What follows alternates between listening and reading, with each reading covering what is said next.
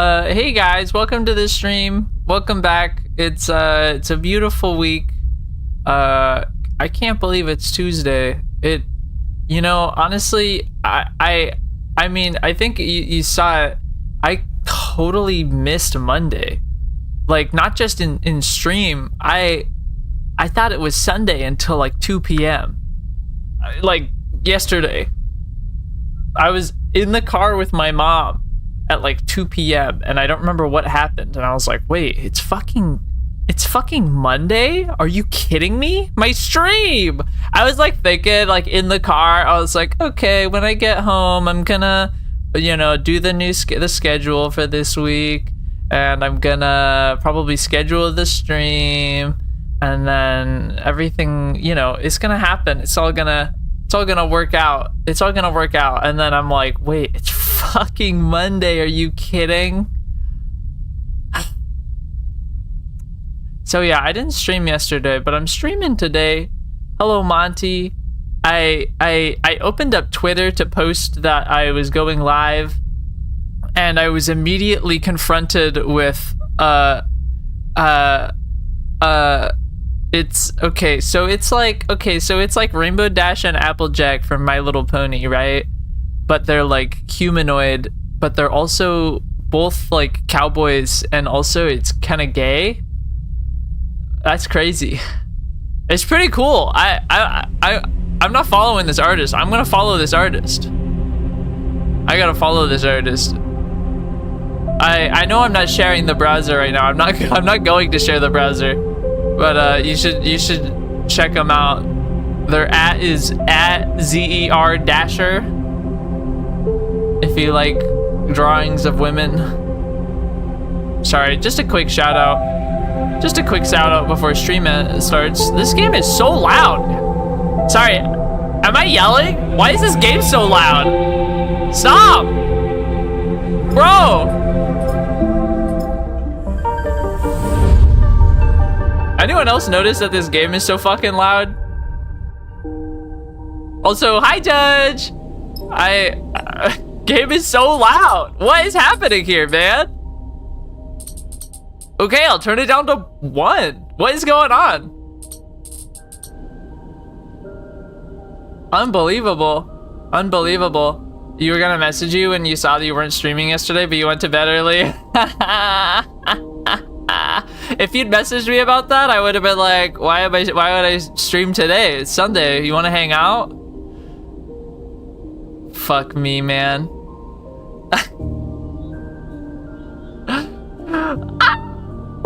But that's okay. Man, my whole equilibrium's thrown off. It almost feels like it's Wednesday now. I just can't believe I missed a whole day like that. That's never happened to me before. I mean, there's times where I'm like not sure what day it is, but I was so certain that it was Sunday.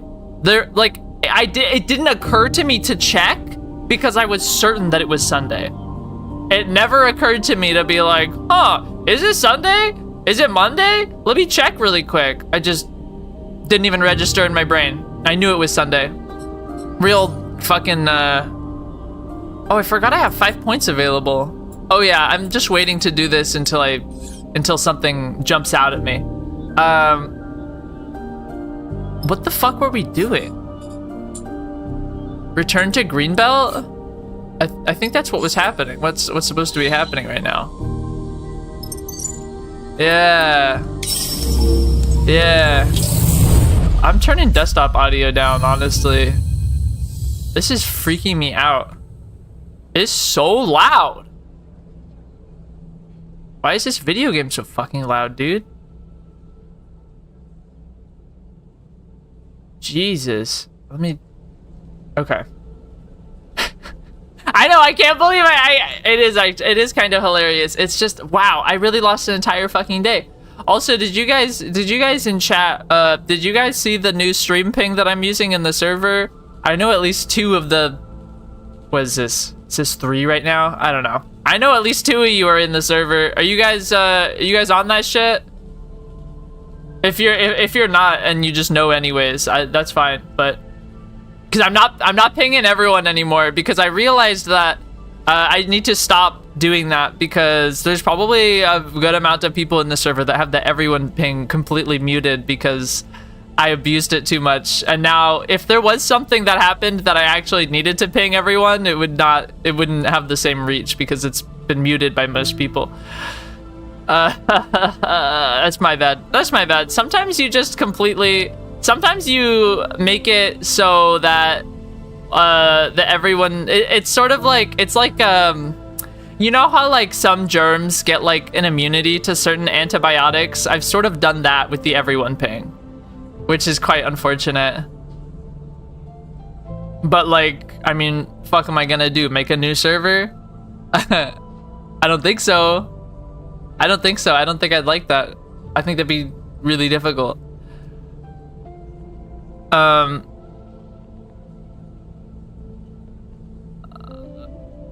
It now swirls with amber dust. What is this? I guess that's kind of amber. It's more like beige.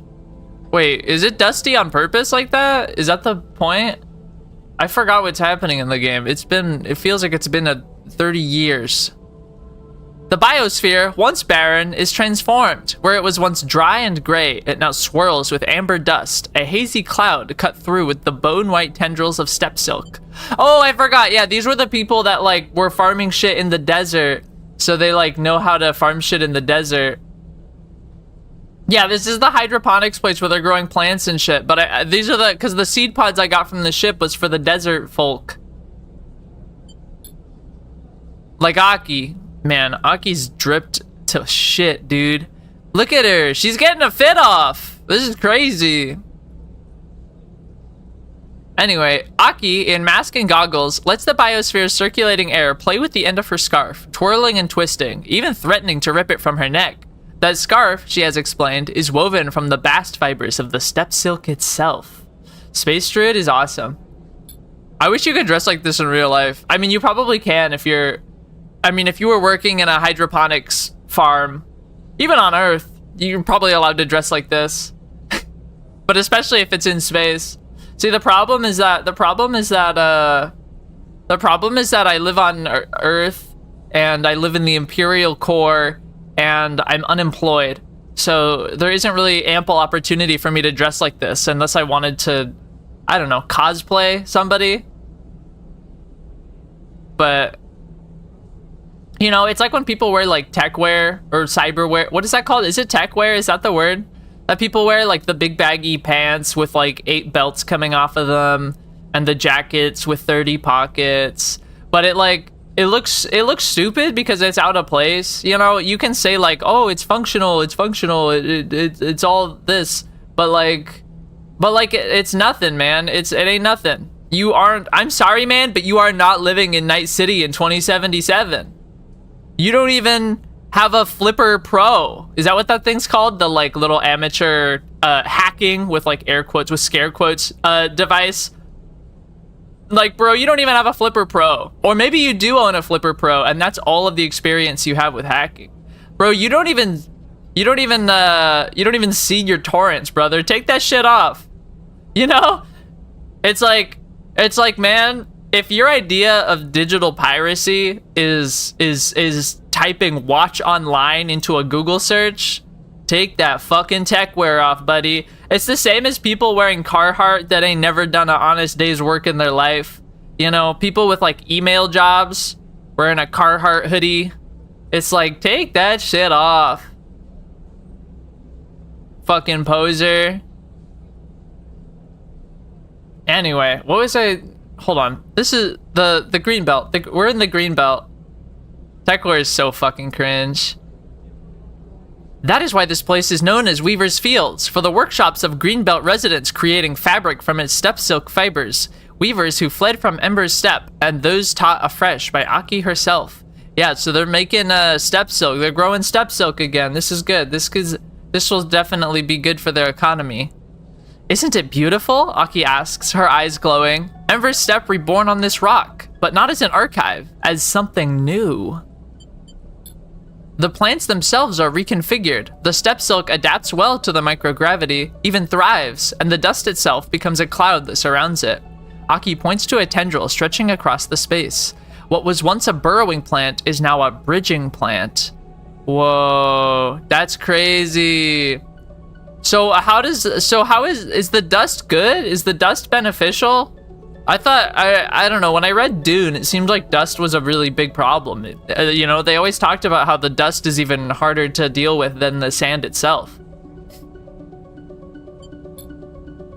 Like us, it projects itself across empty space, pushing out into its new conditions. Aki looks at you. Sorry, I'm rambling. This place does that to me. Her chuckle is muffled by her mask. Honestly, it is beautiful. That is pretty cool. That must be cool to watch, a plant just like growing, you know? It's got to be more interesting than watching paint dry. Like watching paint dry, you're not really doing anything. But like, I mean, watching a plant grow, especially if you like plants, that's got to be crazy. Aki bows. Thank you, I'm glad you like it. Let's leave the dust house. We can talk more easily outside. I feel like dust would be, I feel like as a robot, as a sleeper, I feel like being in a dust house would have to be lethal. Like, there's no way it wouldn't clog every single port, ventilation shaft, servo, bearing I got in my body, you know? That it would destroy me. It would kill me instantly. It could never happen. Let's leave the dust house. My ass is not in the dust house. I'm in like an adjacent room with a window. She shepherds you through some nearby double doors, the space between blasting you with air to clean away the dust. No blast of air is getting the dust out. I need like the archaeology brushes, man. I need someone to disassemble me and get like a, you know, like the canned air and the brushes and shit. Maybe some isopropyl alcohol. It's in me, man. I'm like 10 pounds heavier now. I'm full of dust.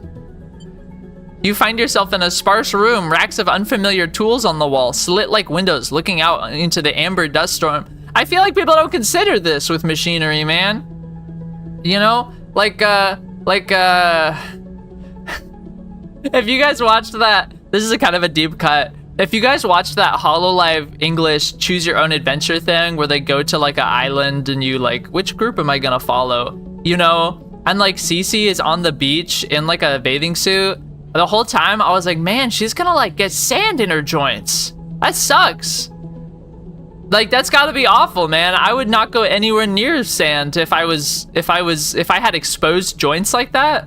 No way.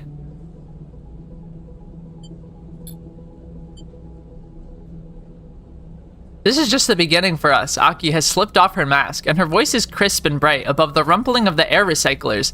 The steppe silk is already being harvested, retted, and woven. Retted? What is this word? Retted. Hold on, I know this happens like every single time we play this game. I need to go look up what this word is. Like, what action is this describing? Oh, moistened or soaked to soften. Okay. I've never heard that word before. That's, you know, learn something new every day. Also, Judge, would I rather watch grass grow or paint dry? Gotta be grass grow. Cause, I mean, it's growing, man. It's growing. And also, if I'm looking that closely at grass that I'm observing it grow, I'm definitely gonna see some manner of creatures, no? Like a bug or a bird or something, you know, if I'm really observing it closely like that. Gotta be grass growing with like, there's beasts out there. There's beasts out there. Grass is pretty cool. I think grass is a cool plant, but I think we especially in the West, basically exclusively in the West, but not quite, use it to sort of classist, you know what I mean? I don't think I need to get into it. I don't think I need to get into it during the stream, but grass is fine, but lawns are like ontologically bad. You know?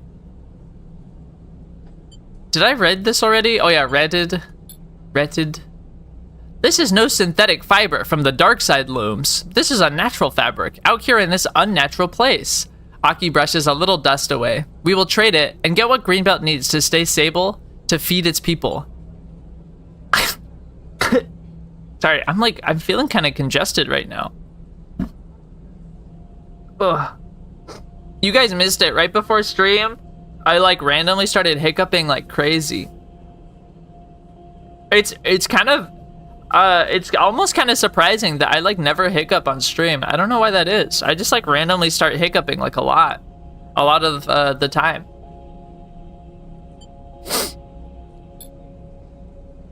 I'm the administrator, but the workers are the owners here, and we will make a future for ourselves from this work. Aki shrugs. We control our path. What more could we want?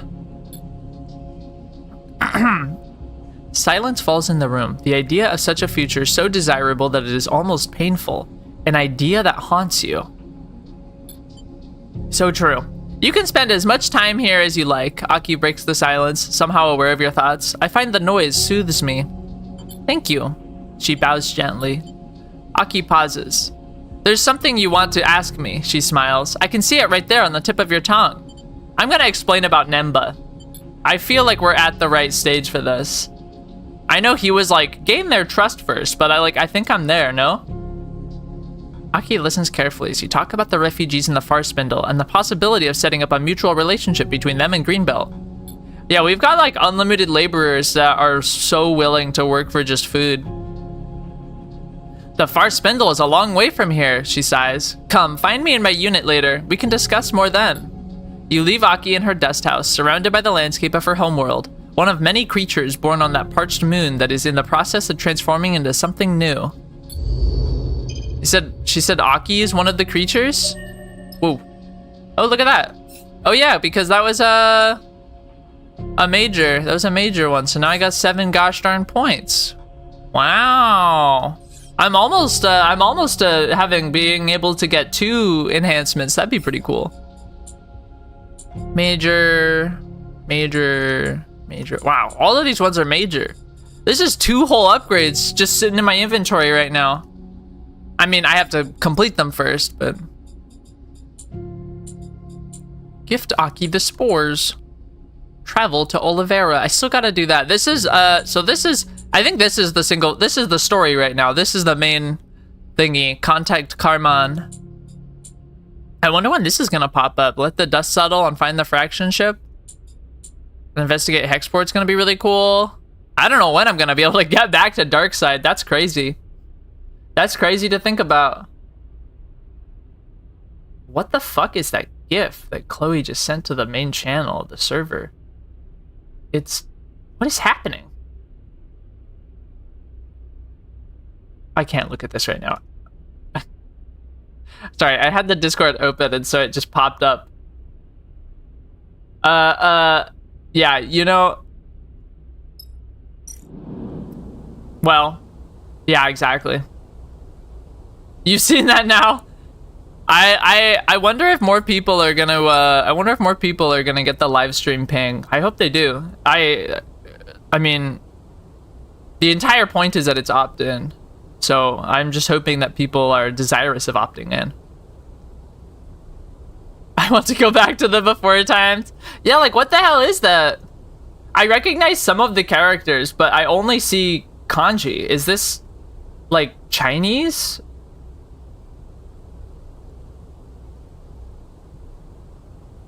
I'm flabbergasted. I'm flabbergasted.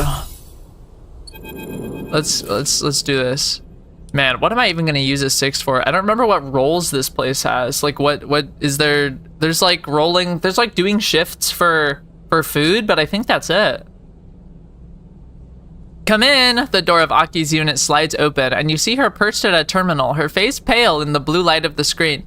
You have not seen her in this setting before. She seems paler, older when it isn't surrounded by the soft light of the biomes. Just one moment. Her eyes do not leave the screen and she leans in closer, squinting at some detail. You get the sense this is her least favorite part of her administrative position. Yeah, I would say having to do administration is probably the worst part of being an administrator. Doing admin stuff sounds awful. It sounds like the opposite of appealing. She sighs and looks up. Done. Immediately her eyes are drawn to the crate you carry. What have you brought me? Spores! Spores? Her eyes light up. Let me see. As she unlocks the worn catches on the crate, you explain about Nemba and his work to feed the refugees in the underhang. You aren't sure Aki is listening though. She seems too eager to see inside the crate. Aki manages to get the lid open and lifts a dented canister out of the inside. She turns it, peering through the small windows at the dusty-looking translucent sheet curled inside. Spore prints! What does that mean? Like prints of spores? Like a fingerprint from a spore? Or like a art print of a spore? Is it like a sexy spore in a swimsuit and they got it on a poster? Oh, remember Spore? Did you guys play Spore? That game? The Maxis game? The Sims People game? Oh man, right? Isn't Maxis the Sims People? Am I remembering that correctly? It's published by EA, that's all I really remember. Which is also Sims, but oh man. The game with infinite possibilities. It really does have infinite possibilities. It really does. It's quite interesting how each like... It is really interesting that it's like basically 5 games in one. You know? Like the cell stage, the creature stage, the tribe stage, the city stage, and the space stage are all like completely different games. You know? You do gotta hand it to them that they've made 5 different games. And then also made it that every single building and spaceship and creature you get to make yourself if you so desire. I mean, that's pretty cool. That's pretty cool. Like, you know, it didn't have the complexity of Civ 5 or whatever, but like, it didn't really need to, because also the space game was awesome. And like, oh man, this space stage with the was it Galactic Explorers? Was that the name of the DLC? Oh my god, that was so good. Oh, that was so good, dude. Oh man, people made some awesome levels. And honestly, the creature stage was my favorite stage. So sort of bringing back that gameplay for the Galactic Explorers space games was like real good. And I liked having like jetpacks and laser guns and shit. I mean, I also played the game when I was like, what, 11, 12? When did that game come out? Like 2005? There was a DS port. There was like a DS version. I don't even know. She looks at you. This is quite a gift. From this Nemba, you said? She carefully slots the canister away. Ah, it was really good. I wish I could stream it, but I specifically remember that one time I tried to stream it and it was like, it kept having like these bizarre flashes on the screen through the, like on OBS. That was so, I mean, it made this game basically unstreamable, but I don't know. It has to have been some issue with my configuration because I know people have streamed it. And there's no way that like every single person that streams it is like, well, you just gotta put up with the occasional epileptic flashes. Just like, you know, be careful, right? There's no way that that's the case. I don't know. It was probably like a resolution thing or some kind of OS incompatibility or something. Maybe I needed to update OBS or my graphics drivers. Just a little bit, yeah, just like a little bit of epilepsy, you know, just like every once in a while, every minute or so, it flashes like magenta or some shit. You know, be careful. Just look away. We will make good use of these. The tunnels under Greenbelt will make an excellent mushroom garden. She smiles to herself. I was lucky enough to be taught how to tend mushrooms by a true expert.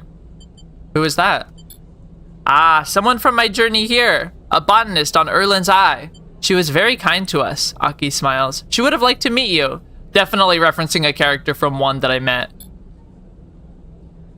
Couldn't tell you who, though. I would like to meet Nemba. Perhaps we can find some commonality. She glances over her shoulder at her terminal. But I can't leave Greenbelt. Not now. She looks at you sheepishly. I am a little nervous to ask this of you, given your ferrying back and forth of messages and deliveries. But would you bring Nemba here so we can speak? Gladly. I'll absolutely bring that guy here. Aki smiles. I hoped that would be the case. A shrill beep begins emanating from Aki's terminal. Ah, she smiles. The Weavers. I need to speak with them. You make your way out of the unit as Aki takes a deep breath, then accepts the incoming transmission. One more run from Greenbelt to the far spindle and back again. At least you aren't carrying spores this time. Just one more. Hey, this still says gift Aki the spores, but that's definitely not where I am. Is that okay? Is that okay that this objective is showing wrong?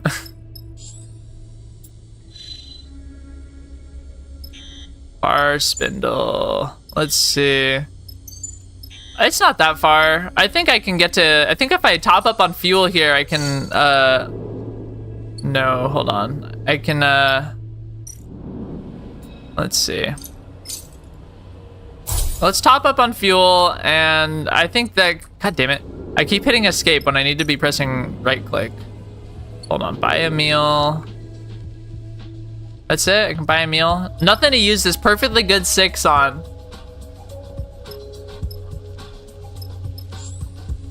Oh, you know what I'm gonna do? Check this out. I'm gonna feed the cat. Watch this.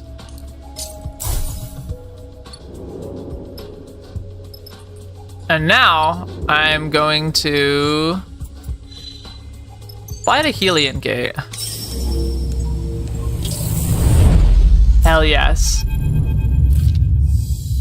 Oh, let's go. Okay. Mid-travel cutscene? Perhaps this is about the fraction ship. Maybe Eugene's about to approach me. Oh, I don't know what this is. Hold on. You are the first to notice them. Small, white, smooth shapes at the boundaries between hull plates, in the seams of paneling, curling out from beneath vents. What the fuck? Mushrooms dotted here and there all across the cargo bay. Mushrooms growing on my ship! No! I don't want fungus on my ship. That's disgusting. This doesn't seem very hygienic. Bliss floats next to you, surveying the scattering of pale caps in the cargo bay. It's hard not to agree, although you doubt spores and fungi can have a significant effect on your body. Not that you've risked it before. What if it's poisonous? How do we know we can eat such a thing? Also, are they growing out of the fucking ship, man? That's terrible. We should vent the cargo bay. Seraphine's voice crackles through the cargo bay speakers. He's flying the ship, but you updated him on your new passengers. This is what comes from having spores in wonky crates sitting in your bay, cycle after cycle. That's true. We did have crates of spores for like a week. Bliss shrugs. They don't seem to be hurting anyone. They float over to a cap and tear it off at the stem. We know from Nemba that these are edible, so we could farm them? We are always short of supplies. Seraphine's voice buzzes through the speakers, but a few caps don't make a meal. Bliss inspects the cap. I do like a good mushroom. They sniff it. Back on the eye, they had these matsutake that smelled amazing. That's true. I do actually remember the matsutake chronicles in the first game. You look over the cargo bay. It doesn't get used much. Most of your hulls fit comfortably in one quarter. There's plenty of room to isolate a little growing area, maybe with some plastic sheets. Or you could just open the hatch and let the void of space sterilize the whole place for you as you fly. After all, if these things get into the air recyclers, you could have a serious problem on your hands. And who knows what they might do to the wiring. Yeah, as fun as it would be to keep the mushrooms, I really don't want spores in my fucking wiring or in my air recycler. That just sounds, I mean, that's just too many unknowns. That's far too many unknowns. Also, we're like not short on supplies. I have so much money. We can just buy supplies. You know? You sure about that? Seraphine's voice crackles over the speakers. Yeah, but what if I'm missing out on some interesting writing? What if this is like a trick and there's actually some really good thought-provoking writing behind cultivating the mushrooms?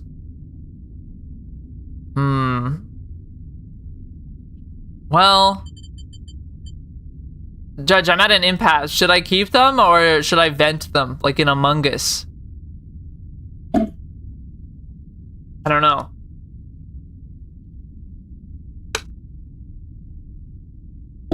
It's hard to say. It's hard to say.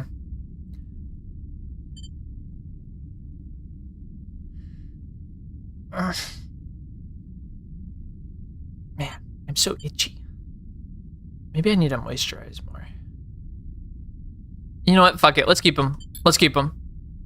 We'll still need to figure out how to harvest and prepare them. Bliss slips the cap into a pocket, but I think it's a good call. You hope they're right. This rig is busy enough without adding extra ecosystems into the mix. As you leave the cargo bay, you suddenly realize you've taken on yet another project. It is becoming a habit. Whoa, I got an achievement for that. Maybe that was the right decision. Dude, Eugene's here. Let's go. Oh my god, look at these fucking rolls. Are you kidding? Okay. I want to say something, Eugene says. He's been uncharacteristically quiet since your journey to the Aphelion Path's resting place, and even now, there's a seriousness to him you do not recognize. I need to thank you. His eyes look dark, and it is clear he hasn't been sleeping. I appreciate what you did on that rock. You pulled me back from something I wouldn't have come back from on my own. That drive, that ship, I want to say they possessed me, drove me to it. He looks away. But that would be an excuse. Wow, Eugene character growth? Is this real? I was the one who chose to pursue them at all costs, he frowns. The blame lies with me. I'm gonna say you did nothing wrong. Nothing you know about. He shakes his head. If you spoke to Luis, to Vesna, he trails off. I know what I did. He looks down.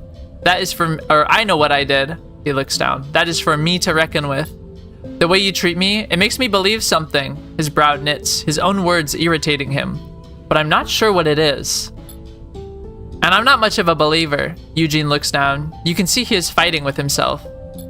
This crew, this ship, Eugene pauses, choosing his words. I put it at risk. I will not make that mistake again. He meets your eye. That is what I wanted to say. As Eugene explains, you see a little weight rise off his shoulders. He stands a little taller, some of his swagger returning. You don't know the extent of his past. His actions have only been hinted at. But something in this belief in the future he's just professed endears you to him. He takes a deep breath. That's true. He is kind of endearing despite being a bit of a jackass. I don't like to owe people. He pats you on the shoulder. But for you, I will make an exception. With that, he nods and turns away, gliding back through the ship and out of sight. As you watch him go, you think of Vesna, of the singers, of Conway, of everything that swirled around that fraction drive like a storm. There's something dark and dangerous in an object like that, one that subsumes lives into itself, one whose gravitational pull is strong and often terminal. Eugene has, with your help, wrestled himself free of that pull, and you are glad of it. Dude, ever since playing Heaven Will Be Mine, I've been like, so every time I see gravity used as like a metaphor, you know, it's like, hell yeah. But you both have paid a cost, one that neither of you is likely to forget. Drive failed?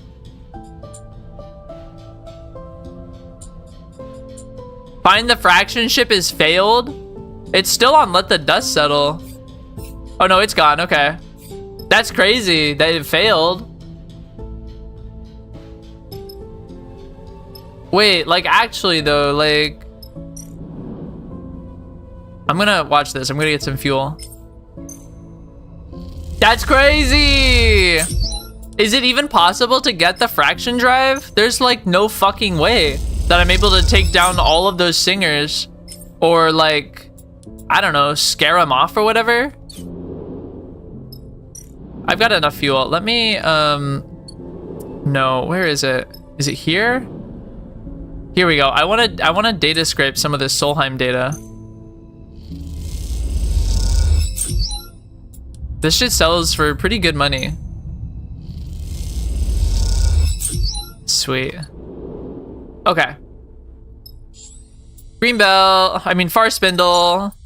Far spindle time. Nyom.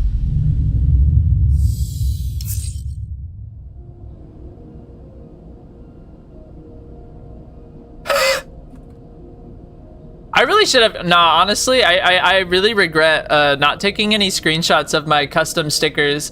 In Monster Hunter Wilds, there's like the stickers you can send, right? But you can like, literally you can customize the text on them. I don't know if you knew this, Judge, but you can do that. And people have been making some wild ones. I made a few, but then I didn't play any more of the beta. This weekend was just so busy, and then suddenly it was Monday. I was like gonna play, literally yesterday, I was like, I'll play more on Monday since that's the last day. My stupid ass.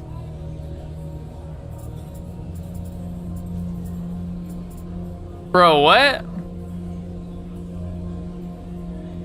I gotta... Wow, that's like all my fuel. That's fine. It doesn't matter. I'll buy more fuel.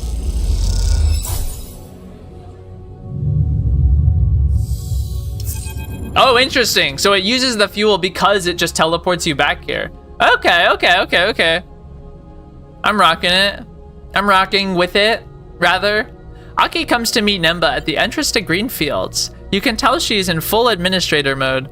Her bows are precise, her words carefully chosen, but her manner is not without its distinctive warmth. Nemba responds in kind, taking a diplomatic tone, but with a wry grin for her benefit. As Aki provides the tour, you watch them from one of the bridges, their conversation muffled by the greenery all around. They both look at home amongst the growing things, their hands reaching out to touch stray leaves, faces dappled with sunlight. When Nemba returns afterwards, you aren't surprised to see him pleased. Plans are in motion, sleeper. Nemba smiles for a moment and then catches himself. Optimistic plans. What did you negotiate? It is, I hope, a mutually useful agreement. She graciously offered a regular supply of step silk cloth for clothing and construction of shelters in the bays of the underhang. We are also going to see about settling people here in Greenbelt to work with the farmers. Nemba sighs. It is always a little strange to talk like this about the lives of people who have been exposed to so much suffering. But we do them no benefit to couch our words in platitudes. Nemba looks out at the green fields. Aki understands that. She is a refugee herself. She fled her moon many cycles ago. Nemba squints. We share that as well. No, it's so crazy though. I mean, in this world of Citizen Sleeper, there's never any mention of like Earth really. I mean, I think they mention people being on Earth a long time ago, but like we're not in like our solar system, you know? We're like in a different system. One of many, I assume. But it's interesting because it seems like interstellar travel was like something that only Solheim knew how to do, and then when they collapsed, that just became lost. So it seems like every single star system that's been settled is just like completely cut off now, right? I mean, like what is the two companies that are at war in this system? It's like Conway and Senate, but like, are they present in other solar systems, or are they exclusively like local companies that this is all they have? Because it's really interesting. There isn't too much said about that, because I mean that's like kind of lofty thinking for someone like me that I'm like fighting for my fucking life on a daily basis. But I don't know, I was just thinking about that because you ever watch Battlestar Galactica, either the original or like the reboot from 2004? I never watched it. My parents watched it. I never watched it because it came out in 2004 when I was 7 years old, and it's like a TVMA show, or at least TV. What is it? TV. What's the PG-13 equivalent? Is it like TV-13 or something? It's not for 7-year-olds. I'll say that much. As someone that watched a couple episodes, TVMA, it might be TVMA. TVMA is sort of like R rating or something, like rated R. I don't know if, well, actually, you know, Judge, I don't know how TV and movies are rated in the United Kingdom. I'll tell you that much. Do you guys don't use the same rating as us. I know you don't use the ESRB at least. You guys have like PEGI ratings, no? I don't know about television though. Anyway, I was thinking about that because I looked at I looked that show up. I was like, what's that show actually about? I know there's like the Cylons and shit, and the Battlestar Galactica is like a ship. But I was looking up, and in like the first like paragraph, it reveals that they're like not even by Earth. Like there isn't, like they're not in, they're like the 12 colonies is where they live. It's some system that's got 12 colonies, and then they all get destroyed by the Cylons, and so then they start trying to find the long lost 13th colony of Earth. And I was like, what? I mean, I didn't know anything about the show. I thought for sure it started with like the Earth being destroyed, but that's like totally not the case. It's always so funny when you like learn that a sci-fi thing. I mean, so much sci-fi is like, even if it's not Earth centric, like Earth is still there, right? Like in Mass Effect, right? in Mass Effect, I mean, you don't really go to Earth. I mean, not in the first 2 games. I think you're on Earth at the start of 3. I didn't play 3. But, but like, you know, like Earth is there. You can go to it if you so desire. You just like can't, you know, land on Earth and go to In-N-Out or whatever. But it's accessible, you know, and it's like, yeah, humans are from Earth. But it's interesting when the sci-fi is like so far future that we've sort of like forgotten about Earth. Like it's just not like relevant anymore. It makes me wonder if we're ever gonna be like that as our real civilization. If we're gonna like spread to the stars and be spread to the stars for so long that it's like, man, you ever hear about that place Earth? I wonder what that place is like. What do they got? What do they even got there? What do they even have on Earth? Enemy 3 starts with you leaving Earth. Yeah. I think I played that demo before 3 came out. I played like the demo that's like that opening level. My name is Commander Shepard, and this is my favorite In-N-Out in Space LA. Dude, you think they have... Okay, wait. Okay, but like, okay. For real though? Okay. So like, imagine if Mass Effect was real life. Like we actually find the mass relay, you know, humanity. We find a mass relay. We engage in interstellar travel. We find the council. We meet all these other alien civilizations and peoples. Do you think the Citadel, do you think there would be an In-N-Out? No, probably not an In-N-Out. Do you think there would be a McDonald's on the Citadel? How long do you think it would be before we opened up a McDonald's on the Citadel? Like, that's definitely gonna happen, right? That would definitely happen. I mean, there's like all manner of businesses on the Citadel. It would be there before the Embassy for Earth, bro.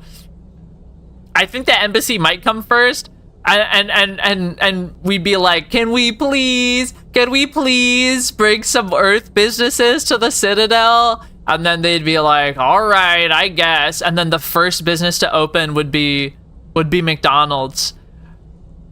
And it would be it would be some manner, it would be a logistical miracle. Logistical, is that the word, or is it just logistic?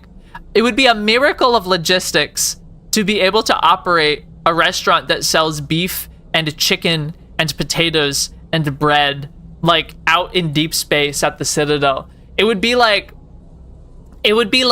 billions and billions and billions of dollars just in transport costs of like the spaceships bringing shit out to the Citadel. And you know it would be popular, right?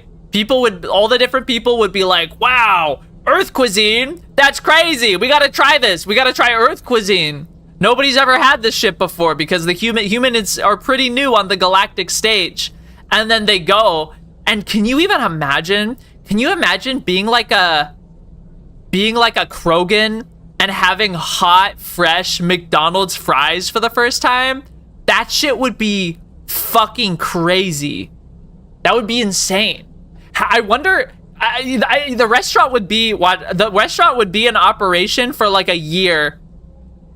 And in this first year, they're like ferrying the goods back and forth. And then the McDonald's Ultra Corporation that rules Earth is like, man, this shit's too expensive. We gotta find another planet that's like closer to the Citadel, wherein we can farm potatoes and chickens and cows and, I don't know, grain for the bread and lettuce and shit, right?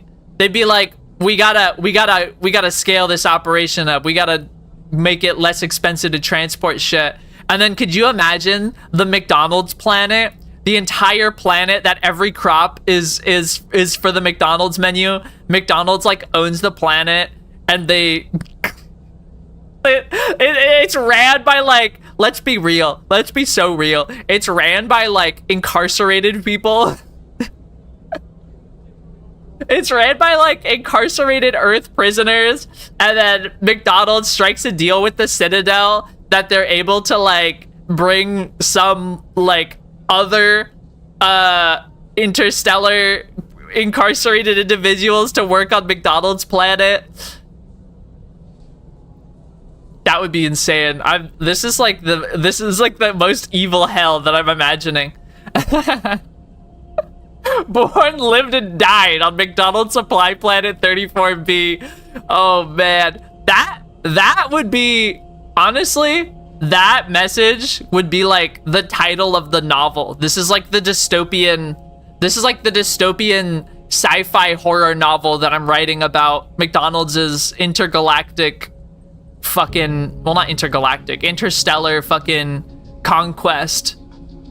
And it's just titled Born, Lived, and Died on McDonald's Supply Planet 34B. And it could be like, it's like, you know the zombie survival? No, you know the World War Z?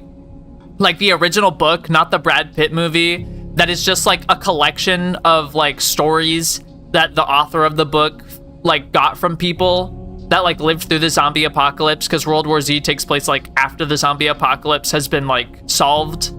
You know, did you read that book? Anyone read that book in here? But it would be like that. It would be like that, but it would just be like historic accounts of people that worked for the McDonald's Corporation, the McDonald's mega corporation from when they started, you know, that kind of shit. I feel like that'd be pretty fire. If you can write like good fucking prose, although it wouldn't be too much prose, if you can really write like convincing interview dialogue that paints an interesting story, I mean, there's a free book idea for you right there. I mean, you probably wouldn't title it McDonald's because that's like a registered trademark and it wouldn't be able to be set in the Mass Effect world, but you know, just make your own shit. Just make your own shit up, man. Be kind of fire, actually. I'd read that book. I'd read that book so quick. I'd be like, man, this is awesome. What was I doing in the game? I forgot about the game for a second. I've been talking about space capitalism. I hope space capitalism never happens, but it almost certainly will. It's already sort of happening. I just really don't want it to. I just don't want it to. You fled the war? I did. Does that change how you see me? Nemba sighs. Would it have made you treat me differently? He sniffs. Sorry, I'm being unfair. I just find there's an expectation that if I'm a refugee, I must be desperate. I must beg for aid, show my suffering. Nemba folds his arms. I prefer to make plain requests, or even better, strong demands. You think of the back and forth journeys made for both Aki and Nemba, and the aid that was asked of you.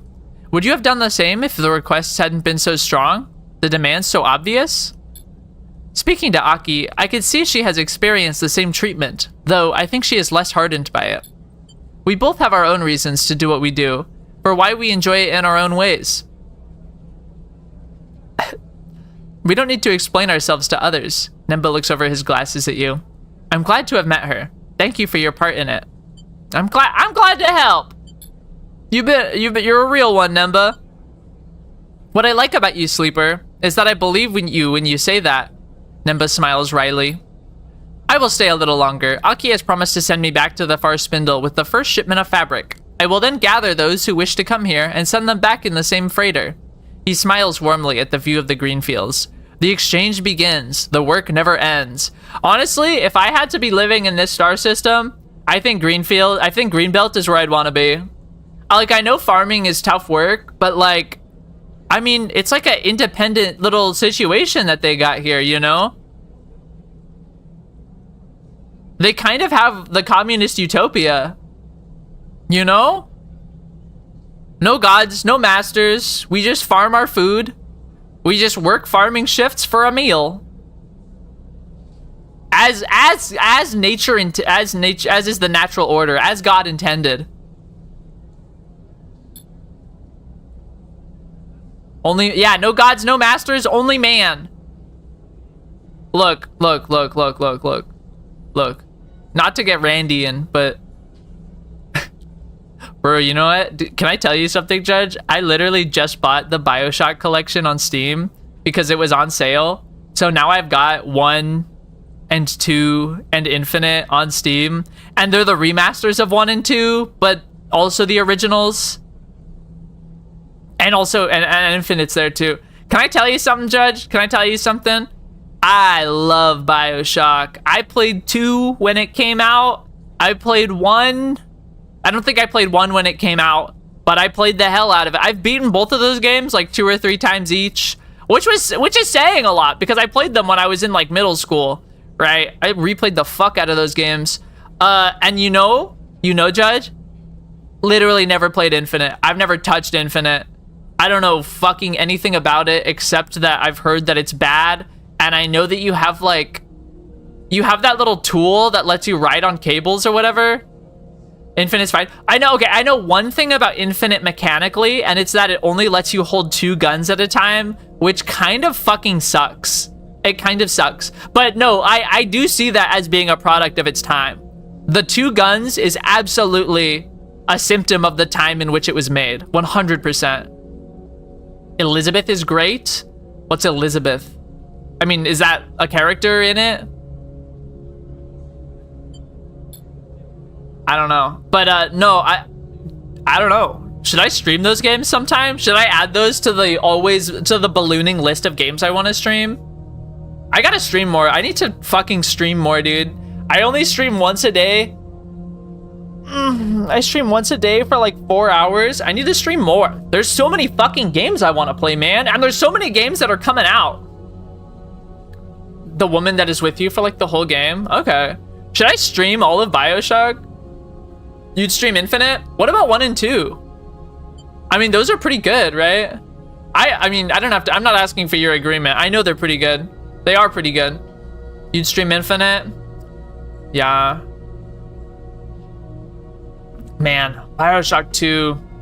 Did people, you know, I have no idea what the general zeitgeist was. Did people like BioShock 2? I loved BioShock 2. I thought it was a straight upgrade from 1 in every single way. I loved how it like pushes it to 11. People hated 2? What? People hated 2? It's so good. It's awesome. It's like 1 except better. It's like 1 except everything's cranked to 11. That's crazy that people hated 2. I mean, 1, that makes sense. 1 is really good. I really like 1. 1's awesome. But like, oh, 2 is so fucking good. 2 is so awesome. The way, like, the weapons are like similar, but way bigger. And you're like a big daddy. And you can use your guns and your plasmids at the same time. And the enemies are bigger. And like, the big sisters are like so crazy. Oh man. You know, I never played any of the DLC for 2, but I think I have them now. I think they came in the bundle, or they're just built into the remaster. Never played any of those. Never played any of those. Didn't Infinite have some DLC? I mean, I super haven't played those since I haven't played Infinite. Ah, fuck, dude. Infinite, that's what, okay, I have heard that. I have heard that the DLC for Infinite is like incredible. I know people didn't like Infinite very much or were mixed on it, but I've only heard good things about the DLC. I can't believe people hated 2. That's so wild when you find out that a game that you loved as a kid is just like reviled. That shit's so wild. It'd be like finding out, this would be like if you just told me that people actually fucking hated Halo 3 when it came out. I'd lose my goddamn mind. I'd lose my mind if that was the case. I mean, I'm sure there are people that didn't like Halo 3. But I mean, if it was like universally hated, I'd be like, says who? Who are these people? Who are these hidden masses? Who is the fucking silent majority that hates Halo 3? People love BioShock 2 now? Okay, I'm right. Glad to know that I'm fucking right. I'm literally always right in matters of taste. You know, when the Speed Racer movie, you know, that the Wachowski sisters made, when that Speed Racer movie came out, I saw it in theaters and I thought it was the coolest thing I'd ever seen. I fucking loved that movie. And then I had to put up with 10 years of dickheads saying, no, Speed Racer sucks, dog, it's awful. And then just for 10 years later, people to be like, oh, it's good actually. Like, I know it's good. Yeah, it's the Wachowskis, dog. Made by the Wachowskis, baby. It's so good. You know what's literally so sad? There will never be a 4K release of Speed Racer because it was filmed digitally at 1080p. The masters are 1080p digital. So there will never be a 4K re-release, which is actually so fucking sad.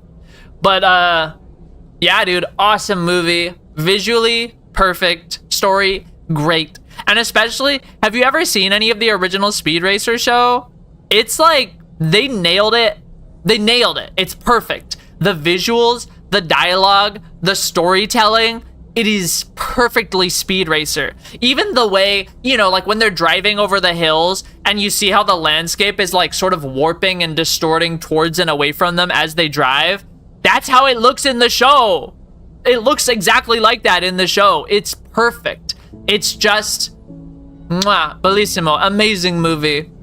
And I had to deal with being right for 10 years while people told me I was wrong, but actually I was right because I'm a genius and I'm the best media enjoyer. I'm the only person on earth that understands art. It's unbelievable. What's this? The future they build together is one you're eager to see. Yay! Major drive upgrade. Look at that. 9 points, baby. 9 points. I'm gonna put something into something.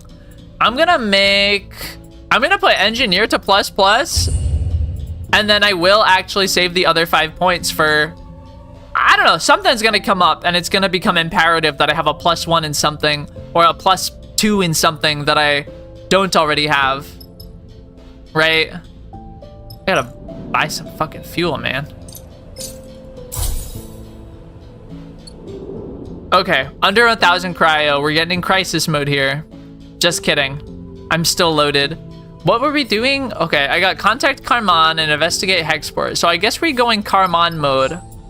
We gotta go to the Hollow, and then we gotta irradiated zone, eh? All right, well, let's go to the Hollow.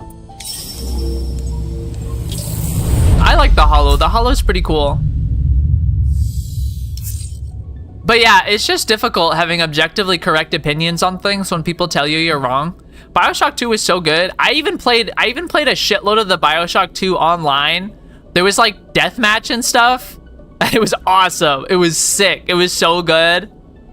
And there was like a thing where it was like oh, I don't remember what it was. If it was like if it was like a kill streak kind of thing, or if it was just chosen randomly. But there would be like one player who got to become a big daddy, and then it would be like you'd want to take them down. I mean, the only real incentive to taking them down is that they're gonna kill you if you don't kill them.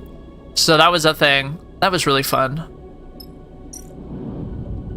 Never played the BioShock Online. Did ever play a lot of the Mass Effect 3 multiplayer. I never played that, obviously. I'm gonna sell my Solheim data. Hell yeah. But you know, it's fucking payday?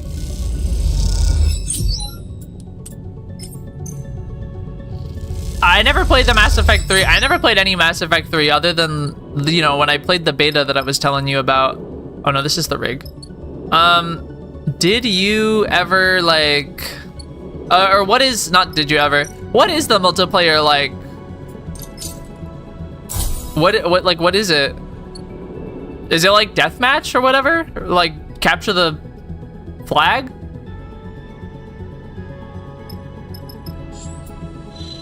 Sorry, I'm going to Oliveira. Let's see. New place, new place. Oh? Wow, look at these fucking rolls, man. 61621. Unbelievable. Oh, hi, Akagi. What is the meaning of dog? It's barking and sniffing and biting. A wave defense PvE thing where you got to play as unique classes and fight with a few other players. Okay, yeah, that sounds like something that I'd play if I had owned Mass Effect 3, because I definitely had a lot of friends that had Mass Effect 3. So if I had been playing Mass Effect 3, surely I would have played some of that. Interesting.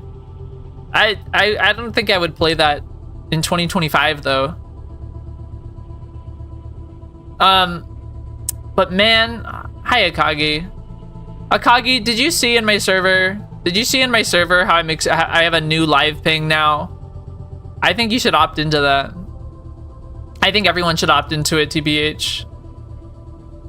I think everyone on Earth should opt into it. I gotta stream more. I wonder if I should do like I don't know.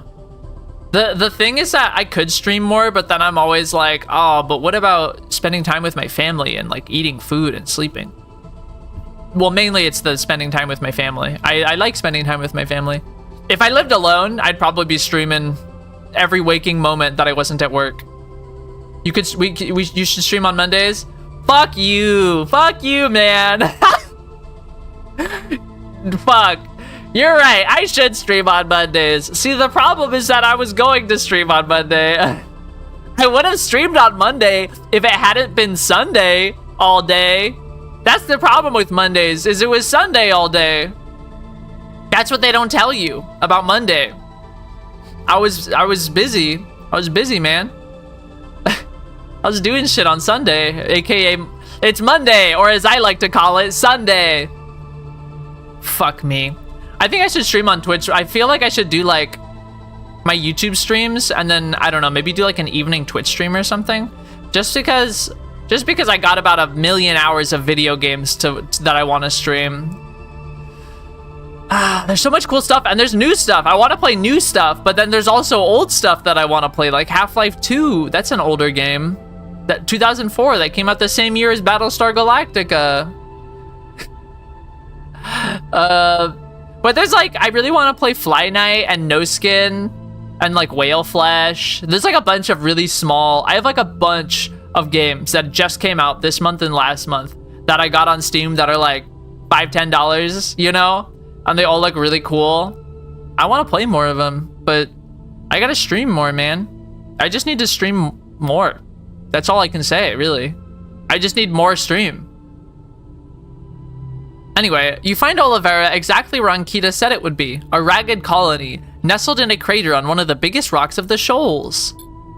Seraphin gets no response to his initial broadcasts, and so you find yourself in a docking tunnel, the rig at one end, the colony at the other, with no idea what awaits you. This bitch looks like Nova Prospect. Like, am I wrong in thinking that this looks like Nova Prospect? This isn't like a weird prison colony, right? This isn't like an Alien 3 kind of situation, right? Uh-oh. I need you to get back on that ship and keep flying. You freeze in the dark tunnel. A figure in front of you holding a long gun at their hip. I'm serious. Oh, shit. Hello. Xander? That's cool. Hard-headed. So what, he's a dumbass? Your eyes adjust to the dark, and as they do, you see a man. No, a boy, carrying a long, dark shape in his hands. I don't know how you found us, but you need to leave right now and forget this place. You glance over your shoulder and see Seraphin, his hands raised in front of him in a gesture of calm. Look, kid, we mean no harm. How about you go run and get someone? I am someone. I'm Xander. He sticks out his jaw. It's you I don't know, and I'll decide who's gonna do some harm here. He reaches across his chest and thumbs on a lamp he has lashed there. Core! Wait, Core, you're like what? Wait, what do you mean you didn't get pinged? You're like totally one of the few people that has the ping.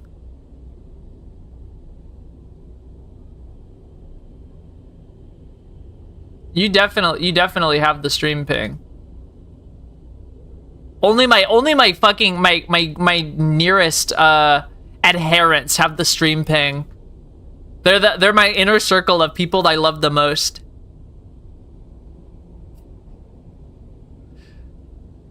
But no, that's me when I have everyone in here suppressed because I'm a normal person. Really shouldn't have overused the everyone ping. I don't know what my fucking problem was. Anyway, he thumbs on a lamp. He's thumbing the lamp.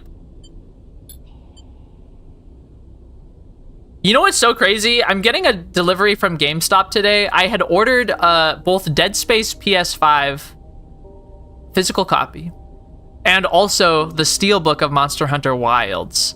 Now, it says it's out for delivery. I'm certain it's just Dead Space, but the order, every time I see the tracking, it insists that it's the entire order. And I'm like, There's no way. There's no way they're sending me Monster Hunter Wilds a week ahead of schedule. But like, what's up with that? I don't know. It's whatever. It doesn't matter. But I'm excited to play Dead Space on PS5. I decided I was going to get it on Steam, but I decided I'll get it on PS5 because I have a capture card now, and I think the game, I don't know, it's like a, you know, I know it's a remake, but it's also a new AAA type of game. So I feel like it might be another game that's like a little too much. Oh yeah. I mean, I wouldn't be able to play it, certainly. I wouldn't be able to play it.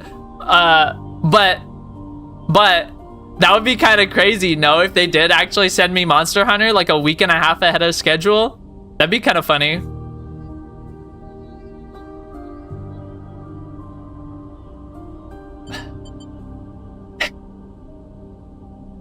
You blink in the glare of the bright light, shielding your eyes, and as you do, you see a flicker of confusion crossing Xander's face. He meets your eye with a look of shock and opens his mouth as if to speak, though no words emerge. He's like, whoa, a fucking robot? That's crazy! Dude, I'm so hyped for Wilds. I'm like, it comes out on Friday, the 28th. That's the day I get home from LA. So I don't know if I'm gonna play it on Friday. If I played it on Friday, it would be like an evening Twitch stream or something. But I might be fucking exhausted after flying. If I don't stream it on Friday, I'm probably gonna stream it on Saturday. You know what I mean? I'm gonna log in immediately. I gotta play the fuck out of that game. I'm dying. It just makes me sad I won't be able to play it, you know, day one at midnight or whatever. But it's fine. It's fine. The concert's gonna be freaking epic. It's gonna be freaking epic, guys. We have something for Carmon. You notice the familiar name register with Xander, adding to whatever confusion or question your appearance has provoked. You see his eyes taking in your sleeper body, his gun dropping a little as he takes his attention off it. Is this... He looks between you and Seraphin. Are you here for Flint? He pulls the gun close to himself. I'll be honest, kid. We have no idea who you are talking about. Seraphin allows himself to drift a little forward. So, how about you drop the gun and we can talk like adults? As Seraphin floats past you, he gives you a look that makes you nervous. We're just here to deliver something. Whoa, Cadence? Xander? The voice echoes along the docking bridge. Xander, what are you doing? A figure appears at the end of the bridge behind Xander, a young woman, clearly older than the boy in front of you. Found these two trying to sneak in, Cadence. Xander keeps his eyes on you and Seraphin as he speaks. Saboteurs, maybe? Was about to send them on their way. Xander grins. Saboteur, that's a big word. That's a big word, buddy. Dude, every time I bust out, it's so sad. Every time I bust out a $2 word, my mom always like makes a comment on it. I said interstitial once when I was describing the like science lesson episodes of sub-episodes of Gunbuster, and she was like, wow, interstitial, huh? And I was like, man, can't say fucking anything. Can't say shit. I assure you, we are not saboteurs, miss. Seraphin smiles at Cadence. If I use the word saboteur, I feel like my mom would be like, Like, okay, I dropped out of college, but you know, I finished high school. I read books and Yuri manga and fan fiction sometimes and tweets. I'm so good at reading. I love reading. Look, Judge, I don't know why you're impressed. I'm the smartest dog in the entire world. I can read. Thinking of smart dogs, did you see that clip? I don't know how recent it is. I don't think it's particularly recent. There was that clip of where Nene said that she was wearing Tom and Jerry panties, and I was like, that's awesome. And then they hooked it into another clip of Corone saying that she wears Snoopy panties, and I was like, this isn't, I'm not being perverted about this. I'm thinking, that sounds awesome. I want Snoopy panties. You know? It literally never occurred to me that you can buy panties for an adult woman with Snoopy on them. But I want those so bad. I want Snoopy panties, dog. That sounds so cute. You should take those off. Yeah, Corone, take your panties off, Corone. Jesus. Cadence sighs and glides towards Xander. Stop messing around with that welder. She snatches the gun out of Xander's hands, and as she does, both you and Seraphin reflexively flinch. So it's a long ass... Do they make long welders for making long welds? Cadence looks at the two of you with a raised eyebrow and turns the gun, with scare quotes, so you can see it better. You notice the fuel tank and welding muzzle. It probably has an effective range of less than half a foot. Seraphin looks at Xander and rolls his eyes. Seriously, bro? Cadence lowers the welder to her side and turns to Xander. Now's not the time. We just got an emergency broadcast from Carmon and Flint. Something's happened. Oh shit, what happened? Xander's attitude changes immediately. He turns to face Cadence, putting his back to you, as if you had just disappeared completely. What do you mean, something's happened? I don't know. They went quiet in the shoals. All we got was a distress signal. Cadence raises her hands reassuringly. Don't get excited. They probably just had a technical fault on the ship, but we should check in anyway. We have to go get them. Xander grabs the welder back and slings it over his shoulder. I need to read more books, though. I do a decent amount of reading. I'm like so far behind on manga. I'm only up to date on the essentials, you know, like Chainsaw Man and How Do We Relationship, my favorite currently running Yuri manga. But the thing is that I did almost all of my manga reading while I was at work. And so now that I'm not at work, it's like, I don't know, there's like other stuff I'm doing. You know, I don't really use my phone too terribly much when I have access to my PC. So I don't really read it. But like, I don't know, I gotta read more books. There's so many books. I mean, I'm like a quarter of the way into Dune Messiah, the second Dune book. And I'm so fucking good. I'm really enjoying it. It's also really interesting. You know, in the David Lynch Dune movie, at the very beginning, there's like the tank with the guild navigator in it. And, you know, if you've read the book, you're like, what the fuck is going on? This shit isn't in the book. Well, the tank that he's in is like totally in Dune Messiah. It's like really early in Dune Messiah. I was reading it and they're like, oh, there's the tank full of orange gas that the guild navigator's floating in. And I was like, what? No way. Wow. They pulled that right out of Dune Messiah to put in the David Lynch Dune movie. That's awesome. That's so cool. Genuinely, I think that's awesome. I gotta read more of it. And then I do have, what's the third one? Is it like Children of Dune or something? I don't know what it is. I own it. But also my parents are both big bookworms. So we have like a shitload of books. And they keep saying like, oh, you gotta read this Michael Crichton stuff. You know Michael Crichton. He's the guy that did Jurassic Park, that wrote Jurassic Park. And I'm like, maybe I do gotta read that book. But he also has a bunch of non-dinosaur science fiction books that seem like they'd be really up my alley, especially because I basically only read sci-fi. I don't know, I just like can't be bothered. You know, it's like, I'm a busy girl, I got a lot going on. If I'm gonna read a book, it's gotta be sci-fi. It's gotta be science fiction. I don't fuck with nothing else. I mean, I'd probably read like Jane Austen. I liked Little Women. That was pretty good. Jane Austen is like almost science fiction though. If you really think about it, it's like basically science fiction, you know? The way that there's like women and it's science fact. That's, yeah, you know what? Yeah, Jane Austen's works is extremely science,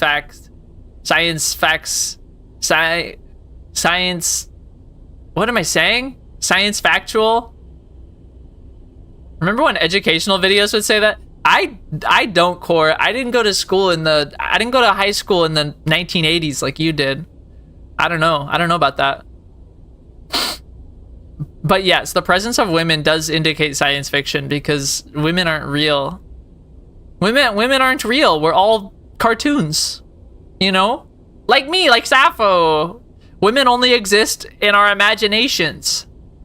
We're a collective hallucination. I'm sorry to break it to you, but you're all delusional. You're all delulu. You do not believe my school was not still playing 25-year-old videos? Okay. I'll be honest with you, Core. I just don't remember. They maybe said that. I mean, I did have, you know, when they'd bring out the cart that had the CRT on it and the like video player. I did see those. I'm not so young that I missed those. Man, I gotta get a 3D model. I'm literally putting my hands up in the cot gesture right now. We did have those. We did have days where they wheeled the AV cart into the room and we watched like Bill Nye the Science Guy or something educational. But I truly don't remember if we watched something like that. I don't know. My school did have my elementary school at least did have a decent budget. It was in a nicer area. It was a public school. It's not like it was a private school, but it was in a pretty good neighborhood. Our computer lab had the iMac. What were those? The iMac G3 or something? The colorful ones? They weren't colorful. I think they were all like blue or whatever, but it was that type of Mac. And those were pretty fun. That was my first exposure to Mac.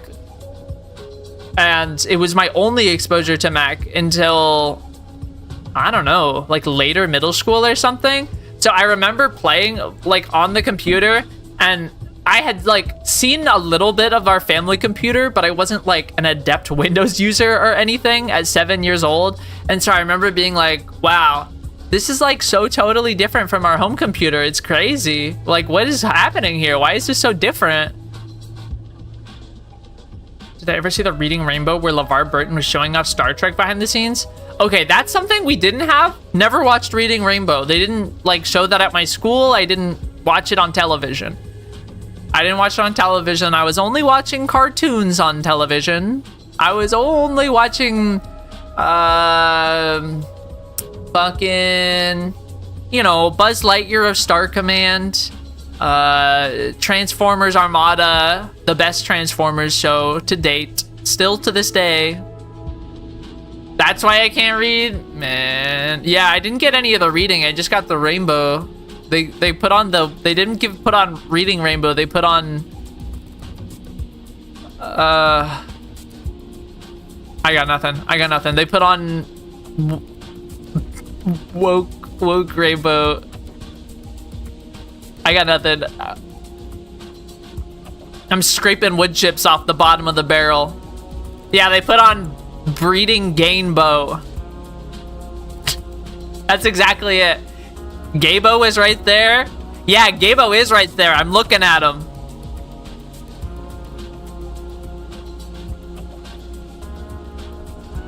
Bitch.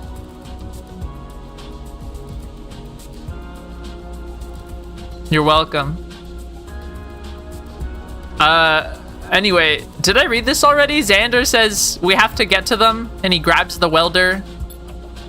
In what, Xander? Caden sighs. They took our only functioning ship, the Tender Tide, still in pieces in the hangar. The girl in the mirror as reply. Bruh. Nah. Nah, it's you.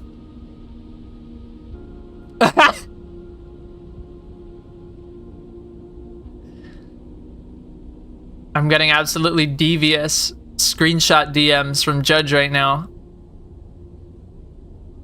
The girl in the mirror is so literate. Seraphine gives you a nudge and not starts. This is your chance. We have a ship.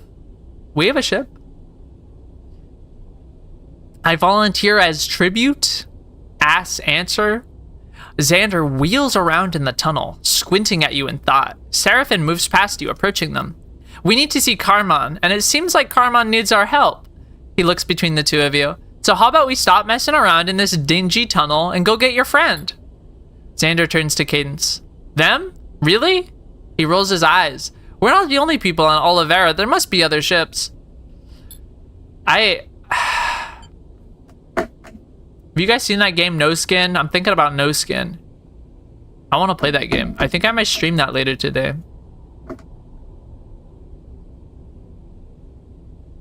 You want to go looking? They're here now. Cadence looks at Seraphine, and they are generously offering to help. She smiles sheepishly.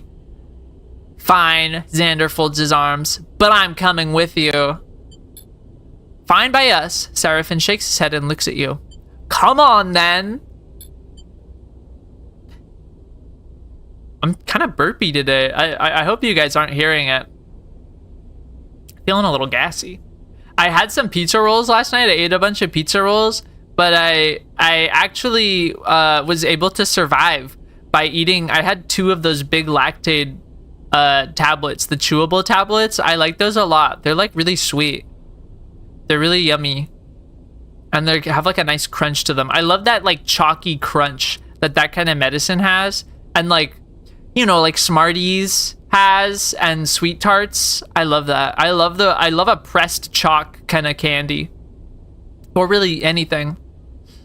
Man, I need to get a haircut. My bangs are getting too long and it's like making my ears freak out. Maybe I just need to pin my bangs up while I stream. What an image that is, huh?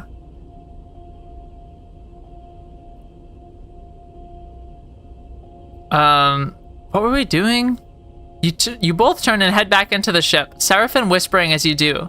What kind of backwater has Ankita sent us to? He sighs. That kid thinks he's some kind of sheriff. I am the law. Let's just find Carman. Agreed. What are you talking about? Xander catches up with you and Seraphin. His mood seemed buoyed. I think that's another typo. They should have hired me to proofread this shit, man. I found a bunch of typos. I should really be like screenshotting these and sending them in, honestly. I'm not going to though. His mood seemed buoyed by the prospect of boarding a ship. You wonder how often he gets to leave Olivera. Olivera. Oh, you haven't seen the half of it, Xander winks. Wait up! You turn back to see Cadence gliding up the tunnel. I changed my mind. I'm coming too.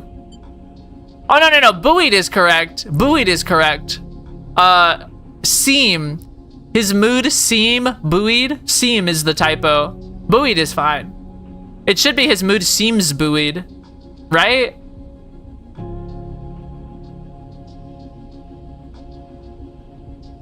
Because it would only be seem if mood was plural. His moods seem buoyed, but obviously that's not the typo because that isn't something people say.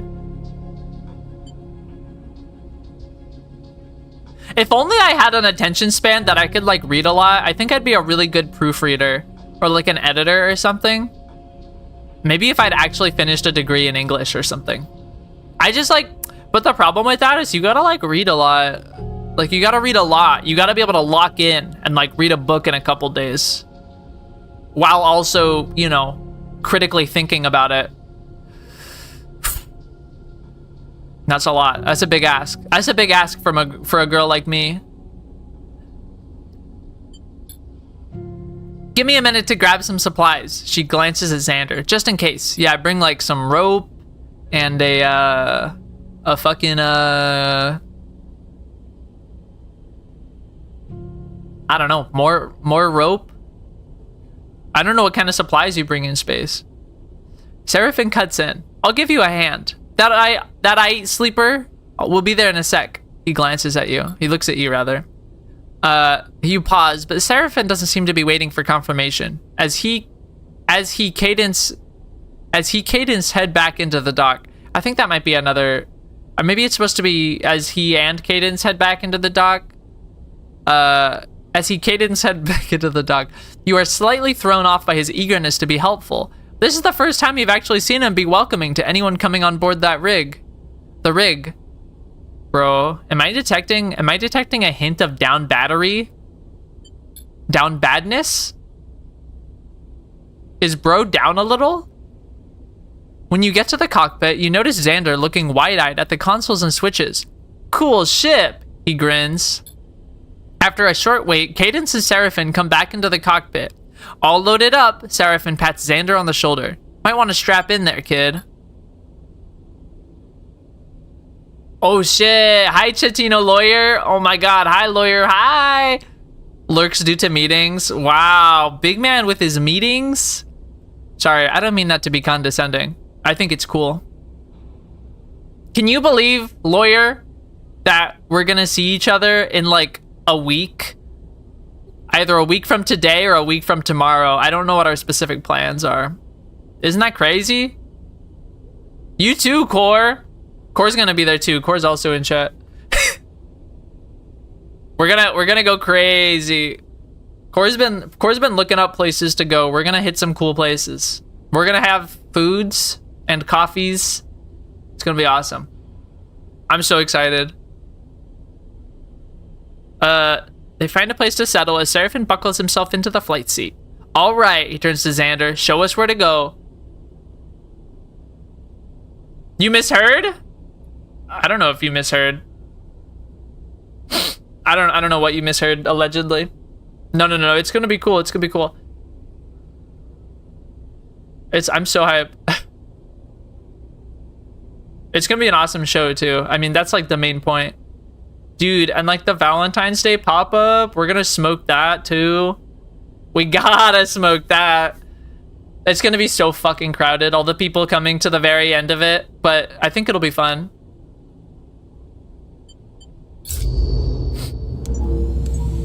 I think that's probably what we're doing on Tuesday, because I think the last day is either Wednesday or Thursday, and you know it'll be crazy on the last day. So I think what we're doing is, because I think Cora and I get into town early enough that we could totally go on Tuesday. Because Wednesday, I mean, we're probably going to be like in line all day on Wednesday. Man, these are ass rolls. I hope it doesn't ask me to do anything. You head out into the shoals, the thick debris field that surrounds Oliveira. Oh no, wait, push is accessible. Okay, this is a contract. But good luck at your meeting, lawyer. Yeah, we get in around noon. Yeah, we get in around noon, so we got plenty of time. And it's the same time zone for me. I'm not gonna be jet lagged. And it's only, what, 2 hours difference for Core? So I don't think he'll be too jet lagged. You arrive at 6 a.m.? Ooh, bro, holy shit. I mean, I bet the rates are pretty good on a flight like that. That's gotta be, I mean, that's like a red-eye flight, no? Those are pretty good rates. If I was flying from further away than Washington State, I probably would have gone for that. But I'm flying from pretty close, so it seemed unnecessary. I'm just going in the morning. That's brutal. You're braver than I am. I can't do red eyes because I can never sleep on the plane. 6 hours flight, enough to sleep. I can never sleep on planes, or I have like kind of a really shitty fitful sleep. So I always try to not do overnight flights if I can help it, because I won't sleep, and so then it'll be like I've stayed up all night. Especially because flying makes me so damn nervous. It makes me so nervous, dude. And especially with all the plane crashes that have been happening lately. Oh, I'm gonna be so nervous for both flights. Fuck. At least I don't think any of the crashes were Alaskan Airlines, right? That's the airline I'm flying. I don't think any of them were Alaskan Airlines, so I think I might be safe. They're not like Delta or whatever. Same airline? Hey, Alaskan Airlines goes hard. They're pretty good. They can be a little pricey at times, but you know, you get what you pay for, I think. IMHO. What's happening in here, sleeper? Bliss pokes their head into the cockpit as Seraphin brings the ship in towards the signal coordinates Xander gave him. What did I just say? Signal coordinates. You look around the cockpit. Xander's tapping at the co-pilot console mounted in front of his seat in a haphazard way, while Cadence is asking Seraphin about how the rig works. Surprisingly, Seraphin is responding with patience and care. They'll help us find Carmine. If you say so. Bliss looks over at Seraphin and Cadence. Is Seraphin smiling? They shake their head. Something's going on. That's what I'm saying. That's what I'm saying. I think Seraphin's down bad. I think he sees this redheaded white girl and is like, target acquired. Bliss turns back to me. Junie's working on the ship's wiring and won't respond to my messages. She's probably in the walls somewhere, hooking up to the main line. She's in the fucking walls! She's in the fucking walls, guys. She's hiding in the goddamn walls. They smile a weak smile. I'm here. So how about you tell me what we are doing out in the middle of nowhere? Quiet! Seraphin's voice cuts through the chatter. Is that? He gestures out into the debris field at a sparking, ragged-looking shape tucked beside a rock. Yeah, is this the ship? Because it looks fucked. If this is the ship, I think it's fucking ruined, man. I don't think it's doing anything. The Sigma coordinates. We're navigating to the Sigma coordinates.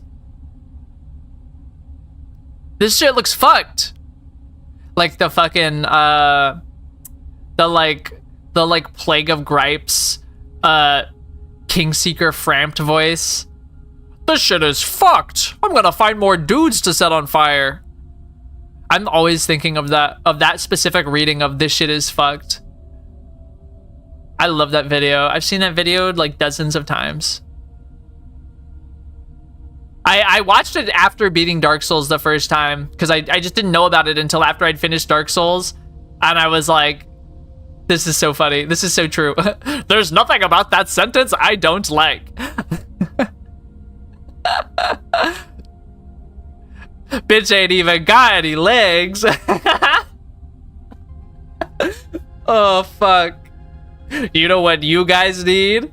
To feed on the humanity of other humans. You know what you guys need? To feed on the soul of Manus, the primeval man.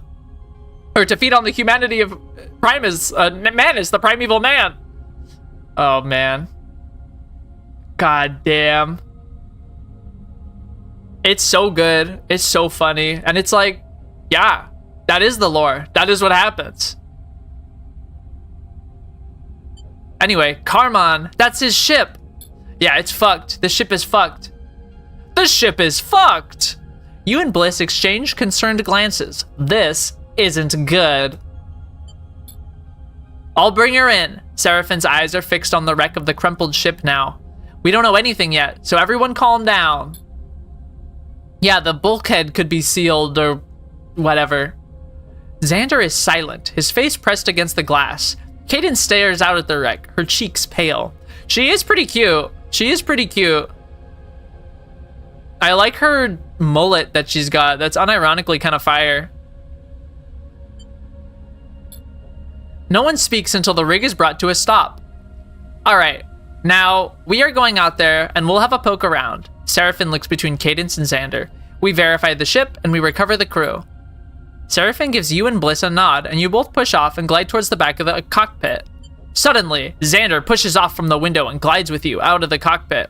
I'm coming too. You need someone to identify the ship. To identify... He stops and takes a breath. We need to identify corpses. Are you sure? I'm sure. Xander gets the words out, then pushes on ahead towards the airlock. You follow behind, ready to suit up and investigate the wreck.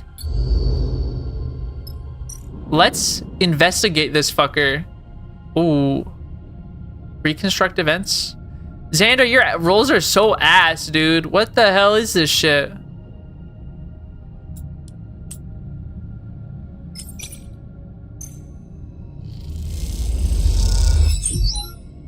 Okay.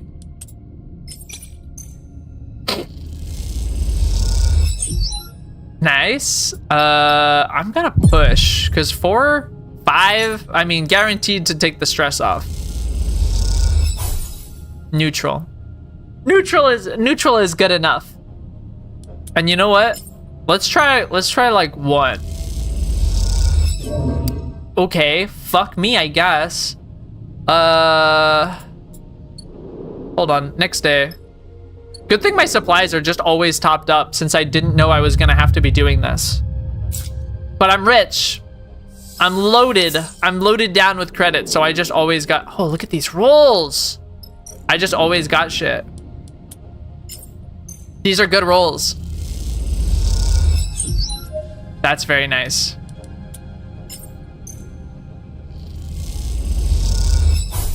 That's also quite nice. Okay, now let's put the 5 or the 4 rather, and then let's try this. Let's see if we can't do it on 4.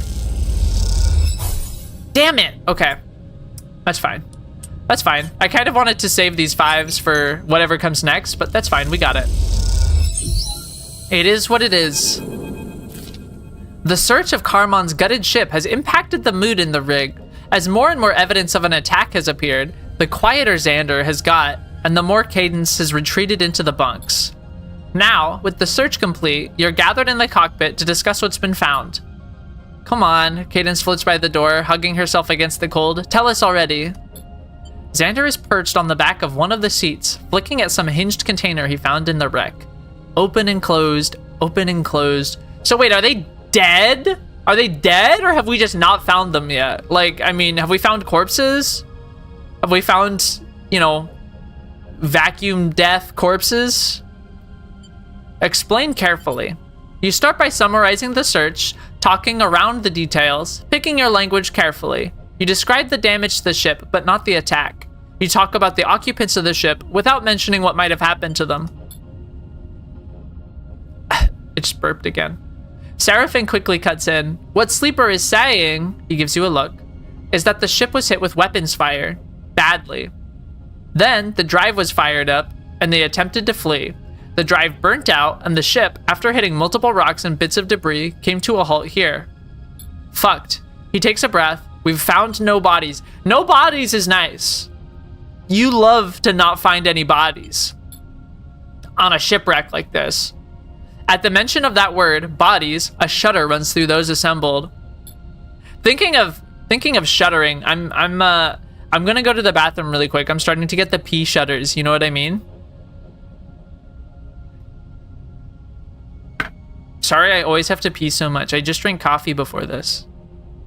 What if you're hungry?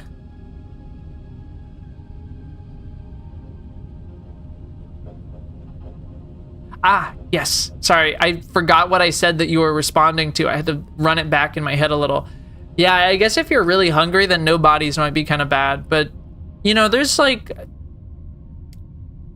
always lots of, you know, there's always, even if there's no bodies in this spaceship, there's always some bodies to feed on. You know what I mean? I'm going to put on the BRB screen really quick. I'll be right back. I'll be right back, guys. I'm so full of pee.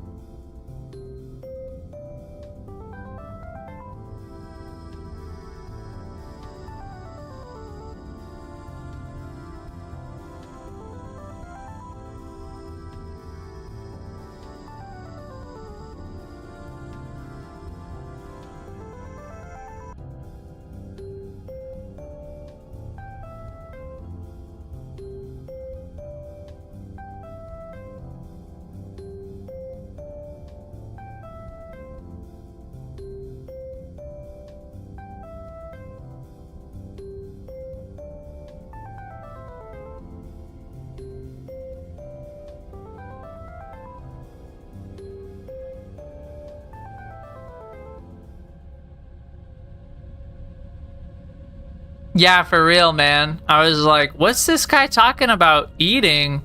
What? And then, oh yeah, bodies. He's not talking about eating piss. Although I guess that's more of a drink than a food item, right? Unless it's soup? I mean, you eat soup, right? You eat soup, even though it's a liquid. But I guess that's the presence of the solids that makes it a food. You know, like vegetable or meat or something. No, please.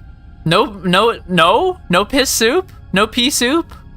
What? Haven't you ever heard of pea soup before? That's like a normal thing.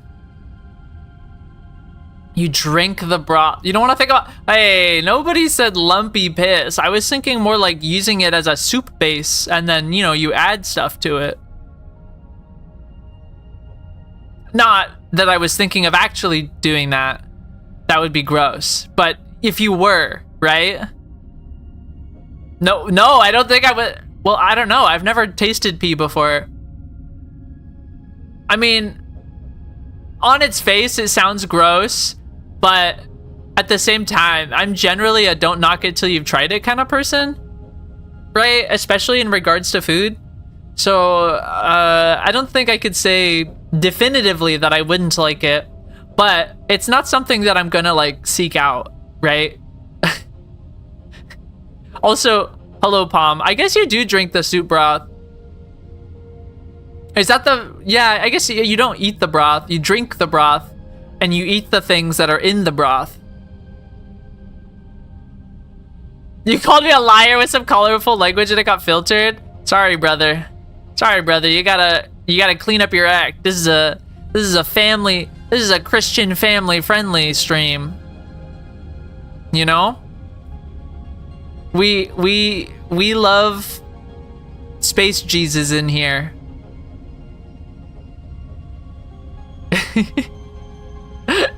Well, that's true. You know, I mean, I'm glad that it feels like you never disappeared. We love you, even if you vanished, even if you got Thanos snapped for 5 years and then suddenly rematerialized in an unfamiliar world. Wouldn't that be so crazy? Wouldn't that be so crazy to be like, okay, like you're watching like your favorite streamer and then your streamer gets Thanos snapped, but like you don't. And then like 5 years later, they just start streaming again and they're like, hey, I guess I'm alive again. What's up? Would you still watch? Wouldn't that be kind of wild?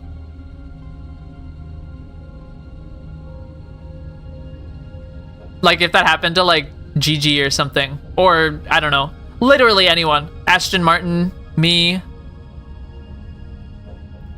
That feels wrong to even put us in the same breath. Never mind. I'm sorry, Ashton. That'd be crazy. I think that'd be pretty fun. I don't know where I'll be in 5 years from now. I'm not even sure where I was 5 years ago. When was I 5 years ago? Oh yeah, I was like in college. COVID hadn't quite happened yet because it's February. Wow. Different world, huh? Face down in the fucking gutter, man. Yeah, that is probably where I'm gonna be in 5 years. If I don't get my shit together. Probably my basement or a ditch. Oh, man. Yeah, honestly the same. Honestly the same. I either... In 5 years... In 5 years, I will be... coming up on my 33rd birthday. If I'm not... I think in 5 years, I'm either... Oh, if 5 years ago, you were making a joke. Oh, lol. 5 years is a lot of years. It's kind of a lot. In 5 years, if I'm not, like, married, I think I'm gonna be in a ditch. Not like I'm hinging my value as a person on being married or anything. Just, like, I want to be. So, it's like, if it doesn't happen, it's like... what is going on, you know? If it hasn't happened, like, what am I doing with my fucking life? Right? Like, what has gone wrong? That I'm 33. I'm a beautiful woman. You know I speak in a surly manner, but I'm pretty IRL.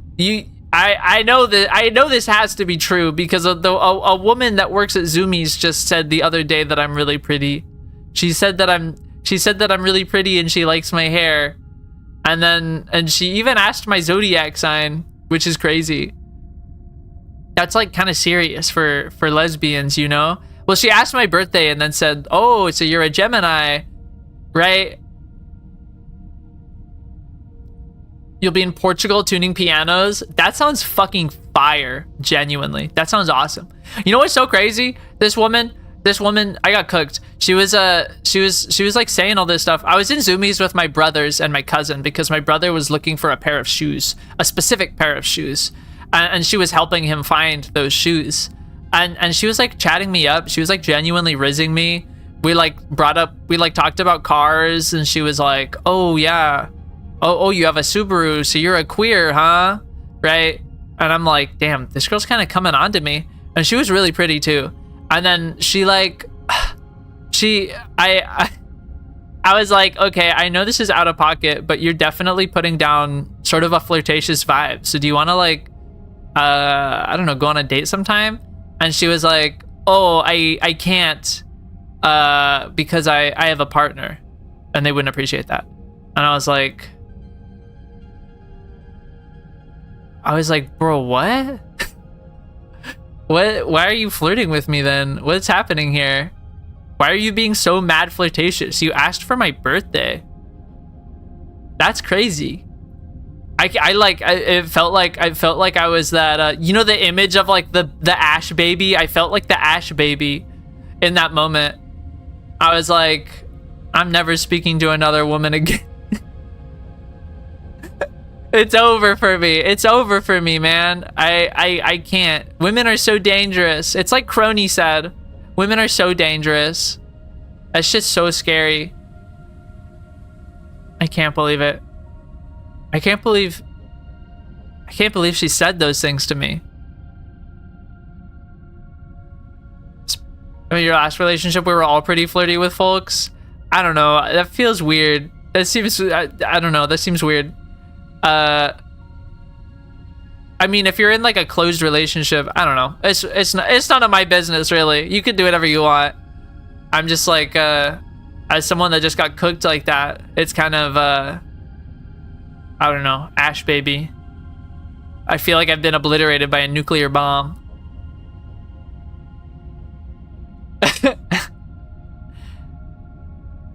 Maybe told her partner she met a hot girl at work. Oh, absolutely. I'm sure she did. She probably told her about me, and then they had a good chuckle about it. But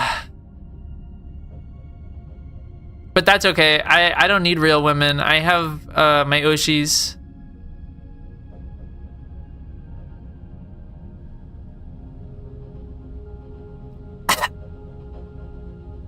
I'm gonna play the video game. Then they broke up and now she's face down in the gutter outside Zoomies. I don't know. I don't think so. Well, it was on the second floor of an indoor mall, so I don't think there was a gutter outside of it. I like how you spelled Zoomies. That's pretty funny. I never, you know, that makes sense. I never thought about it that way, but it is kind of said like that. Are you familiar with the store chain Zoomies? Do they have those in the United Kingdom? I actually don't know. Anyway, then they are here, somewhere. Xander has a steely look in his eyes because there's no bodies. We found no bodies. And we find them. Whatever state they are in. He looks at Cadence. That's a US thing? Okay. You're assuming it was spelled Zoomies. It's actually spelled, I'm going to put it in chat. It's spelled like this. It's spelled like this. It's not, the spelling is not intuitive at all from how you pronounce it. Nobody would ever guess that. You see that shit? It makes sense. It's good brand recognition because it's like a skater apparel and supply store, right? Which in 2025 means that they sell copious anime merchandise, just like Hot Topic. They have a pretty decent sneaker selection, though, I'll say. And also a lot of the girls that work there are so pretty and almost certainly gay. And apparently partnered, so don't try anything with them. Don't that path is only misery. Just don't speak to any real life women is basically what I'm saying. Because they are so scary. They're so scary. It's really devastating. Talking to people is so scary. Anyway, Xander's right. We aren't leaving them out there, or out here. Carmon made Oliveira what it is. He saved us. We won't come back without him. She shivers and looks at Xander. He would do the same for us. I should have said I'd take both her and her partner on a date. That would have been crazy, Riz. But the way she was phrasing it, it really seemed like they're in like a really like closed relationship, and also maybe even her partner is sort of the jealous type.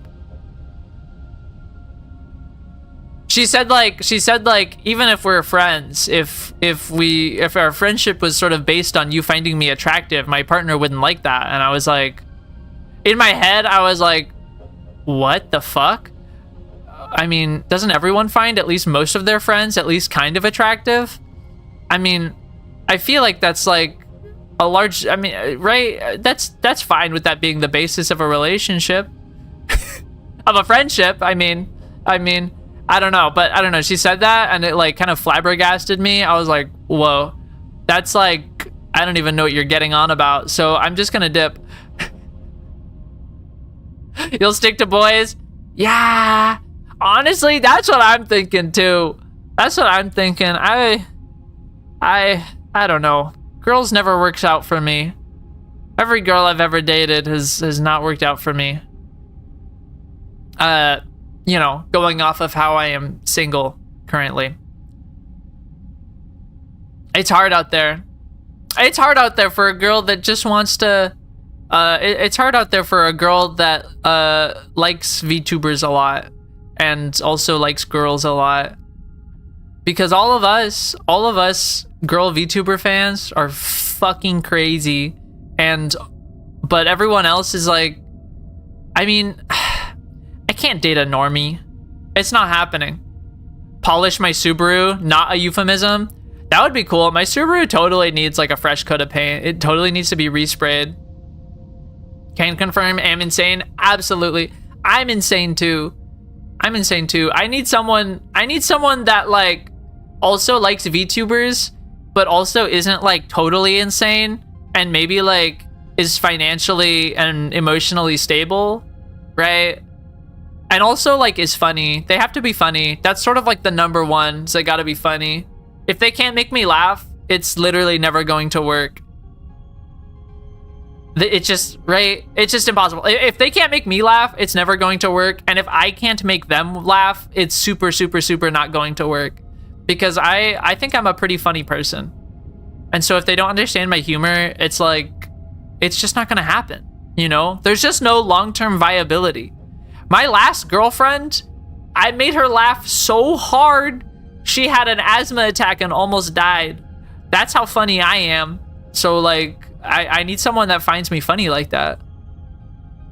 Right? But you need a girl that's so damn funny, it literally almost kills you. If you can't have that if you can't find that in a partner, then like, I don't know. It's just not happening, man. So funny, I almost killed someone is a hell of an achievement. Hell yeah. Hell yeah, brother. I was doing a pirate voice too. That's what almost killed her. Well, we were playing one of those games where I don't remember what the game was called, but it like introduces new rules that like you have to abide by, and they're like silly, but they like layer on top of each other, and you're like penalized for breaking them. And so it gets to be really wacky. And one of the ones was I had to talk like a pirate, and she was laughing so hard from my pirate voice. And she was like, I think I'm having a serious asthma attack. And I did not break character. I didn't want to get penalized. I said in my pirate voice, I was like, I'm killing me own wench. And that line very nearly killed her. That line very nearly killed my girlfriend. She loved that. She loved it. She couldn't breathe, but she loved it. And you know, she survived. She survived. That was the incident. Of course, I'd been telling her for at least a year at that point that she really needs to get an inhaler. And because she has asthma, but she literally was like, I don't need an inhaler. I'm an adult. And I was like, what does that mean? Girl, what does that even mean? But that incident, me being so funny that she almost died, was the incident that finally caused her to get an inhaler. So it was definitely a net positive. It was so a net positive. I took her breath away. I really did. I 100% took her breath away. So, you know, if you're looking for a girl that's so funny that you might actually die, you know, hit me up. 'Cause I'm pretty, you know, I'm pretty funny. I'm really silly. I don't know. I feel like I don't even know what I'm gonna do. I mean, I'm not stressing it. I'm not stressing it, but I feel like I'm turning 28 this year. It's impossible. I feel like it's impossible not to be at least a little stressed about it.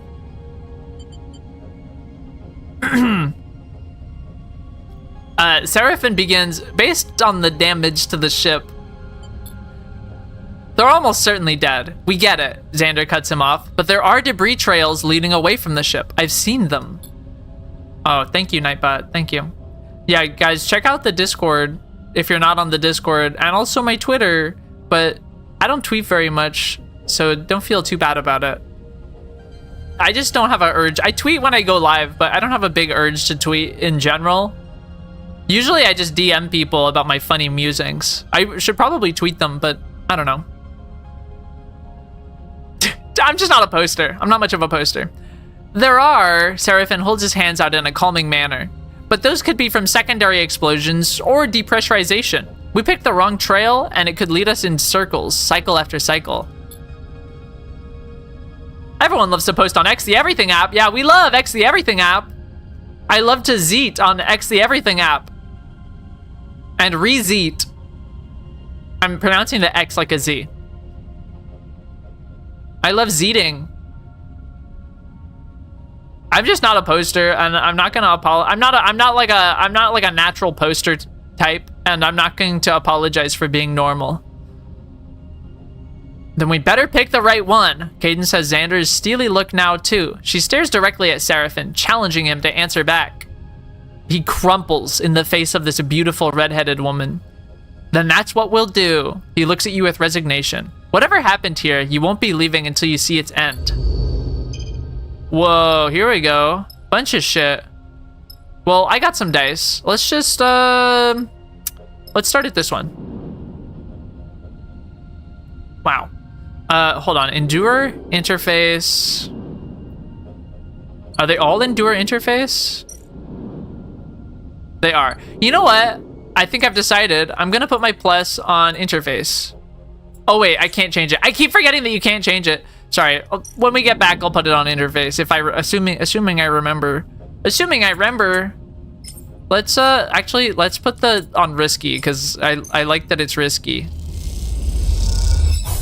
Neutral, that's pretty good. And I'm gonna push this for basically no reason. I'm gonna push it just because I can. Nice. And no, that's a bad idea. I don't know. Let's try that. Let's see what happens there. Okay. That's fine. That's fine. Let's end the day. Let's hope for better rolls tomorrow. Let's play for better rolls. I love pushing buttons. I'm so good at pushing buttons. Oh my god, look at Bliss's rolls. That's awesome. She can't use them though. I can't use any of those. That's great.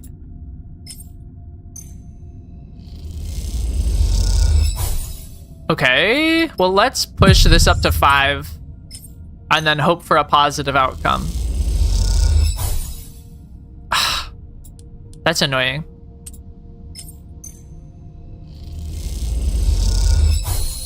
Okay. Is this anything? Let's see. This isn't leading us anywhere, Sleeper. Fuck!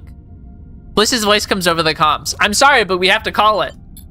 You look out at the scattered debris, gleaming in the sunlight. Bliss is right. This trail is going nowhere. If Carmon and Flint did head out from the ship this way, there's no way you'll find them. And if they didn't, there are still more places to look. Bliss interrupts your thoughts. We won't give up on them yet. I fucking love pushing buttons. You think of Xander and Cadence and how they must feel right now. The search must continue. I've staked my life on pushing buttons. It's all I have. I really wish that I could use these good Bliss rolls. Hey, that's all right. Neutral? Let's see if we can do that again. Hey, positive. That is how we do it, Bliss. That's how we fucking do it. Hey. Hey, look at that. Positive on a 3? Okay. Okay, I'll try this. Let's see. Let's just see. Yes. Okay, I'm not using these ones though, especially with he's already got a stress on a 4 max. Let's see. That's, you know, that's fine enough. I love pushing buttons so much. I want to play a game that uses a controller. I like a controller game. You know?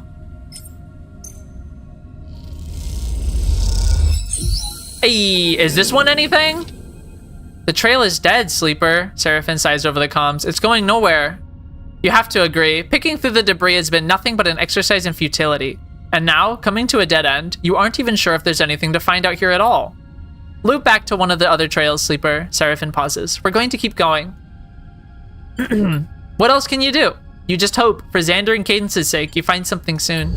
I wonder if this is like guaranteed to happen on the third one, or if it's like, it's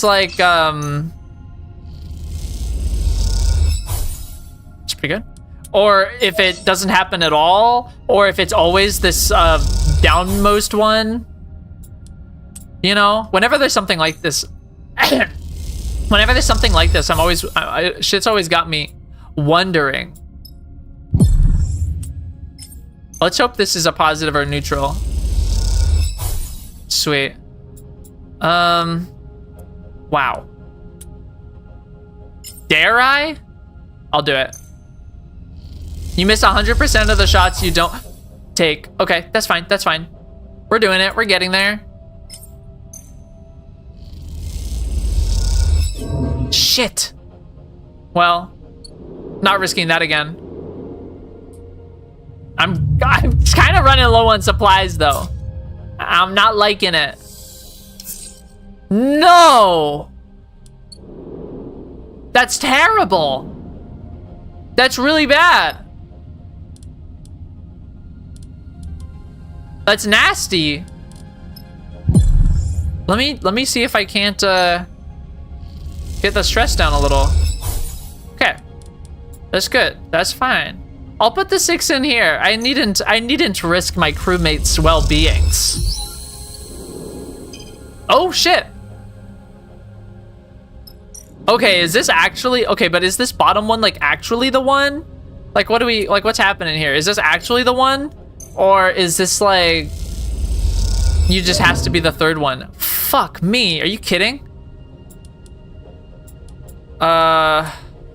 Let's try this. I don't want to put too much stress on him, but shit. Okay. Fuck. We just gotta hope we get some good rolls. We gotta hope we get some good rolls on tomorrow, because this is the last day. Oh, nuts. Well, actually, Bliss and Xander had some okay rolls. Let's start with these. Okay. That's pretty good. Die. He's dead. I'm gonna push up to this because it's guaranteed to reduce the stress at least. Yikes. But, you know, again, we reduce the stress. This is guaranteed to win. Wow. We're getting kind of close, but, well, I can put a stress on Bliss. She can handle it. She's a big girl. Well, sorry. They're a big day. That's my bad. Let's try this. It's a danger, so it's gonna fuck me anyway. Yeah. Okay, we're so close. We're so fucking close on this. But I also don't want to just like, I don't know. I guess we'll try it. Let's give it a shot. Even if it's neutral. Okay. Okay. When the starboard trail led to the caves, a little hope was kindled in the hearts of the crew. But after plumbing the depths of these dark passages, that hope seems snuffed out. Aw, nuts. Xander has struggled on in silence, only speaking to update Cadence on the lack of news via the cockpit comms link. But he speaks now, quietly at first, and then with increasing urgency. A light, Sleeper! I see a light! And with that, he kicks off hard from the wall and darts down a dark tunnel with reckless speed. You follow, but the tunnels are winding, and you quickly lose Xander around a corner. Why don't you just follow the light, man? You kick off from the same wall, trying to close the gap, but when you come around that same corner, you can't find Xander anywhere. And then you see it, through a thin slit in the cave wall, a flickering, fading light. You cross over to it and see scratches and chunks scraped out of the rock. Someone has dragged something through here. Contact Xander. You click your comms to Xander's channel and call out to him. Nothing but static and silence greets you. A flashing red light on your comms panel suggests the signal isn't getting through. Dude, what the hell? What's going on in this asteroid? Or whatever this is. Asteroid caves? Yeah, it's an asteroid. You push away some of the floating rock and squeeze yourself into the gap. As you do, you watch the light pulsing inside the cave, setting the cracks and shapes of the rock in sharp relief. You search those shadows for something recognizable, but the light source remains out of sight. And then you are through. You steady yourself against the wall and look towards the light. There, beside a fading emergency lamp, floats a body, its head instantly striking you as strange and misshapen. You know immediately this must be Carmon. His head is shrouded in an emergency helmet, inflated around him like a balloon, while an oxygen canister floats nearby, attached by a tube. This suit looks fucked, man. It looks cooked. His eyes are closed, his body still. You try to settle your gaze on his chest to see the telltale rise and fall. And then the light catches something else. Something broken and skeletal nearby. A face with bright eyes watching you. Whoa, Flint is a sleeper.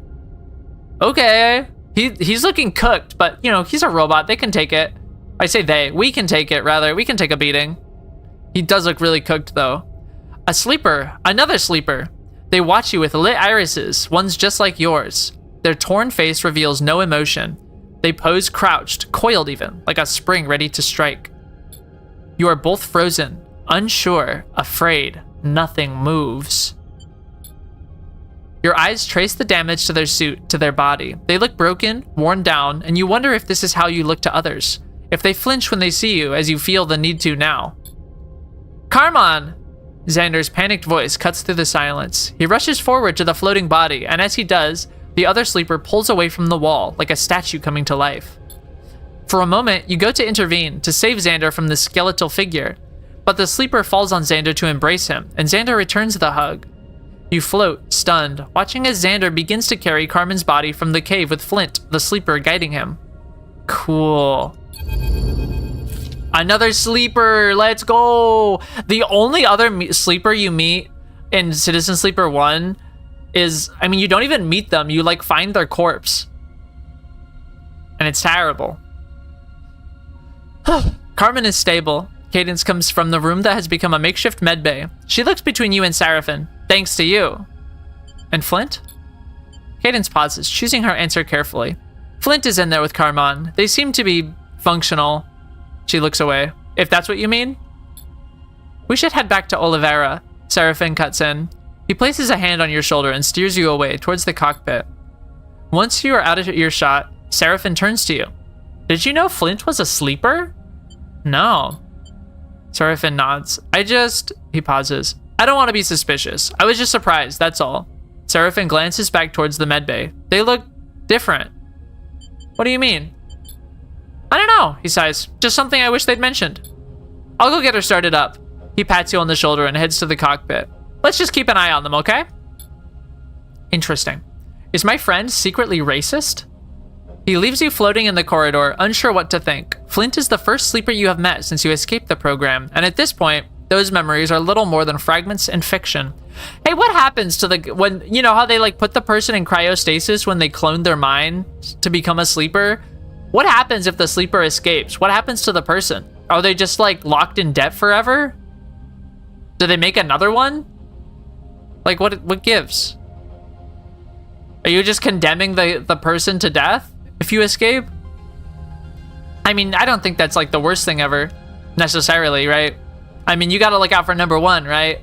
But still. First sleeper we have met since you escaped the program, and at this point, those memories are a little more than fragments and fictions.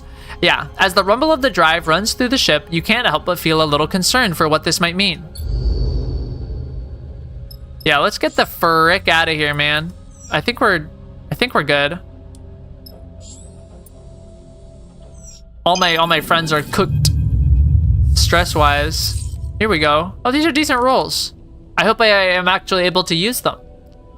You're left alone with Xander and Seraphin in the docks while Carmon is carefully carried from the rig by Flint, guided away into one of Oliveira's many tunnels and passages. Okay, I believe you. Xander shrugs his shoulders. Seraphin raises an eyebrow. Believe us how? That you aren't saboteurs. He shoots you a sheepish grin. Although, You never know. I appreciate that. No problem. He nods to you with the kind of seriousness that only children possess. Tell me, kid, Seraphin folds his arms. Why are you so protective of this place? I mean, no offense, but who'd want to sabotage a tin pot colony in the middle of the shoals? Xander bristles at the comment, but controls his anger. You don't get it. Oliveira is a refuge. Why do you think we're hiding all the way out here? He glances at you, and then back at Seraphin. I would have thought you'd understand what's at stake here. You've seen Flint. Seraphin pauses, unsure of how to respond. He looks embarrassed into silence. Damn, he got owned so fucking hard. Owned by a child with a welder. Look, Xander says, playing the peacemaker. You brought Carmon back to us. Everyone in Oliveira will thank you for that. How about you stick around for a bit, get a feel for the place. If you need to resupply, we can help. We haven't got much, but if you chip in, you'll get your share. He bows his head a little. We're more welcoming than we appear. Just don't expect to buy anything with those chits of yours. Xander puts his hands on his hips. Oliveira is not for sale. Oh man, but I've got so many cryo chits. And now I can't use them. Oh, it's debilitating. That's not the word. It's devastating. Seraphin shrugs. All right, kid, he glances at you. We appreciate it. We need to hang around until Carmon is back up and awake anyway, and I think we'll be glad of the rest. See you around then. Xander touches his brow in a salute and then kicks away, floating out of the docks. Seraphin turns to you. A little shore leave doesn't sound so bad. I agree. Seraphin smiles. All right then, he stretches. I'm gonna head into town and see what's happening. He winks and glides away into Oliveira proper. You're left floating in the docks, unsure of what comes next. It doesn't seem like Lane is going to find you out here, so maybe this is the perfect timing to take a breather. At least until you can bring on Kita's drive to Carmon. You turn that little thumbnail drive over in your pocket. Time to see what Oliveira has to offer. Whoa, there's like a bunch. Okay, so this is just waiting for Carmon to wake up, I guess. Whoa! Okay. I wasn't expecting another thing to pop up immediately. As you leave the rig, you find a figure waiting for you in the docking tunnel. You think of Xander's hostile greeting when you first arrived. Is that him again? Oh, it's Flint. Where are you headed? Flint leans away from the wall, now out of the battered suit you first saw them in. The damage to their frame is concealed beneath their overalls, but you're still aware of it, just beneath the surface. I don't know. Farm stacks? Same. Flint nods in the direction of the colony. I'll join you. You float together through the docks in silence. Flint makes you nervous, and their insistence on intercepting you this cycle hasn't exactly calmed that sensation. Breaking the silence eventually becomes unavoidable. Yeah, I guess this guy does have an actual name. He doesn't just go by Sleeper.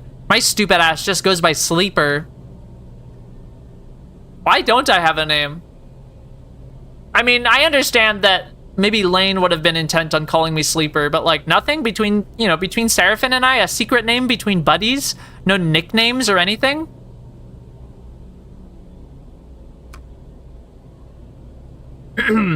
Why Flint? Flint stares ahead, continuing their glide. Ask Carmon, he insisted on it. The mention of Carmon's name recalls the image of him floating unconscious in the light of your work lamps in those deep and winding caves. You suppress a shudder. Flint gives you a sideways look, their mask-like face betraying no emotion. It's good you found us. They pause as you both move through a doorway. Could have been sooner, they blink, but better than nothing. Looking at Flint gives you an unsettling feeling, like catching your own reflection in a polished hull plate. Is this what others feel like when they speak with you? Watching the crooked mask, the lit irises, for signs of human emotion? Interpreting the stuttering emulations of facial expressions as they cross your doll-like face? Flint turns away again, and you realize that they might feel the same looking at you. Each the other's mirror, each reminding the other of the gap between being and being seen. What happened out there? Flint pauses. I made a mistake, one I won't make again. They frown and stare forward, offering nothing more. You arrive together at the winding entryway to the farm stacks, the gulping pulse of irrigation pipes humming in the walls. Whoa. Ooh. So, Sleeper. Flint's face curls in amusement as he uses the mononym everyone refers to you by. Oliveira asks all of those at Harbors to contribute to the colony. Show me what you can do. Neutral. It's always neutral. I don't know if I've ever gotten a positive outcome on one of these. You and Flint join the farmers in the operations bay of the stacks, listening in on the shift's opening huddle. Jobs are assigned, yields discussed, and repairs prioritized. You go to work with the others, clambering into the guts of one of the stacks to repair an irrigation pipe, then joining another team running a chemical analysis of the crop. The stacks pulse around you, feeding their crop of kelp, algae, tubers, leaves, and roots. As they do, you find yourself borne away on the rhythm of work. But while you work, you also feel tiny points of friction with the other workers. Glances and mistakes, pauses and hesitations, that leaves you feeling marked out somehow. You take a moment to rest, staring up at the green glow of the stacks. Something makes you look to one side, a glint that catches your eye, and there is Flint taking a rest of their own. You see a glint again, Flint turning something over in their fingers, watching it spin. A vial of stabilizer. Oh yeah, this guy's hooked on the stabilizer. My last vial, Flint speaks without taking their eyes off the drug. Even through the haze of your lost memories, you can recall the fizzing, sickening pulse of that injection. The dependence your reboot freed you from. I wonder if we could reboot this guy. I don't think Lane would be here to interrupt it this time. I wonder if we can reboot this guy so he doesn't need the stabilizer. That'd be pretty cool. That'd be huge. Saving it for a special occasion, Flint pockets the vial and meets your eye. You don't need a stabilizer, do you? Flint moves away from the wall they were resting against. I noticed you were different from the first moment we met, but I didn't realize what it was until now. The way you work, the way you move, without dependence. I see it now. Flint folds their arm. I'm going to tell them about the reboot. I think they're a real one. You told them about the process you and Seraphin attempted on Darkseid, the one that Lane interrupted. They listen absent-mindedly, watching the workers instead of you. That's not all, though, is it? Flint meets your eye. There's something wrong with you. More than just your decaying frame. Your signal, your presence, it smells different. Lane did something to me. I have come to know that feeling. The feeling that I am an object, a tool to be molded, to be shaped for someone else's use. Here, in Olivera, people are different. Flint looks out at the workers. But I still know who I am, what I bring to this place. All of these people are at risk because of me. That means you, too, are a risk. A risk to your crew, to me, and more importantly, to this place. That is what is worrying me. Olivera will welcome you, just as it welcomed me, Flint stretches, and it will do so in spite of itself and its own safety. I want you to know that, because they will pay the cost, those close to you, and you must know that they pay for you. With that, Flint turns and glides away, leaving no space for a response. You watch them leave, their billowing cloak revealing and concealing the glinting and ragged parts of their exposed skeleton as they go. Yeah, he's in pretty rough shape.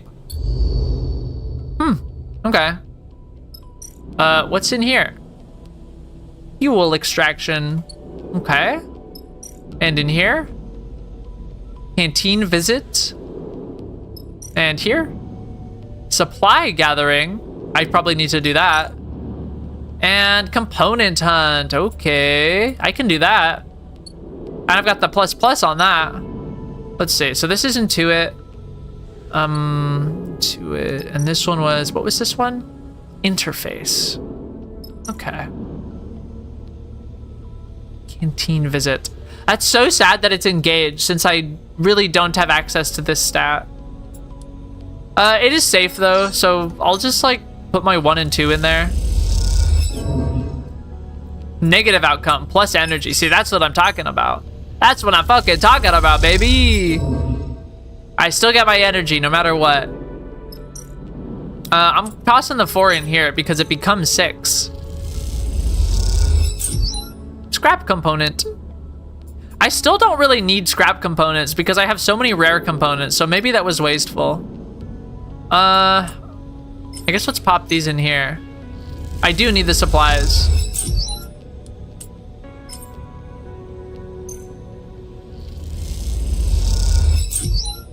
Nice. And also plus energy is like pretty fire. Yeah, well that's it for today. And then end the cycle. What? Oh.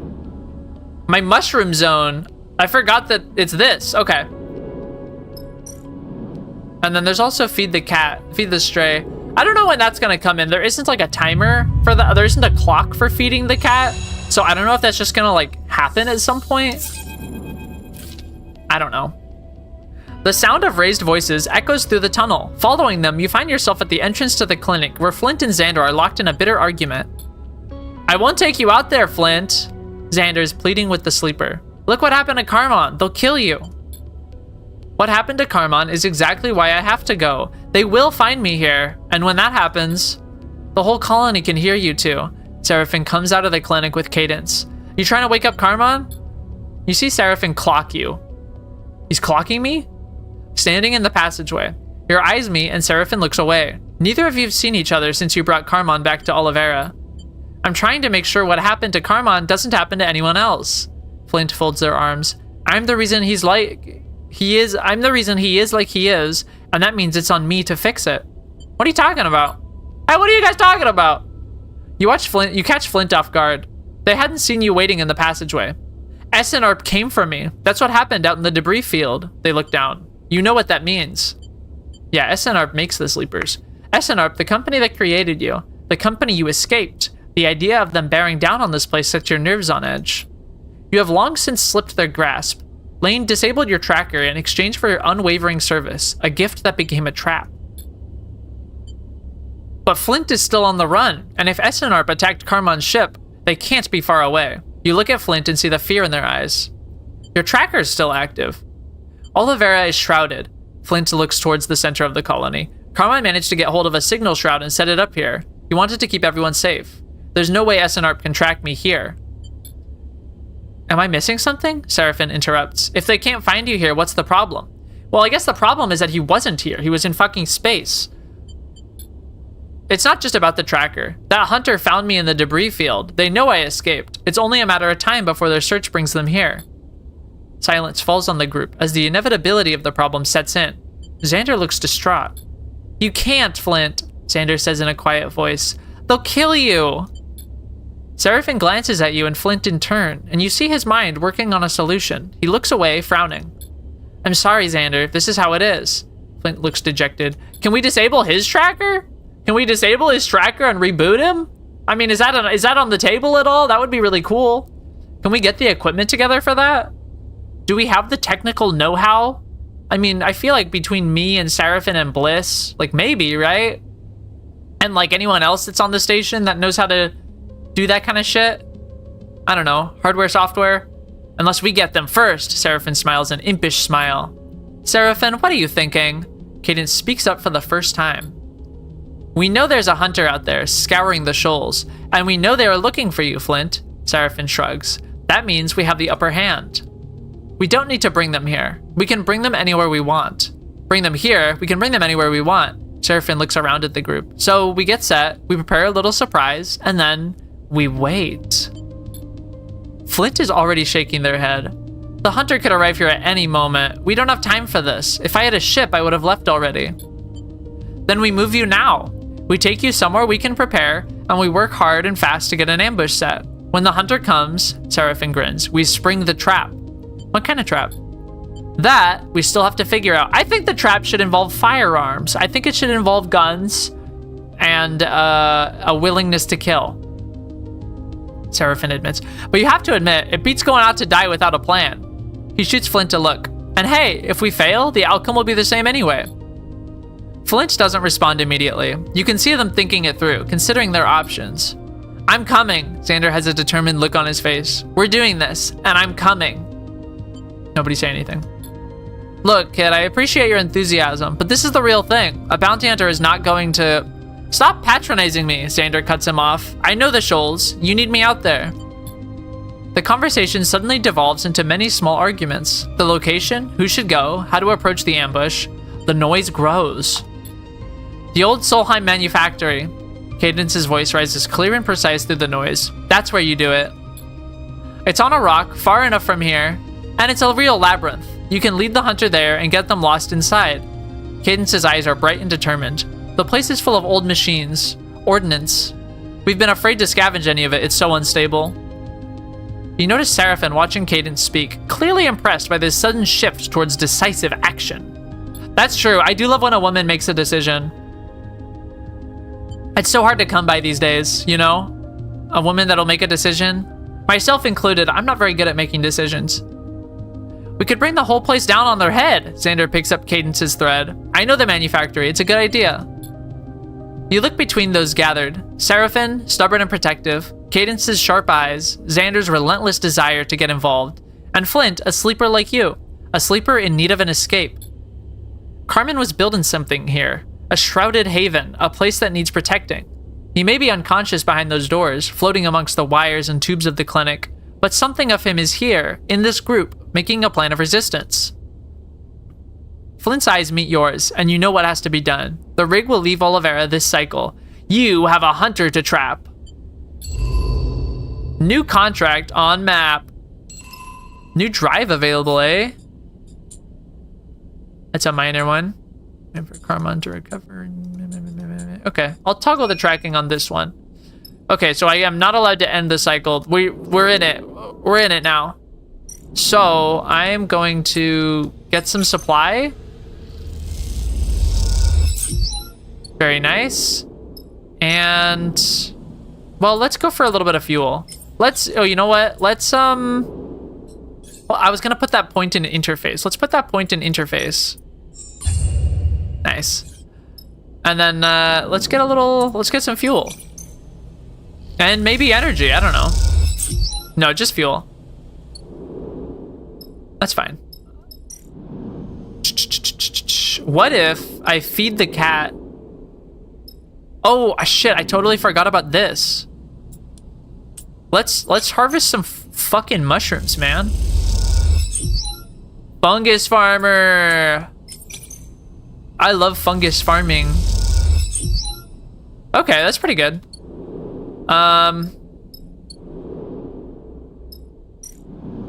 Yeah. Hold on. How about this? I'm gonna feed the cat. And then I'm gonna put my last dice onto this. Because I think even if it doesn't do good, I think it should still gives me energy. No, it gives me supplies on a neutral outcome. But that's the important part. Let's see. Where is this? 2 fuel away. Danger. Okay, this is a major one. This is a danger one. Oh wait, you can't manually save. I always forget that you can't manually save. They really make you commit. There's no save scumming in this game. You just can't do it. But I mean, my dice, my supplies. Yeah, I mean, I'm as good as I'm going to be. So I guess let's get over there. Ah, hell. Oh wow, I feel kind of bad. Totally forgot we had Cadet here. Let's bring Junie. Always gotta bring Junie. Always bet on Junie. Junie's my #1. She lives in my fucking walls. I love a small girl that lives in my walls. And let's bring Cadet out. She does have access to the engage skill that I don't have, which is pretty good. And then also engineering. I know my engineering is like ++, so this is almost not even worth it. But I'm gonna bring her. I've got all the other stats. I've got pretty decent stats at this point in the game. Oh my god, look at these dice rolls, dude. Yes! Yes! Oh, this day is gonna be nice. I don't know about tomorrow, but today is gonna work. Corroded plates, twisted struts, scattered scrap. The manufactory makes for a familiar sight. Just one more ragged artifact from the corporation that once owned this system. Despite that, something about it sets you on edge. Perhaps because it also will form the crucible for your attempts to take on an SNR punter. The kind whose entire job is to bring in escaped sleepers like you. Dead or alive. So what happens if it's dead? What happens if the guy kills the sleeper and brings it in? Do they just make another one for the guy that's in stasis? Or like, what do they do? The rig is tucked behind a rock, running on low power with its transponder off. You hope that's enough not to draw attention. So, talk us through it. Seraphin turns back to Flint, Cadence, and Xander, all of whom are crammed into the cockpit along with your crew. We have to make this place look like a colony. This is what the hunter will expect. Cadence suggests first, her voice quavering a little with anxiety. We can seal up some of the holes, maybe install some lighting, fake it up. Okay, Seraphine nods reassuringly. That's good. What then? What then? I imagine a sleeper chassis is worth a lot. They are probably worth a good amount. But like, what happens to the person? What happens to the person whose mind is emulated to the sleeper? Do they just like, I don't know, do they just repair the chassis and then put a fresh emulation of the person on it? Do they make a new chassis? Especially if the old one is like beat to shit, like mine's pretty beat to shit. Flint's is too, he's missing an arm. Right? But I mean, like, I'm just wondering what's the situation for getting them back into circulation? Because the sleeper is like it's like an extremely roundabout form of indentured servitude that kind of maximizes suffering for no reason. As is the capitalist way. We forced them to go deep. Xander cuts in, and everyone looks at him. He pauses, a little intimidated by the attention, but Flint nods at him to continue. I've been out here before on a salvage run. There's an assembly line that runs through the whole place, filled with old manufactory machines. We seal doors, activate machines, make it a maze of malfunctioning construction arms and dead ends. All right then, control their route. I like it. Seraphine smiles at Xander, and if we get lucky, maybe one of those old machines will do the job for us. I doubt it. Flint joins in. We'll need the ordnance from the silos. Mining charges, fuel, whatever is left from when this place was churning out Solheim goods. They furrow their brow. We blow the place to make sure. A silence passes through the cockpit. The danger of what you are about to attempt dawning on everyone present. Yeah, we gotta we're gonna set up the death labyrinth and hopefully kill the guy that way. But then if he doesn't die, then we fucking blow the whole fucking place up, I guess. Okay, Seraphine has a dark look. That's the plan. We can detonate the ordnance with a command from the rig. A simple wideband comm signal. We'll get them. Seraphine pats Flint on the shoulder. Once they go in, that hunter isn't coming back out. He turns to you. Anything we missed? What if they don't take the bait? Then I engage. Flint rubs his hands together. His hands? Plural? I lead them indirectly. Right. Hands? Bro has one arm. What hands? He has one hand. He can rub his one hand together nervously. His ass is not rubbing his hands together. All right. Right, Seraphine confirms grimly. Thanks for your agreeing, Seraphine. How long do we think we have? There's a lot of factory down there. The hunter got to me and Carmon fast. Flint looks out of the cockpit. No more than 3 cycles. When the hunter came for us, Flint grimaces, remembering the attack on Carmon's ship. They came out of nowhere, hit us hard and fast. If it wasn't for Carmon, we need to be ready for anything. Flint looks at you. There won't be a warning. Seraphine sighs. Nice pep talk. Flint, you better find somewhere deep in that place, down in the bedrock. But make sure it has a back door, okay? He nods at the sleeper. The rest of us will get to work. All right, you heard Flint. Let's do this, and we do this, and we do it right. We make our stand on this rock. Let's not waste a moment more. All right, what do we got here? Factory dock, hunter's arrival, 3-part plan, okay? Exterior. Seal exterior, disguise exterior. Okay. And then assembly line, and that's hack the machines. Okay, we got a Junie plus on this. That's good. Oh, sabotage doors. We got a cadet input, and then storage silo, intuit, and endurance. Okay, I'm feeling good about this. Let's start with this, because this is engage, and she's the only one with engage. Yikes, that's rough, but ultimately fine. I guess I'm gonna start on intuit. Or, hold on, where was the other one? What was the interface?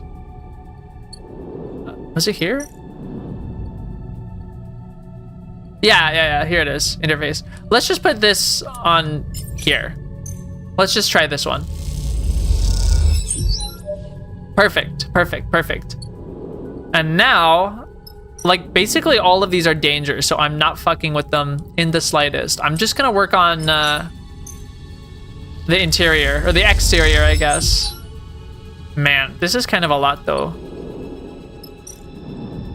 We're doing good on, we're making progress on this one. That's got 4. Gosh, I do have that. Oh, this is the rig. Never mind.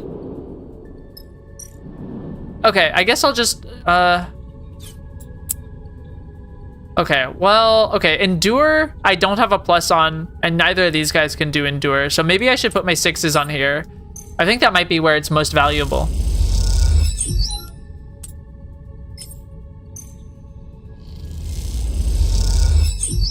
Very nice, very nice.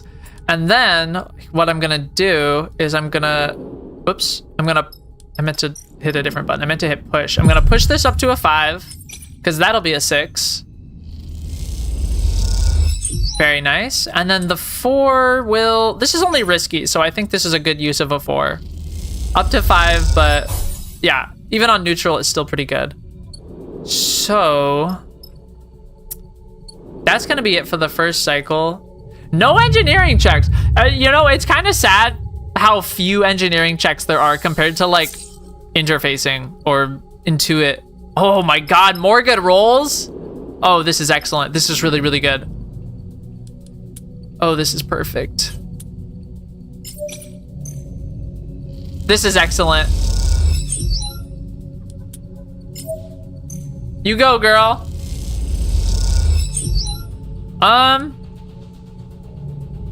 But then, hold on, because this is engage and interface. Is there nothing else that cadet can do? There's no engineering checks or nothing? Damn, there really aren't. Okay. Well, this is all well and good. I'm gonna... the 4 is good, but I think I'm gonna save it because this is a danger check, and like, I don't know. I'm gonna end up having to throw some of these dice onto a different check because there's like nothing else for them after this. So, SAR. And I'm gonna go for this because I only need 1, so even a neutral is still pretty good. Exactly. The trap is baited. Now we just need to build the trap. You know, Cadence's voice comes over the comms, shimmering with interference. From here, it doesn't look half bad. You look across the shell of the manufactory, now studded with lights and dotted with markings, the fresh welds and plates giving the whole place a fragile patchwork feeling. If I was a piece of shit hunter, this is what I think a normal person's settlement would look like, right? I have no idea. I have no idea. I'm sorry. You just really, oh shit, I never, you're right, I never engaged Australia mode. Well, it's too late. I'll just tuck down a little so you guys can see the text better.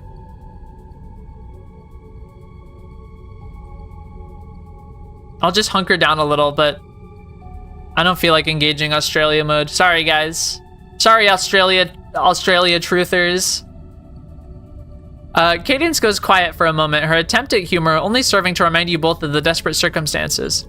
Have you spoken to Flint? Cadence pauses. I mean, really spoken? Not really. Oh. Cadence searches for a response. Flint is very loyal. I know they are quiet and, well, intense, but... She sighs. I just hope you two can find some common ground. We get on just fine. Of course. Sorry. Cadence stops again. Olivera is a refuge. Cadence takes a breath. For all of us. I was in trouble when I met Carmon. We all were in one way or another. Seraphin has told me a lot about you. Oh yeah? Oh yeah? Seraphin's talking about me a lot to you? That's interesting. Cadence hesitates. And I can see what you're trying to do for Flint and for Olivera. I'm gonna let her finish. I appreciate it. And I know Xander does. And Carmen will do as well. And Flint... Cadence pauses. Well, you'll see. The comms click off, returning you to the silence of the manufactory. You look out across the false colony at the glittering lights. You are a poor imitation of Olivera's real lights. Oh, they are a poor imitation. Those that indicate the colony's fragile, delicate state. You shake it off and move on. This isn't over yet. Okay, assembly line. I'm not gonna put any on this because this is for Cadet and Junie. So, I guess let's get to work on the storage silos, eh? Prime explosives.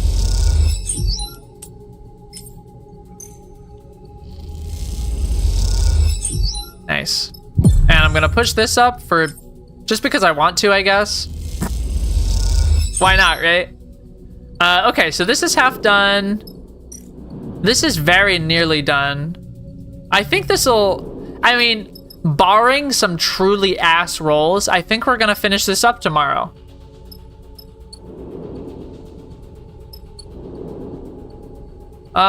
Well, I don't know. I kind of want to, I'll try the 4. I'll try the 4. Just because, like, what if the next day goes by? Oh, look at that. I was gonna say, because otherwise, what if the next day goes by and I roll like a 1 and a 2 for her? So this is awesome. This is really good. You float for a moment, observing the chaos of the old assembly line. The scale of the structure, the number of machines, the arms and fabricators, the welders and bolters, suggests industry on a scale that you have never witnessed. The Helion system, a system that now subsists on the leftovers of its failed corporate owners, was once filled with manufactories like this, churning out components and technologies, machines and resources for extracting the valuable materials and minerals that Solheim existed to amass.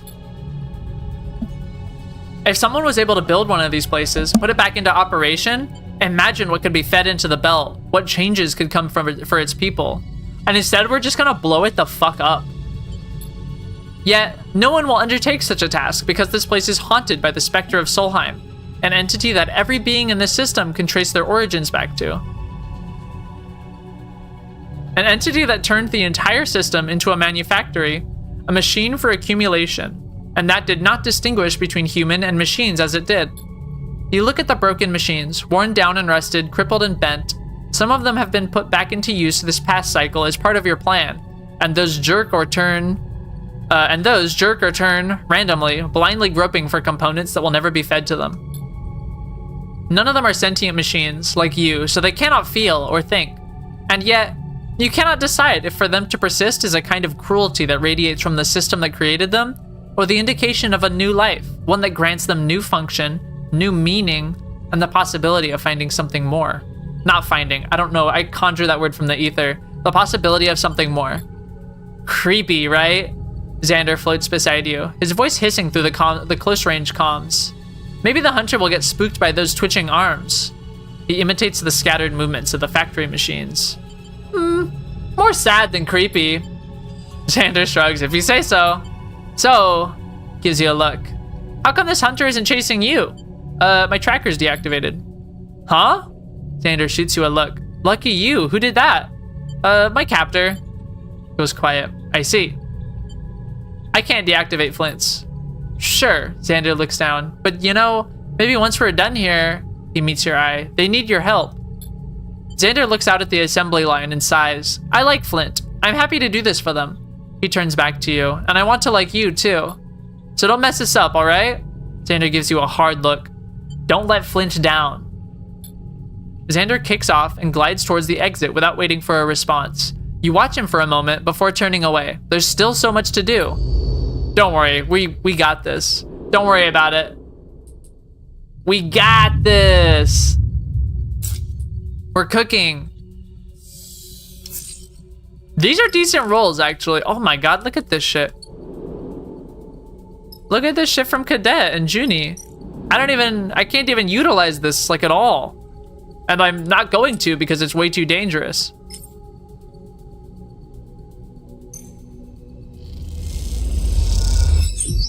Okay. Push this up to 5 so I can get 6. Very nice. You know what? Maybe I should have done another check before this, just because, I mean, neutral is gonna pile a stress on. See what I mean? Oh, I just got a Steam achievement. Set a 3-stage trap for the hunter. See, I got that stress. I could have 0 stress right now. It's my bad. It's my bad. Go easy with that. Flint's voice rumbles over local comms as you secure the final piece of ordnance. You turn to see them floating, backlit, in the entrance to the bay, one of many that you have rigged with ordnance deep in the manufactory. Down here, dust and flecks of rust float through the beams of your lights, and the walls are bent and buckled. They've spent the past cycles here, picking out a spot to draw the hunter down to. One they should be able to slip out of when the hunter finds their way in. It's a long time to be down in these dark tunnels, waiting. Looks like we are just about done. Their voice is flat, their tone pragmatic. We are. Flint nods. Good. Flint glides into the bay, slowly. There's something I need to tell you, something I think you'll understand. What we are doing out here is not about saving me. It's about Oliveira. You struggle to see Flint's face with the light behind them. I should be on a ship out of there, leading this hunter away, but they won't let me do that. They shake their head in frustration. And even if they would, they can't spare the ship. Not after Carmon's got shot up. That was my mistake. I never should have let him persuade me to come out with him on that supply run. Flint looks down. What's done is done. What matters now, what I need from you, is a promise. Flint's bright irises flash.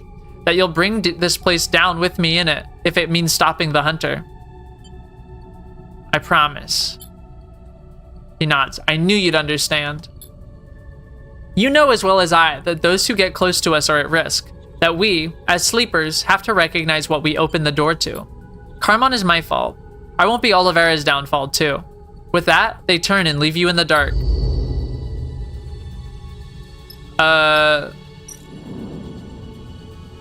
Nothing left. Damn, do I just gotta waste a supply? Was I too efficient? I think I was too efficient. All these good rolls, and I was only able to use 3. That's kind of sad.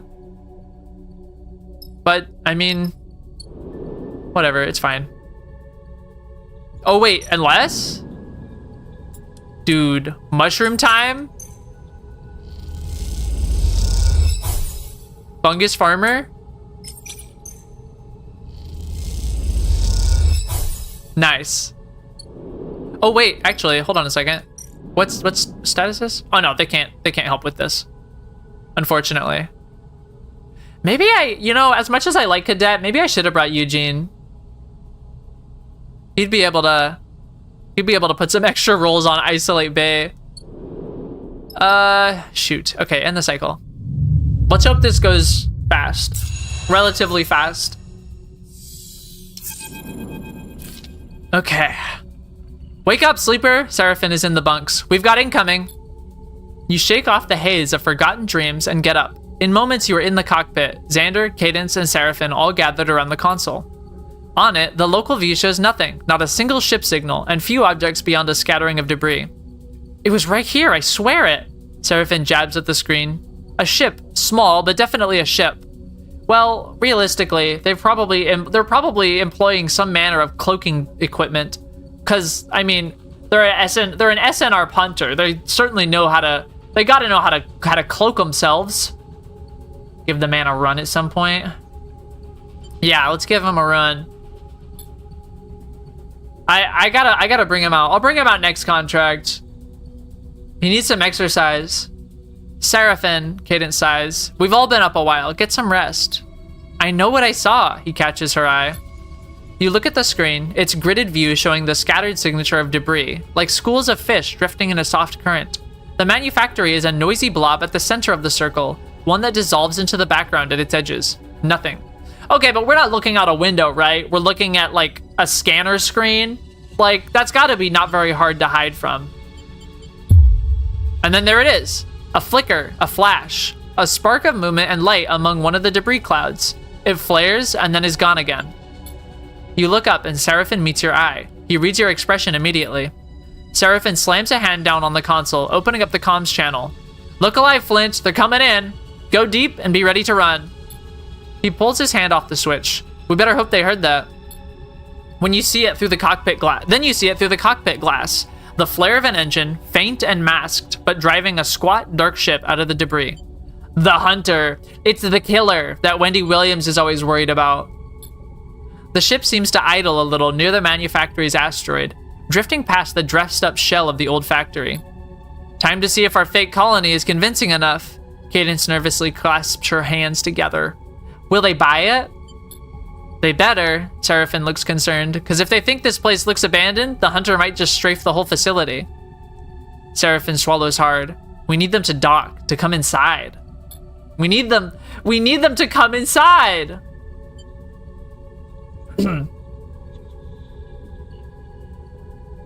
You look out at the window at the ship, and as you do, it jumps forward through the towards the docking tower. You watch for a few tense moments as it hesitates, and then slides into position onto one of the docking bridges. Nods. Cadence sighs in relief. They went for it. Nods understandingly.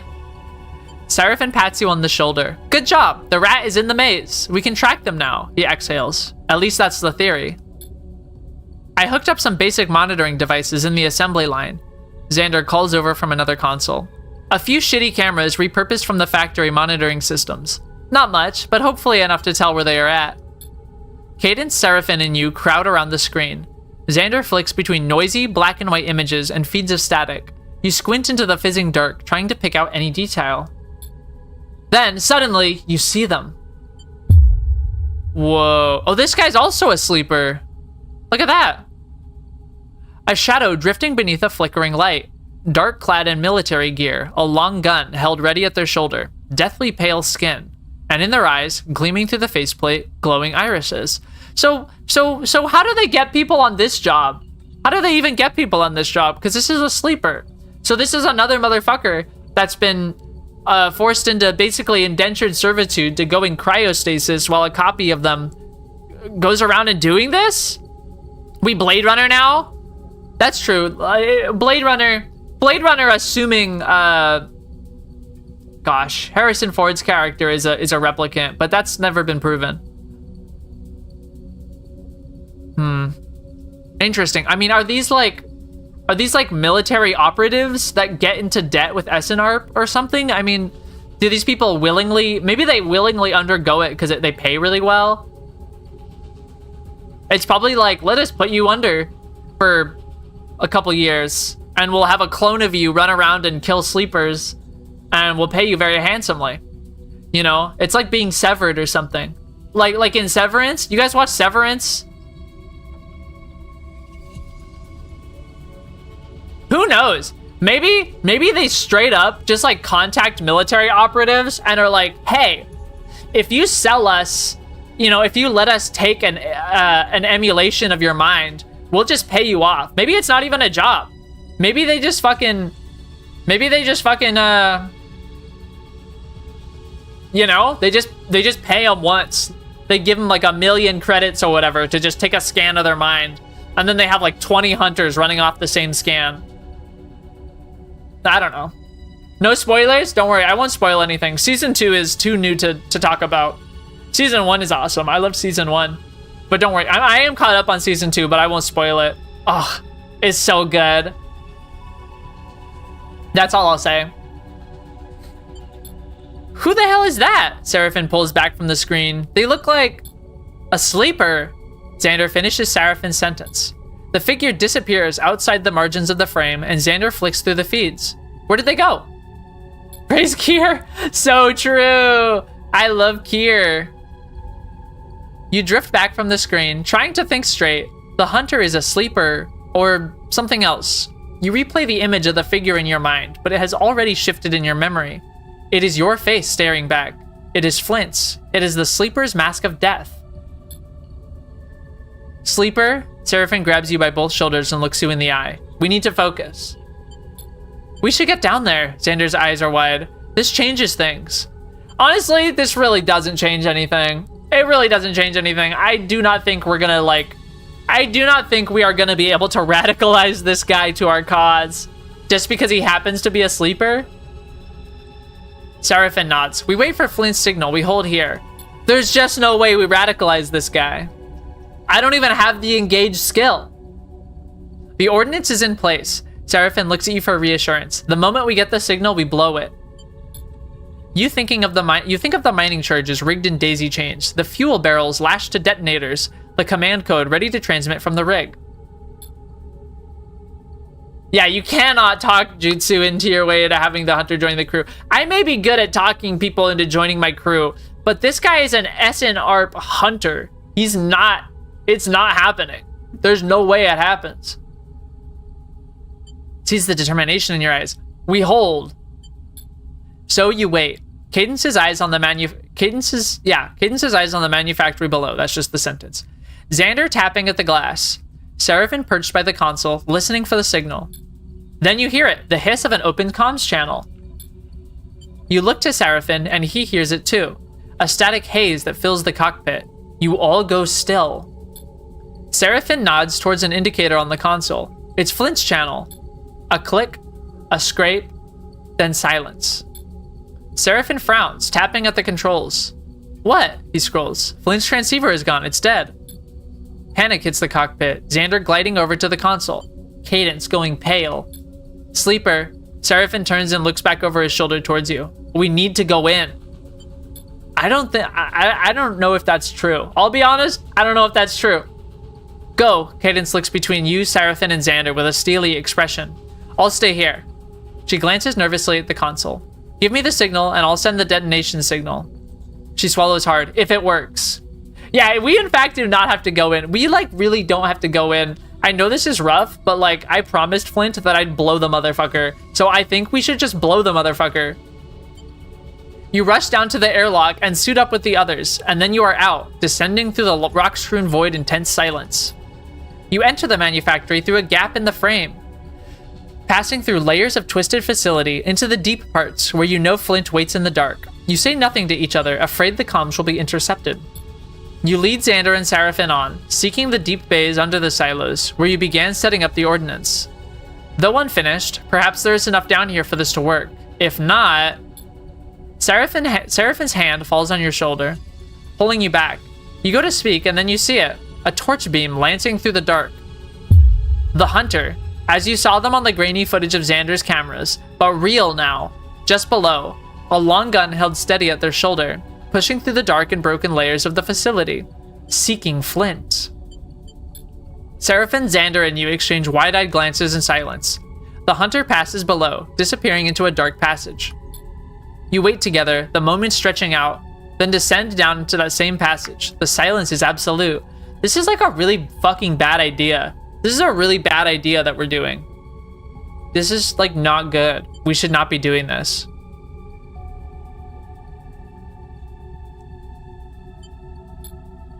Suddenly, there's a flash of light ahead, bright and forceful, and a rumble that shakes rust flakes from the walls. Xander pushes off hard, launching past you into the dark.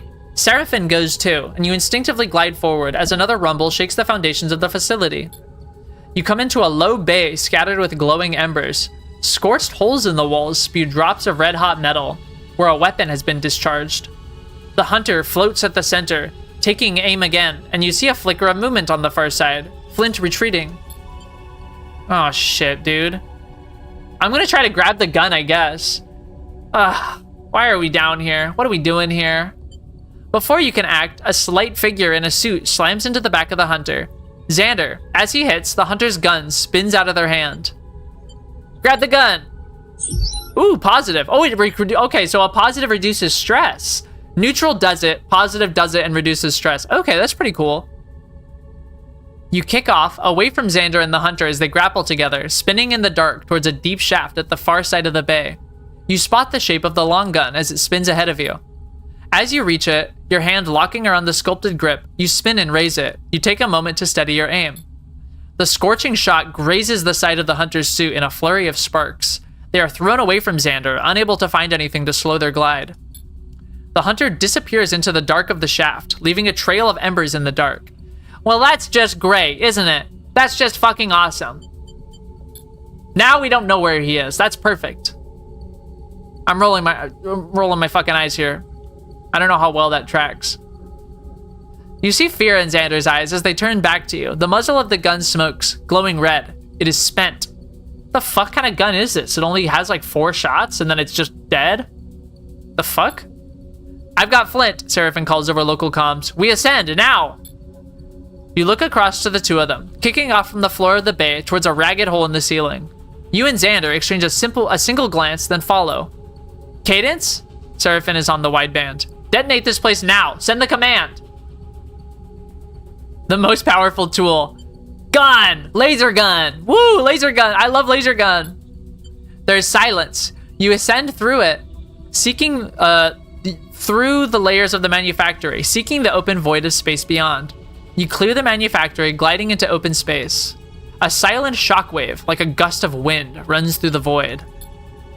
The silent rumble spits out a scatter of debris. You turn back, gliding towards the ship, and you see the shattered manufactory. Whole sections are bending outward, the framework shredded, plating tumbling away in shards. I wonder if we got the guy. You look across at Seraphin and Flint, their eyes set on the ship, trying only to stay ahead of the debris. You do the same, fixing your attention on the rig and nothing else. The hunter is dead. That's a very definitive thing to say. Like, do we know that? Are we, like, certain that the hunter is dead? Because I, personally, am not certain that the hunter is dead. Is this like a we should leave thing? Okay, contract concluded. It seems like it's done. But I've got so many dice rolls. Let me try to farm some gosh darn fungus while I'm here. Let's get fungal, baby. I'm gonna save the rest for later. I don't want to do whatever cutscene this is gonna be while I'm on a contract. Let's get the fuck out of here, man. We killed that fucker. See, the problem though, the problem that I'm seeing is when SNR finds out that one of their hunters was fucking killed, like, they're gonna send more hunters, right? Because, like, somebody has to have killed the hunter. So, right, like, yeah, I'm so fun gal. I'm a fun gal. People are always saying this about me. Right, send like 2 hunters. I mean, that sounds disastrous. That sounds potentially disastrous. You wake to something soft and furry rubbing against your nose. You sit bolt upright. The stray kicks off from your bunk and settles on the ceiling, back curled up, looking down at you accusingly with those big eyes. Sorry. That's right, I'm talking to cats now. The stray gently pushes off the ceiling with a soft paw and descends to the edge of your bunk, where it hooks its front claws into the mattress pad. Seeing the cat move in zero-G is still odd. It seems to come naturally to it, and yet its shape is so connected to gravity and weight in your mind. A cat should have the heavy, soft form of a mammal, not the languid, liquid presence of the floating thing in front of you.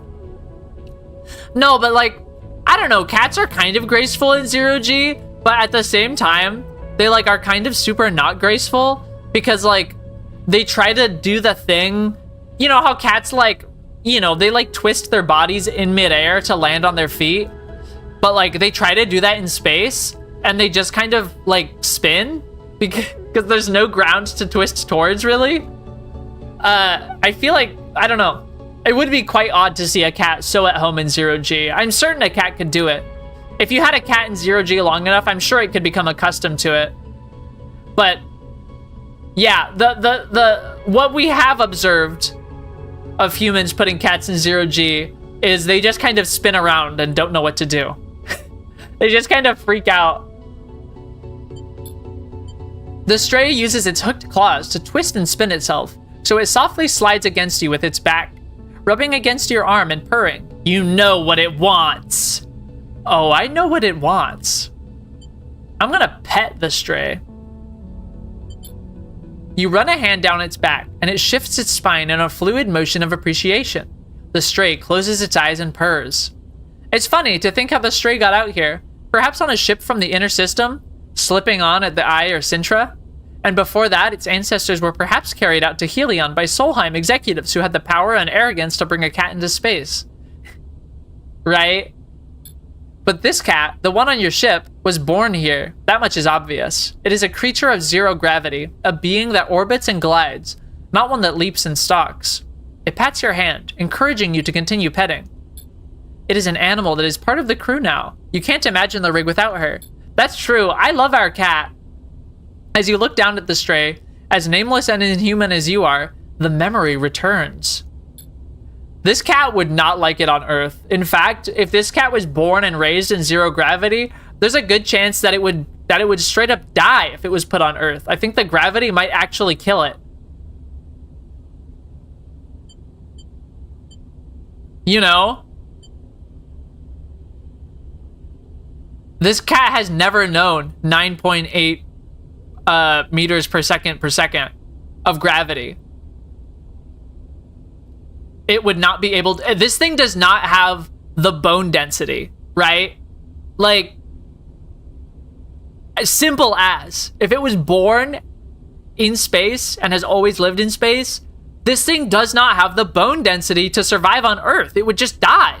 The gravity would just kill it. You know? Its organs probably wouldn't even work right. They talk about this in Police Notes. They talk about all this in Police Notes. It's very simple. You don't have the brain density for this? It's not, don't worry, it doesn't require really any brain density. It's just like, I mean, aren't you familiar with how your bone density just sort of like decreases in space because there's no gravity for your bones to have to like exert against, or for your body rather to have to exert against? It's like that. And like, there's no way the cat is just like, you know, like lifting weights or whatever. Gravity is really good for bone density. Oh, Richard Milan. Hello. Hello, hi. I'm like, hey, what's up? Hello. How you doing, man? You like Star Citizen? I mean, it's not, holy shit, Star Citizen. Citizen Sleeper? Citizen Sleeper is the name of the game? Damn, Star Citizen, huh? Sorry, that just like hit me like a ton of bricks. Is that game ever coming out? That game's never coming out. Meowscular Chef. Yes, Meowscular Chef. I'm glad you're doing good. Can you believe that it's Tuesday already? I'm like reeling about the day of the week, because I was convinced for most of yesterday that it was Sunday. But now suddenly it's Tuesday. It's so fucked up. It's been out for ages. You've played it. Is it out? Is it like out?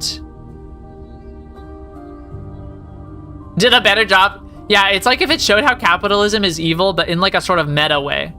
Like in sort of an ARG kind of way.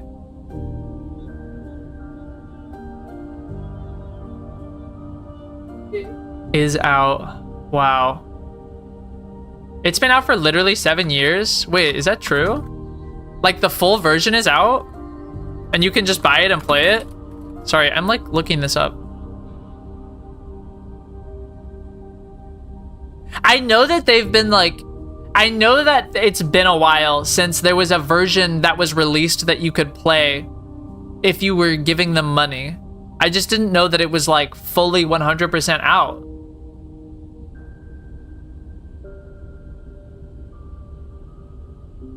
Oh, the full, okay, I am right. The full release has not materialized. Okay, that's what I was talking about. The full release, I don't know if the full release is ever coming out for this game.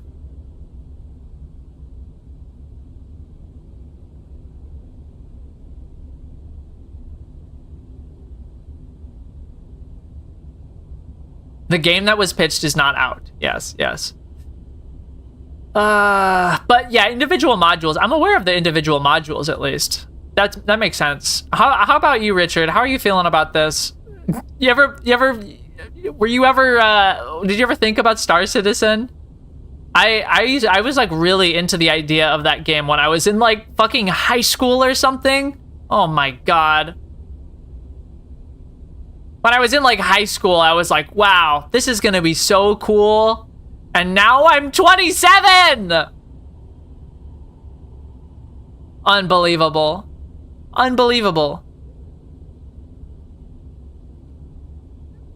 It's more out than not out, though. Look, I don't care what degree of outness it is. If it's not out, it's not out. I know this is a bold take. in 2025's gaming landscape. But if it's not out, then it's not out. That's all I'm saying. It has a Starfighter combat module and an FPS module. Okay, but you're not doing the EVE Online thing that was promised millions of dollars ago. Exactly. I'm not doing the EVE Online thing. And what they sold us on was the EVE Online thing. So the game's not out. It's not out. I don't think it's out.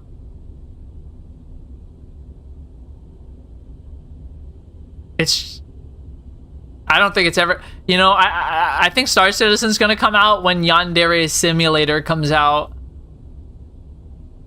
I don't know, you can kind of play, like, a lot of games, you know? You can kind of play... You can play TCG Card Shop Simulator on Early Access. It's not out, though.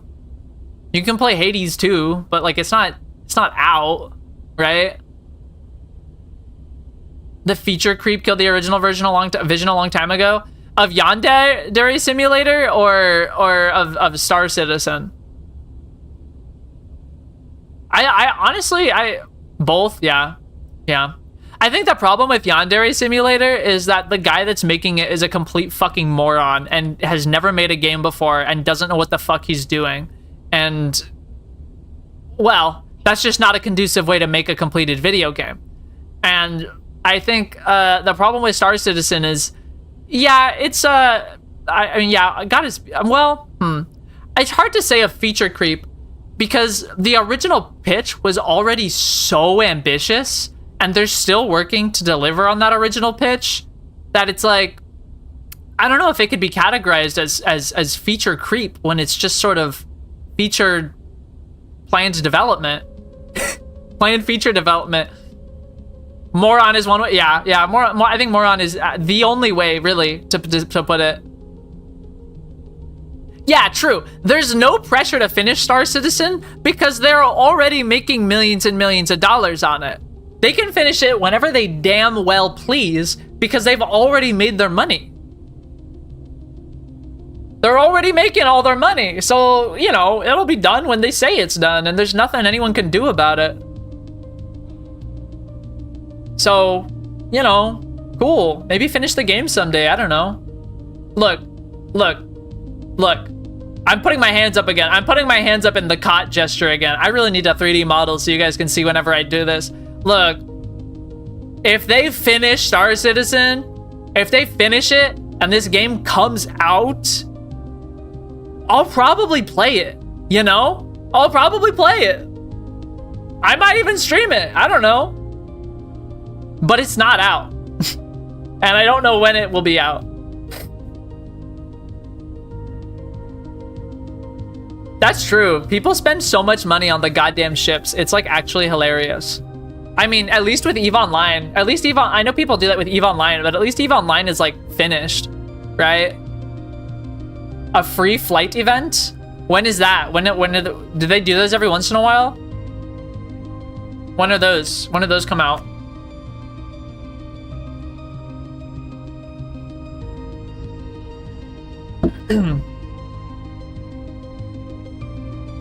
Hold on a second. Star Citizen. What is this? Free flight event? Let me see. Let me see this. A Star Citizen free fly is not available right now. That's fine. Star Citizen. No way. No way. They were gonna have one like just a couple of weeks ago, but they canceled it, and the next one has not been officially announced yet. There will likely be a Star Citizen free fly later in February or March 2025, and the next guaranteed free fly will be in May 2025 with the annual Invictus Launch Week event. Annual Launch Week event? Buddy, the game hasn't launched yet. That's a little ambitious. Yeah, no, I don't know. I'll check it out when it's free. I'm sure it's awesome. I don't have I've always wanted to, you know, I always wanted to play it with like a flight stick kind of thing. I do not have a flight stick. The closest I have to a flight stick is my Steel Battalion controller, but that's like, I know it looks similar to a flight stick, but it is so very different from a flight stick. I don't think I would want to use it for a flight stick. It's like totally different. It looks similar, but it's totally different. They closed the road to Star Citizenship. Trump's Space America. Launch party every day. I know, right? The annual celebration, the annual celebration of the launch that has not happened yet. Okay. Okay. That would be peak if you could hook up a Steel Battalion controller to play Star Citizen. Honestly, I'm certain I could. There are custom PC drivers to use a Steel Battalion controller on PC, but I just don't want to. The stick works totally differently. The like, you know, it's got the lever that looks like a thruster lever, but it's not. It's a gear shifter for the mech, and the one that looks like a flight stick isn't a flight stick. It does not have a return spring. It actually stays in the position you put it in. So I think those two things would make it extremely unpleasant to use as a flight stick. Unfortunately. But I would like a flight stick someday. That's yet another gaming peripheral that is like, someday I want to buy this shit. But I don't like play flight games, so it's a hard expense to justify. But I don't know. Maybe I could play more flight games if I had a flight stick. Who's to say? Who's to say? I kind of want to get a flight stick, one of the original Xbox flight sticks, because like Murakumo uses it, and I think there's a couple other games that use it, and I think that would be really fun. Murakumo isn't even very good, but I think it would be fun to play it with a flight stick. It's also, Murakumo Renegade Mech Pursuit is also a From Software game. It's a From Software game, a From Software mech game that's exclusive to the original Xbox. I'm gonna stream it at some point. I'm gonna stream that game at some point. Maybe once I get a flight stick for it. The Xbox flight sticks aren't terribly expensive. I think they're like sub $100. It's just like, you know, I gotta find one that's in good condition and then buy it. It's just a financial commitment. It's not a very big one, but it is one at all. You guys know how it is. You know now what this memory is. It couldn't be more obvious. It is a memory that crossed the gap of your creation. A memory from the mind that was copied, emulated to make your own. It's part of me. The memory is, in the end, a mistake. Those who designed the sleepers never intended you to carry the memories of the minds that were copied for your creation. They wanted you to emerge as new beings, offshoots from the branch of a human's life, to be cut short when needed. So wait, so if you don't have any memories of the human that you were copied from, why copy the mind at all? Why even bother? Why don't they just have, like, a single, I don't know, artificial intelligence or whatever, or something, some one emulation that they just duplicate and put into new machines? Why are the people involved? Brains are complex, I guess? Yeah, but if they have the technology that they can copy a human mind into this digital emulation, then surely it can't be that difficult to just use the same emulation over and over, right? That's true. I do. Yeah, the suffering is the whole point. It's suffering for its own sake, which is so, honestly, which is realistic. That makes sense that it's just suffering for its own sake, honest to God. That's that corpo shit. I demand my techno slaves have humanity for me to deny. Exactly. You don't understand. I need them to be legal slaves. I need my legal slavery. Mistakes can so often become the most powerful and meaningful of emblems.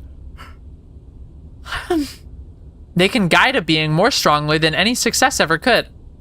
That's because at the heart of every mistake is the possibility of change, of a shift in the status quo. You have lived a life of mistakes as much as a life of successes, and look where it has brought you. That's true. Sappho did say that in the year 2025. She said it and she meant it.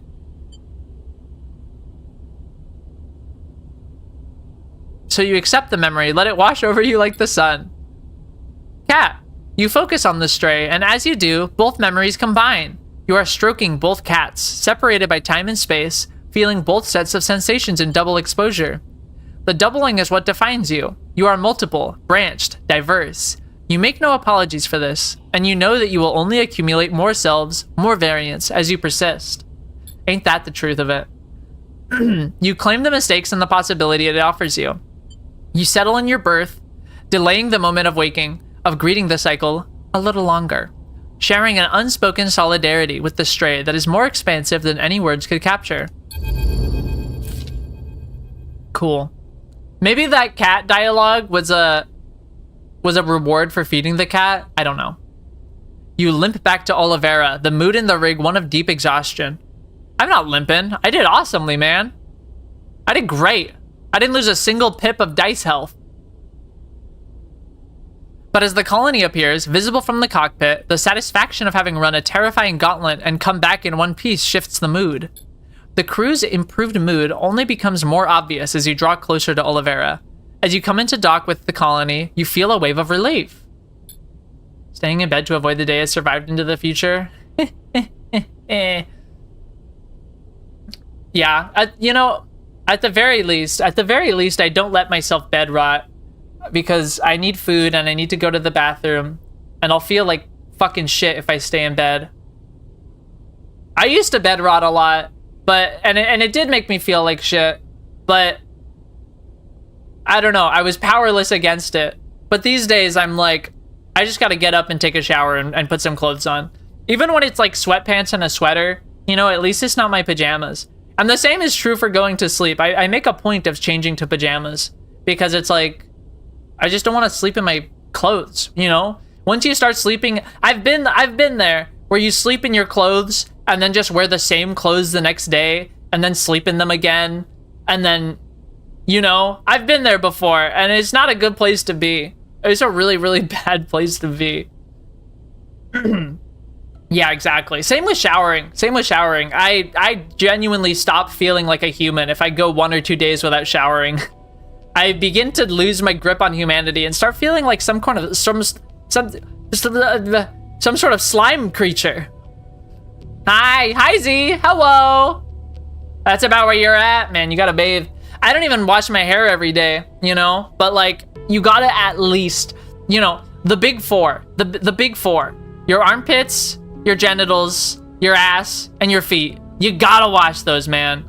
If not every day, at least every other day. You don't have to wash your hair and your face all the time. I try to wash my hair 2 to 3 times a week. But like, you gotta at least wash the big four because those are the icky parts that get disgusting. Where I'm at. Your slime creature wearing yesterday's clothes rotted in your bed for 16 hours? Akagi, I believe in you. I believe in your capacity to take a quick shower and get dressed right now. I know it's like 10 p.m. for you, but I know you can do it. Have you eaten anything? I think you should eat something. Drink some water, maybe. Are you drinking water at least? That's sort of bare minimum. You don't have to take a shower, but at least get up and change your clothes. At least change your underwear, you know? Put a different pair of pants on. Maybe a different shirt. I believe in you, Akagi. Also, holy shit, Z, you got a girlfriend? What? That's crazy. Congrats, dude. Oh, man. I wish I had a girlfriend. My ass is never getting a girlfriend. I'm gonna die alone. No, that's probably not true. That's probably not true. I don't think that's true. I don't think it's the case. I know. I don't think I'd die alone. Certainly, if nothing else.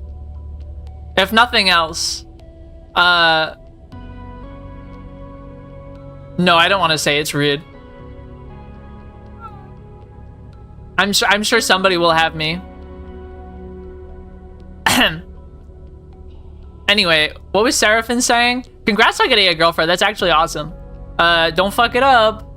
I say that as someone who has fucked up relationships. It's really easy to not fuck it up. I don't want to make you anxious about it. Sorry, I shouldn't have said anything. Just, you know, do your best. I believe in you. I believe in your capacity to find love and tenderness and emotional comfort. Don't do it. Well, don't say it like that. Don't say don't do a Sappho. Don't say that. That's mean. My last relationship falling apart wasn't even my fault. The one before that, probably. But my last one was not my fault. I was the victim, honestly. Not even like in a... I mean, and you guys know I don't have a victim mentality. I'm usually like, yup, I fucked that one up. I've got like the opposite of a victim mentality usually. But I genuinely was the victim this time. I got fucked up, dude. When is Half-Life 2 Part 3? Tomorrow. I think it's Part 4, actually. I think tomorrow is Part 4. Right? Sorry, I'm like thinking. I'm trying to remember. I think it's Part 4 tomorrow. Because I played it on... When did I play it last? Wednesday? Played it on Monday. That last Monday wasn't when I started the game, was it?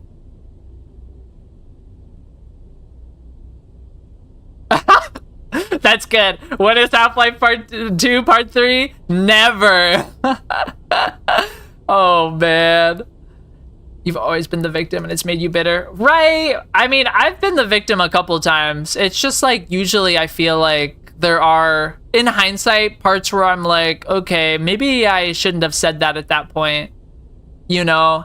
When I'm like picking over the exploded pieces, maybe I'm like, I could have phrased this differently. But, I don't know. This last time, I feel like I did everything right. Well, not everything. Nobody does everything right, but I thought I was pretty good. I was like the most stable I'd ever been, I think. Both financially and emotionally.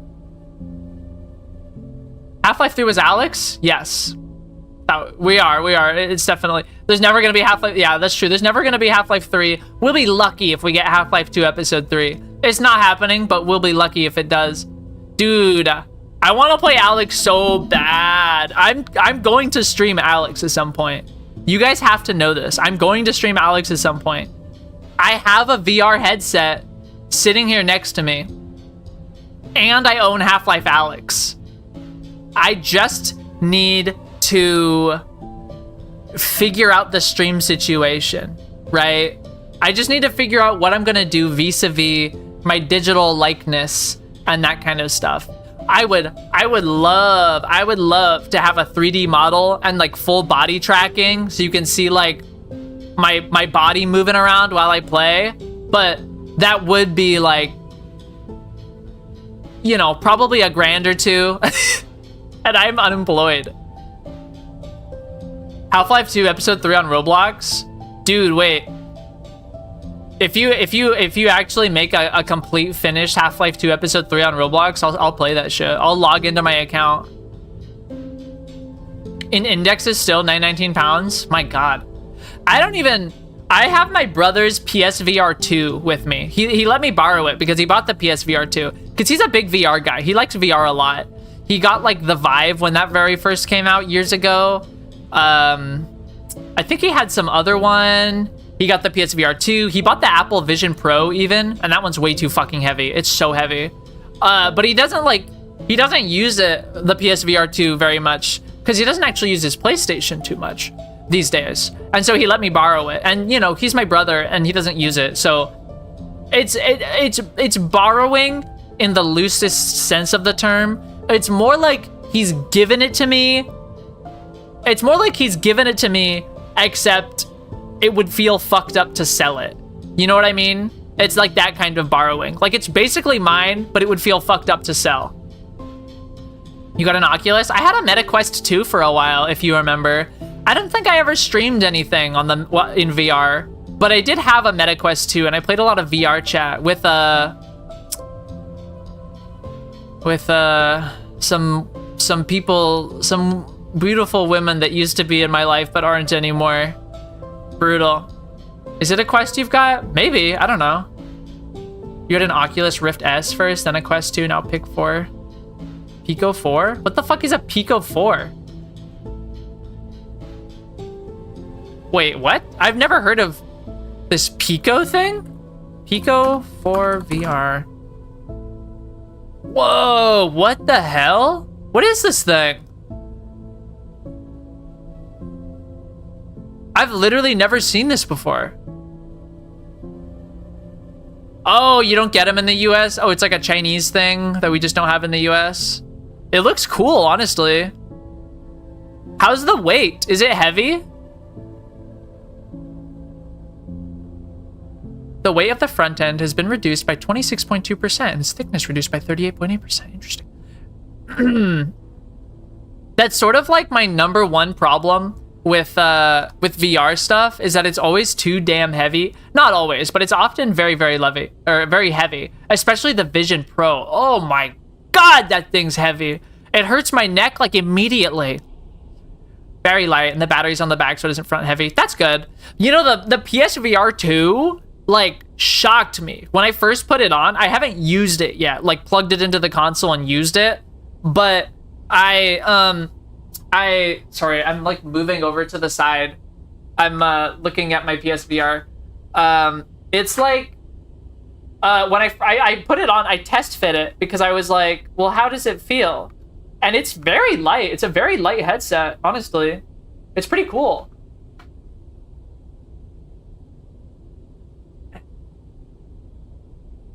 In game, I like to think the sleeper is just blue screened behind the eyes while we've commenced the yapping. Yeah, literally, he's like just taking a moment.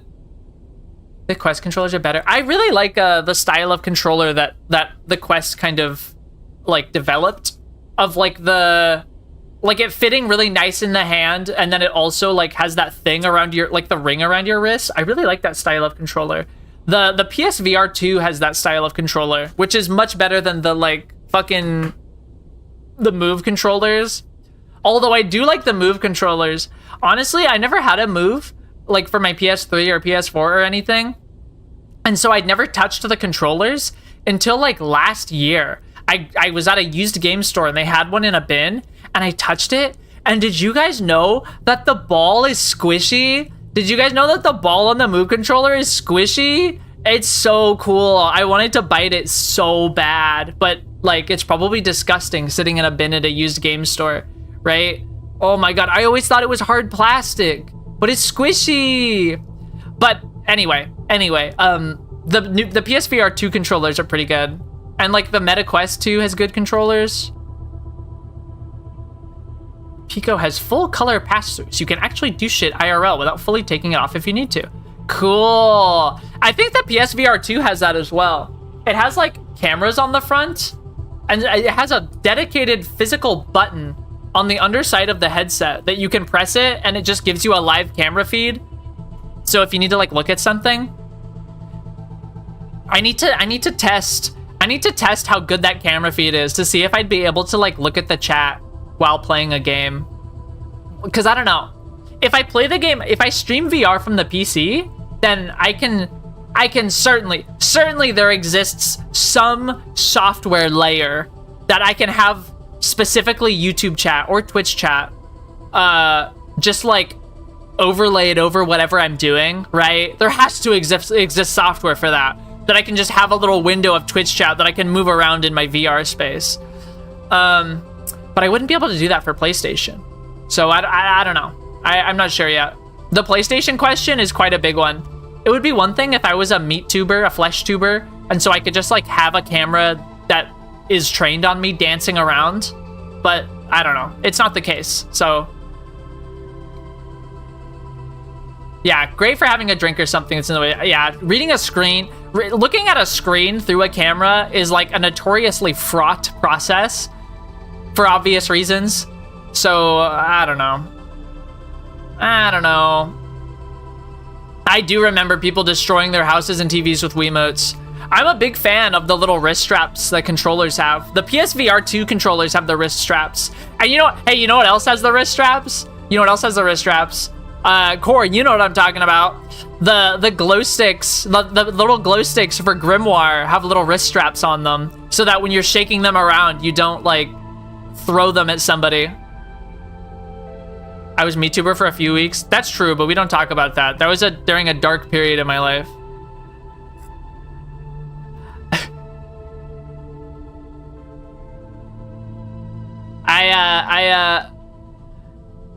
I love it. I love those glow sticks. You know, Core, I have I have already stood in my room doing the glow stick cheer poses from 14, you know? Tapered to the headset?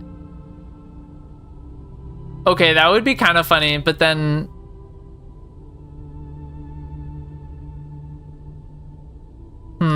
That'd be kind of funny, but then my gross body would be visible, and also my weird hair. The first screenshot you sent me? Yeah, that would be pretty funny. That would actually be pretty goofy. All the screenshots you sent me are wild, man. Go shower, Stinky. I showered this morning. Unless you're talking to Akagi, in which case, go shower, Stinky. I showered this morning, though. I mean, I didn't wash my hair. I'm gonna wash my hair tomorrow, but I did shower. I got the big 4, like I was saying. That's an everyday situation. You showered in 2021? Well, I guess that is only... Wait, but that's 4 years ago now. I was gonna say that's only 3 years ago. That's not too bad. But 4 years? Maybe you should shower. Yo, an inch of slime. You're like that river spirit in Spirited Away. You guys remember Spirited Away? You're like that river spirit that's covered in the sludge and needs to be given a thick bath. That's you. That's you right now. That's how I feel when I go one day without bathing. I go one day without bathing and I start feeling like that. And I'm like, well, time to kill myself. And then I take a shower and I'm like, wait, never mind. Life is worth living.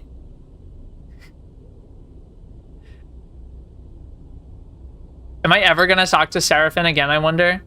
Let's see. Let's just do it right now, even, dare I say. Seraphin pats you on the shoulder as you both wait for the airlock to open. That hunter, he sighs. SNARP is crueler than I could have imagined. It doesn't surprise me. It's a nasty logic. Send a sleeper to catch a sleeper. Seraphin shakes his head. I'm glad we bought Flint some freedom. I mean, it makes sense. The sleepers are like so durable. You're so funny, Akagi. Sorry, that sounded sarcastic. I wasn't being sarcastic. I just said it in sort of a deadpan. I have to imagine that Judge and Core are always just sitting shaking their heads whenever you post something that gets filtered. Because I don't even see it. I don't even see I only see what's showing up in the actual chat. I don't see what gets filtered. So I imagine my mods are sitting and shaking their heads every time that happens to you, and I'm like gleefully ignorant. Because I don't have I don't know, mod view, question mark? I don't know how YouTube chat moderation works. I don't need to know how YouTube chat moderation works. I got mods for that. You know? All I gotta do is sit in front of the camera and say stupid shit for several uninterrupted hours. That's my job. Neither do I. Yeah, but you've looked at it before, right? I don't know. I don't even know what there is to look at. I just gotta yap and press buttons. The airlock hisses open, revealing the docking bridge where Xander first confronted you. This time, another, more substantial figure waits in the passage. Someone used it as face cream and they died. There's a whole lawsuit right now. What? Oh, the slime that's emanating from your body. I feel like that would be bad to put on your body in any capacity, really. I don't know how there could be a lawsuit about it when that sounds like... I mean, it sounds like suicide with extra steps, honestly.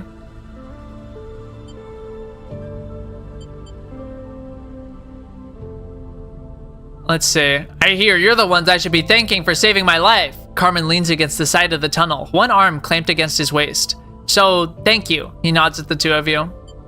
Good to see you up. Just about. Although, I'm told I shouldn't be. He smiles slyly. Carmen! Cadence rushes past the two of you, gliding into Carmen with an embrace strong enough to leave the injured man off balance. Alright, careful. You don't want to put me back in the medbay now, do ya? Carmen pushes Cadence back with a gentle grip on her shoulders. He flinches as he does, his joke clearly holding some truth. Sorry, Cadence smiles. Just glad to see you up. A frown crosses Carmen's face. Where's Xander?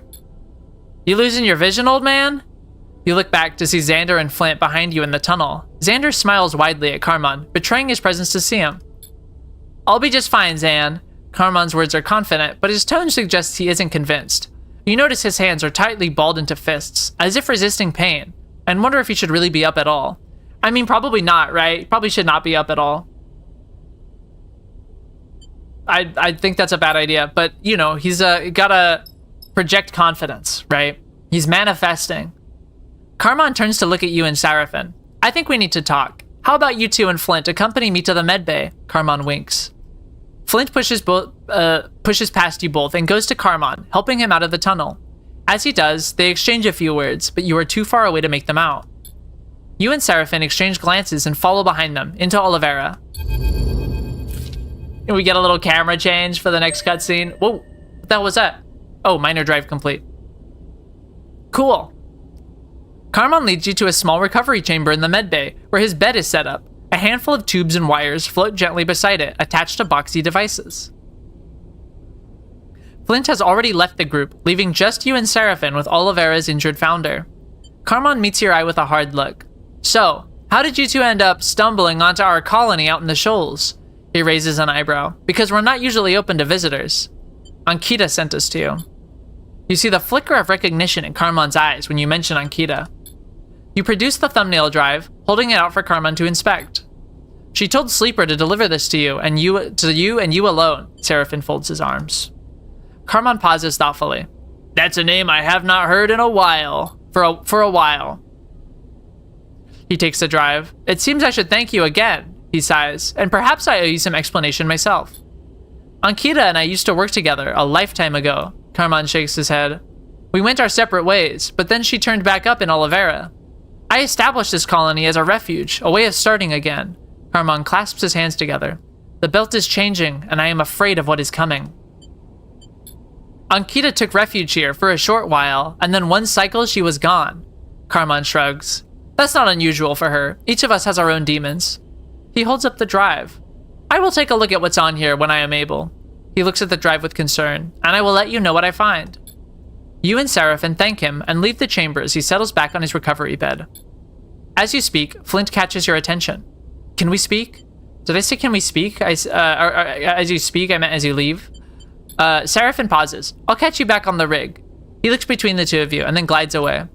Flint hovers, a look of concern on his mask-like face. What do you need? Flint gives you a curious look. You don't remember any of it, do you? Any of what? Of how you got here, of your history. Flint screws up their face in a pained expression. At first, I thought you were hiding something, or you were intentionally avoiding the subject. So I waited, but I understand it now. You don't remember me at all. Oh shit. Really? Who is this? Huh? Hi? You take a moment to think, to try to recall Flint. You furrow your brow in frustration, sifting through hazy memories of Darkside and further back of your arrival to the belt. You close your eyes and see the faces of other sleepers, panicked, desperate, in darkness. I don't remember. We worked together in the same SNR mining installation, along with the other sleepers. He searches your eyes for a spark of recognition. We weren't close. I'm not sure we really spoke. Very few of us did. Whoa. We were in the shit together. That's crazy. Let me take a sip of water.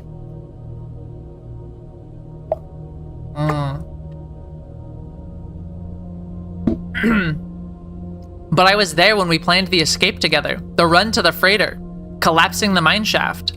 Flint stops, struggling to continue in the face of the blank look you're giving them. You feel an unpleasant itch, as if something is crawling around inside your skull. You can see that Flint wants you to recall them, to recall the escape, the installation, but you find only hazy sensations, and beneath them, pain. I'm sorry, I don't mean to... Flint looks down. I know you can't help it, I just needed to say something, to know if you really don't remember. Thank you for everything you've done for me, and for Oliveira. Flint turns and drifts away dejectedly, unable to continue. As you watch Flint go, you scratch at the side of your head, trying to find something in the way they move, the way they speak, their mask-like face. A face that was identical to yours when it was first cast, but that, over cycle after cycle of wear and damage, has been transformed. Two machines, so close in form and function, estranged by experience.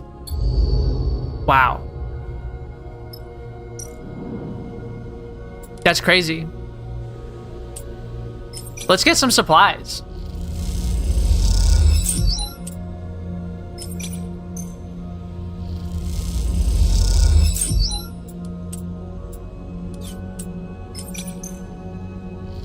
This game does have some damn good writing. It's got some darn good writing.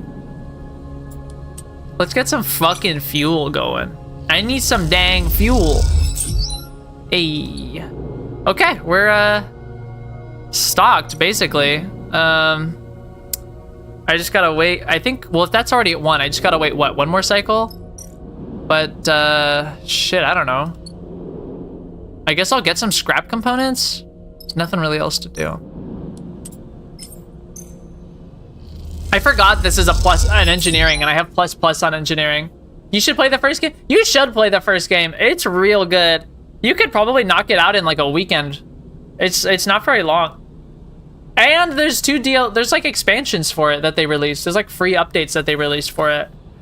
You know what? I never actually played the last update to it.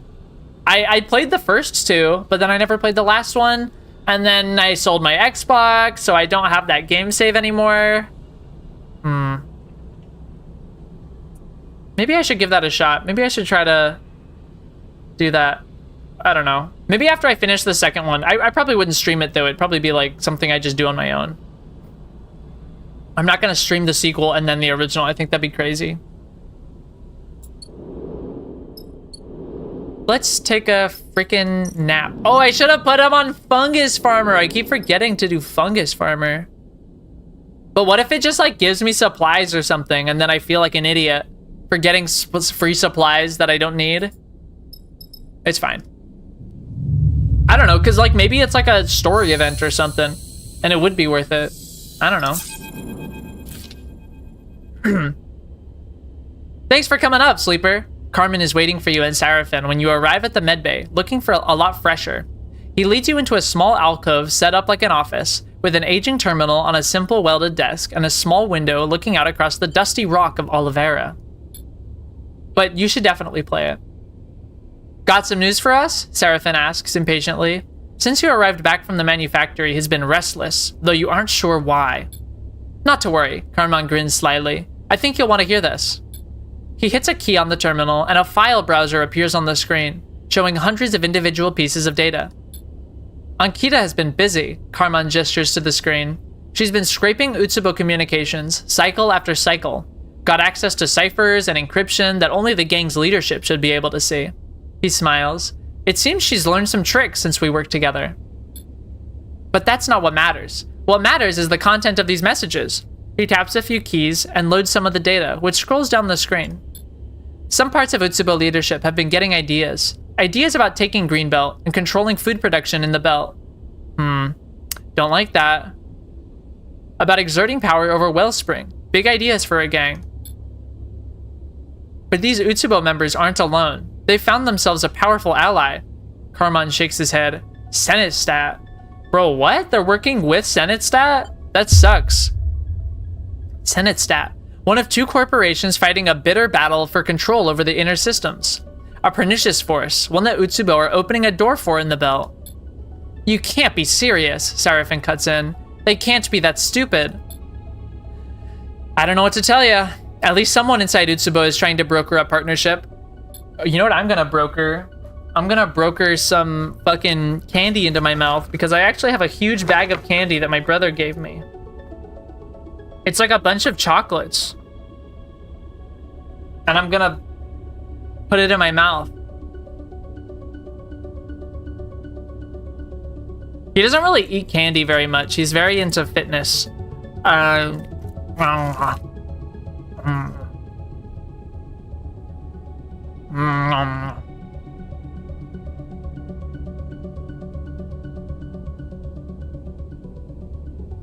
It's good.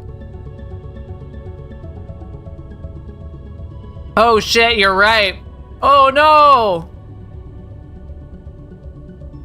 Actually, it's okay. Chocolate isn't poisonous to doggies. We just can't digest it very well. But, you know, you guys know I love eating food that I can't digest very well. Just like gelato. I love gelato. I could really go for some huge gelato right now.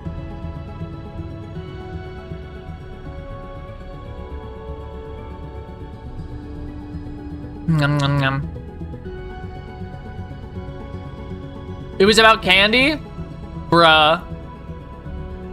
Bro, what? What did you think I was talking about?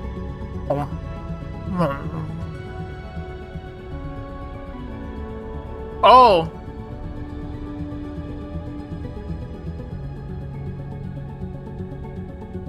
Is it literally toxic to dogs?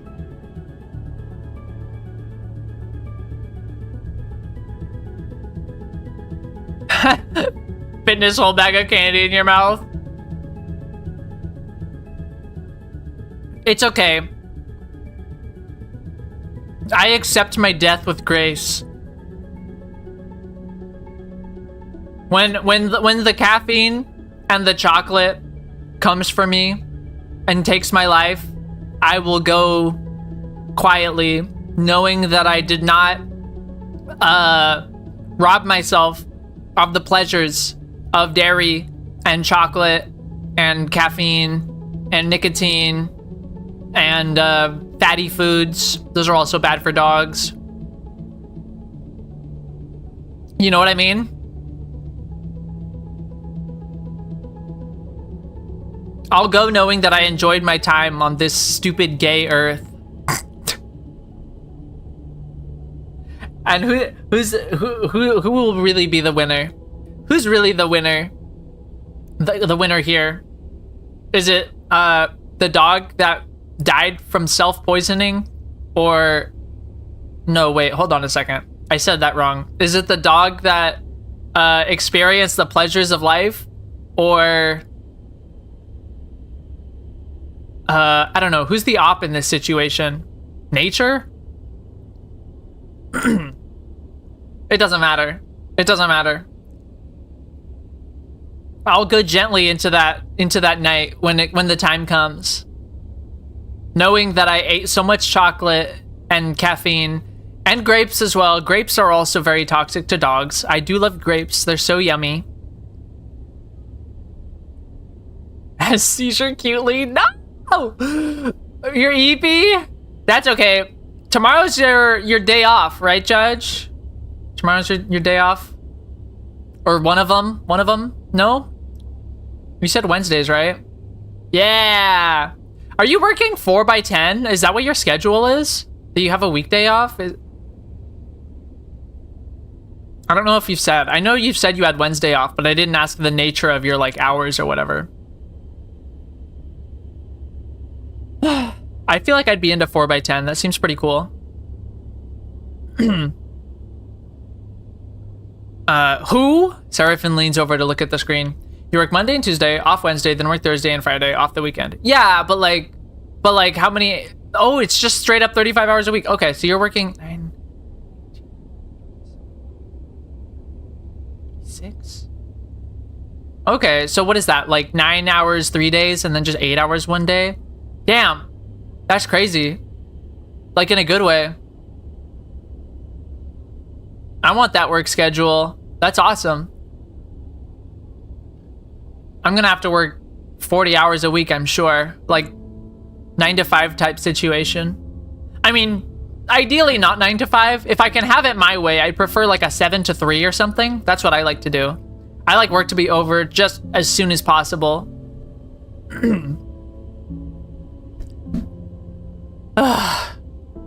You know? Finishing work at 3 and then being able to stream by like 4 or 5. That sounds good. Anyway, you don't need Carmon's answer, and neither does Seraphin. Lane. Seraphin looks at you, shaking his head. It has to be Lane. Carmon looks between you both. Seems like you already know something I don't. But goodbye, Judge. Thanks for watching and hanging out. Your presence is always valued and appreciated. Night-night. Lane is a piece of shit Utsubo leader who thinks he owns us. Oh, or Seraphin said, exactly the kind of piece of shit arrogant enough to try to manipulate Senate stat. Carmon nods thoughtfully. My condolences. I'm starting to see how you crossed paths with Ankita. We have a shared enemy then. Carmon pauses, his face unmoving. I'm not sure you want this fight, Sleeper. You don't want this smoke, Sleeper. You don't want this. Like I said, Ankita and I worked together. To put it simply, we ran in the same mercenary outfit. Carmon looks away. A lot has happened since then, but this message, this data, it's her calling in a favor. And I owe her, that's for sure. Carmon shakes his head and pushes himself off from the desk, crossing the room to look out of the window at Oliveira's pale and airless surface. Hell, after what went down, I owe you both, too. This makes me think of, just saying you don't want the smoke is like, that makes me think of, I just watched the Deadpool movie, Deadpool and Wolverine recently, and it was actually pretty funny. I actually enjoyed it. It's really a movie for people that watched the Fox Marvel movies and then watched the MCU and liked that, and then watched the first two Deadpool movies and liked them, and have since become incredibly jaded by the MCU and are like, you're kind of over it. That's like the exact demographic that the movie is for, and that's me. That's me, buddy. I fit into that perfectly like a glove. So, you know, it really appealed to me.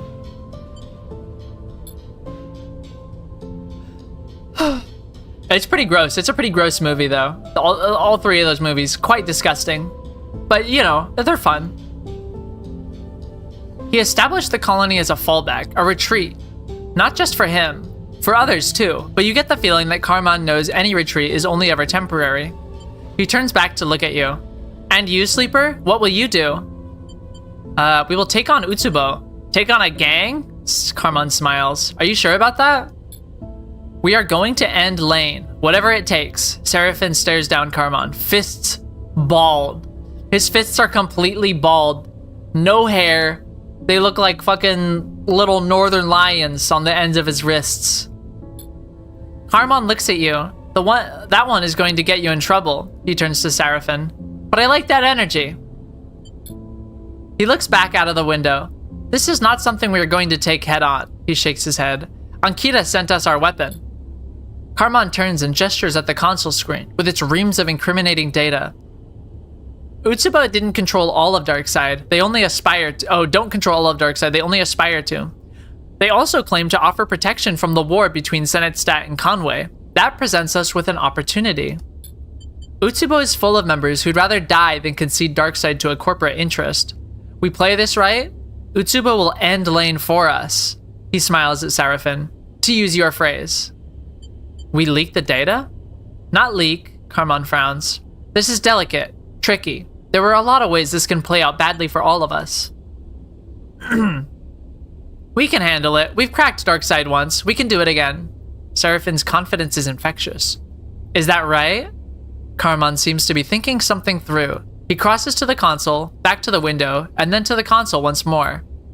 Alright, I'm going to need some time, but I can put this together. Carmon nods at Seraphin. We need that energy, and you also need to be ready. We'll need that energy. We rush this, it's not ending well. So, I can wait. Carmon turns his attention to you.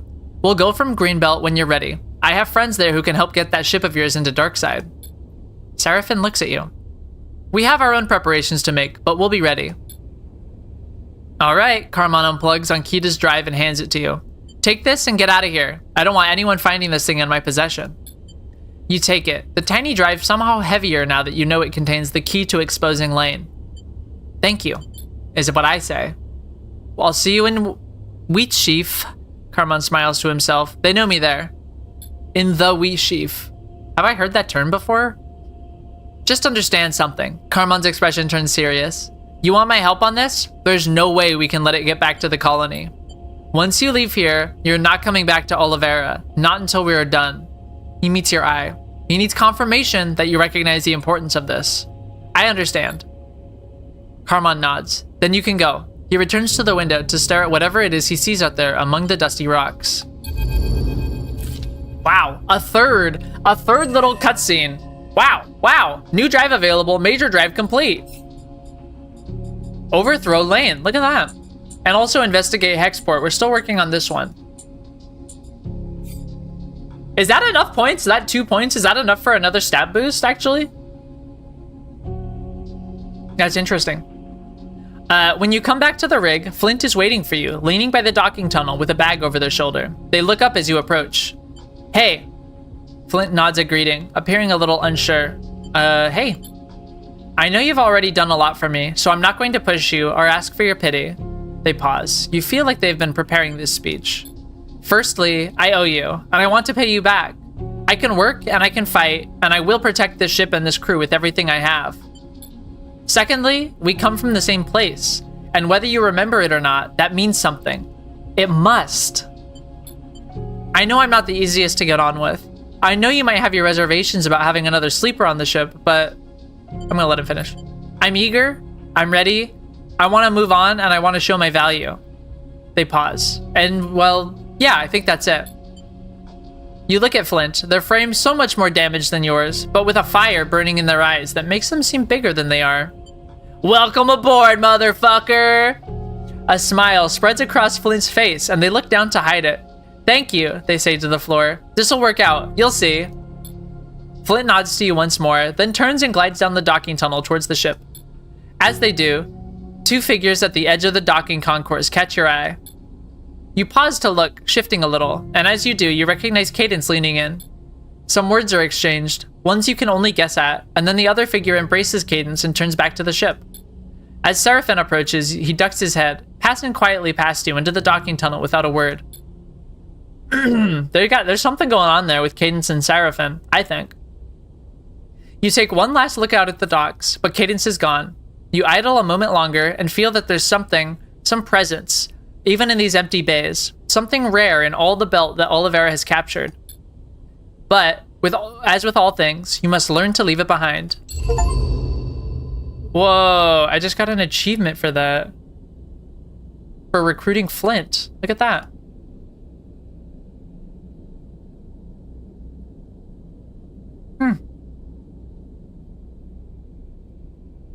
Interesting.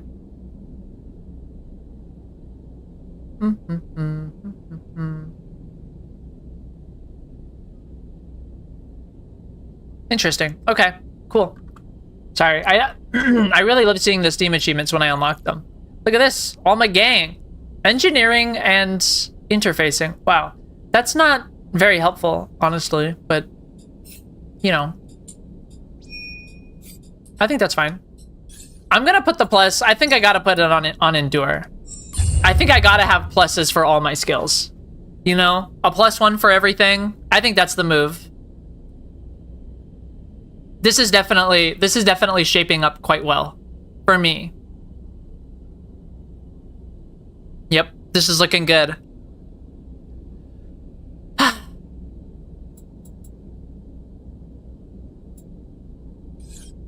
Hell yeah.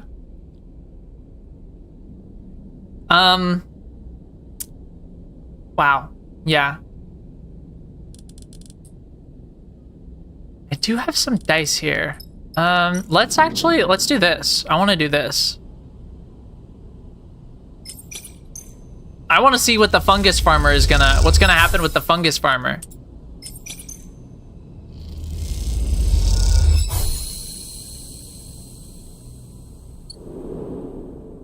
What happened?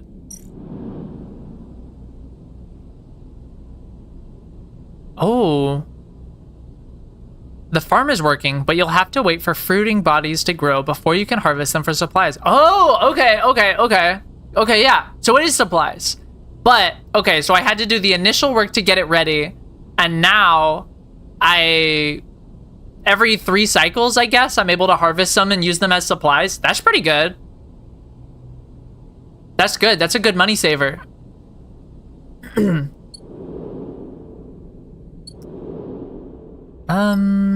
I think we're good though. Let's get a scrap component just because it's easy. It's better than that and you'll see why. Aw, hell yeah, okay. There's totally a place where I can sell scrap components, right? I feel like I totally want to get rid of those. I have so many and I have fucking 14 rare components. I like really don't need any scrap components. Can I sell them? Can I make a tidy little profit off of this? I still have forced raw scrap that I'd like to change into processed scrap, and then I'll have processed scrap to sell. I already have processed scrap to sell. I got a bunch of money sitting here. Wait for Carmon's message. So I just need to go over to Greenbelt, he said, right?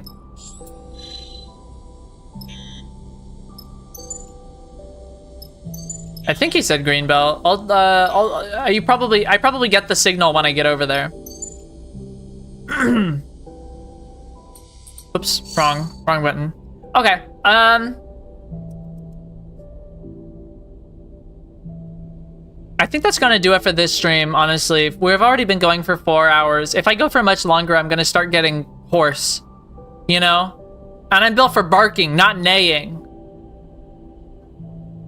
Rough! Thanks for stream. Yeah, thank you guys. Thank you guys. None of that horse business, only dog business here. You know, I know horse girls are pretty big right now because of Uma Musume.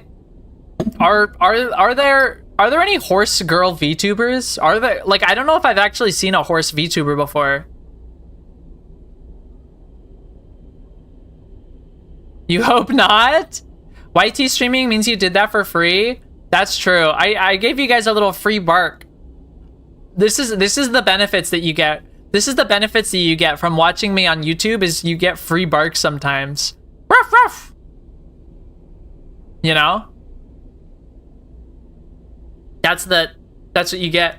You do know a horse girl streamer? No way.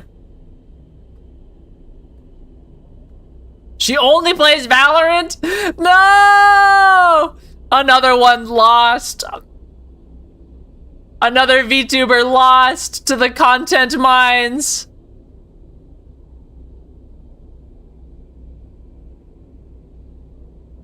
That's crazy. That's so fucked up. Sorry, I got distracted reading something on Twitter. I could never play Valorant. I could never only play Valorant. I have played Valorant before. I just like really hate it. It's kind of like all the worst parts of Overwatch grafted onto Counter-Strike without the parts that make Counter-Strike good. Which is like... Hold on, I'm trying to think of what makes Counter-Strike good. No, yeah, what makes Counter-Strike good is that it doesn't have hero shooter elements. So basically they've ruined Counter-Strike with the worst parts of Overwatch. Sucks shit, man. It's awful. I'd rather play League. If I'm gonna play a Riot game, I'm gonna play League, you know? Ugh, fuck. Okay. Well, yeah, thanks everyone for watching. I'm sorry if you play Valorant and you were just brutally, mortally wounded by that, offended in some manner. I'm sorry that you play Valorant. Tomorrow's Half-Life 2. Tomorrow is, I think, the conclusion, the finale of Half-Life 2. I put it as finale in my schedule. I'm like pretty sure that next stream is the end of Half-Life 2. I don't know for certain, but like I'm pretty sure. I'm pretty sure. I mean, we're already like knee deep, balls deep even in City 17. That's like just about the end of the game, right? In like the return to City 17. So yeah, I think we're gonna finish it, and then I'm gonna have to determine when I want to start playing episode 1. Actually, I think that was also in my schedule. Hold on. Allow me to refer to my own schedule really quick. Okay, yeah, I have Half-Life 2 episode 1 on Friday. Okay, yeah. Yeah, so like, I assume I'm going to be finishing Half-Life tomorrow, so you don't want to miss that. And then Half-Life 2 episode 1 starts on Friday, so that'll be fun. I haven't figured out what I'm doing on Thursday yet, though. I don't know. I'll probably just pick something from the pile of fresh new indie games that I have in my Steam library, because I have so many. I have so many that I want to play. See you guys. Bye. Honestly though, it's only 3 o'clock. I actually might stream on Twitch later today and play one of the games I've been thinking about. There's this game, No Skin, that came out like yesterday, I think. I kind of want to check that out. It's like a horror roguelike kind of thing, sort of like World of Horror, but not quite. It's like less Junji Ito. That's all I really got. That's all I really know so far. I don't know. Look out for that. I might stream in a couple hours. We'll see what happens. But, you know, don't like rely on it. But, you know, keep your ear to the grindstone. No, your ear to the... What is it you keep your ear to? The ground? Well, you know, do whatever you want with your ears. I'll see you guys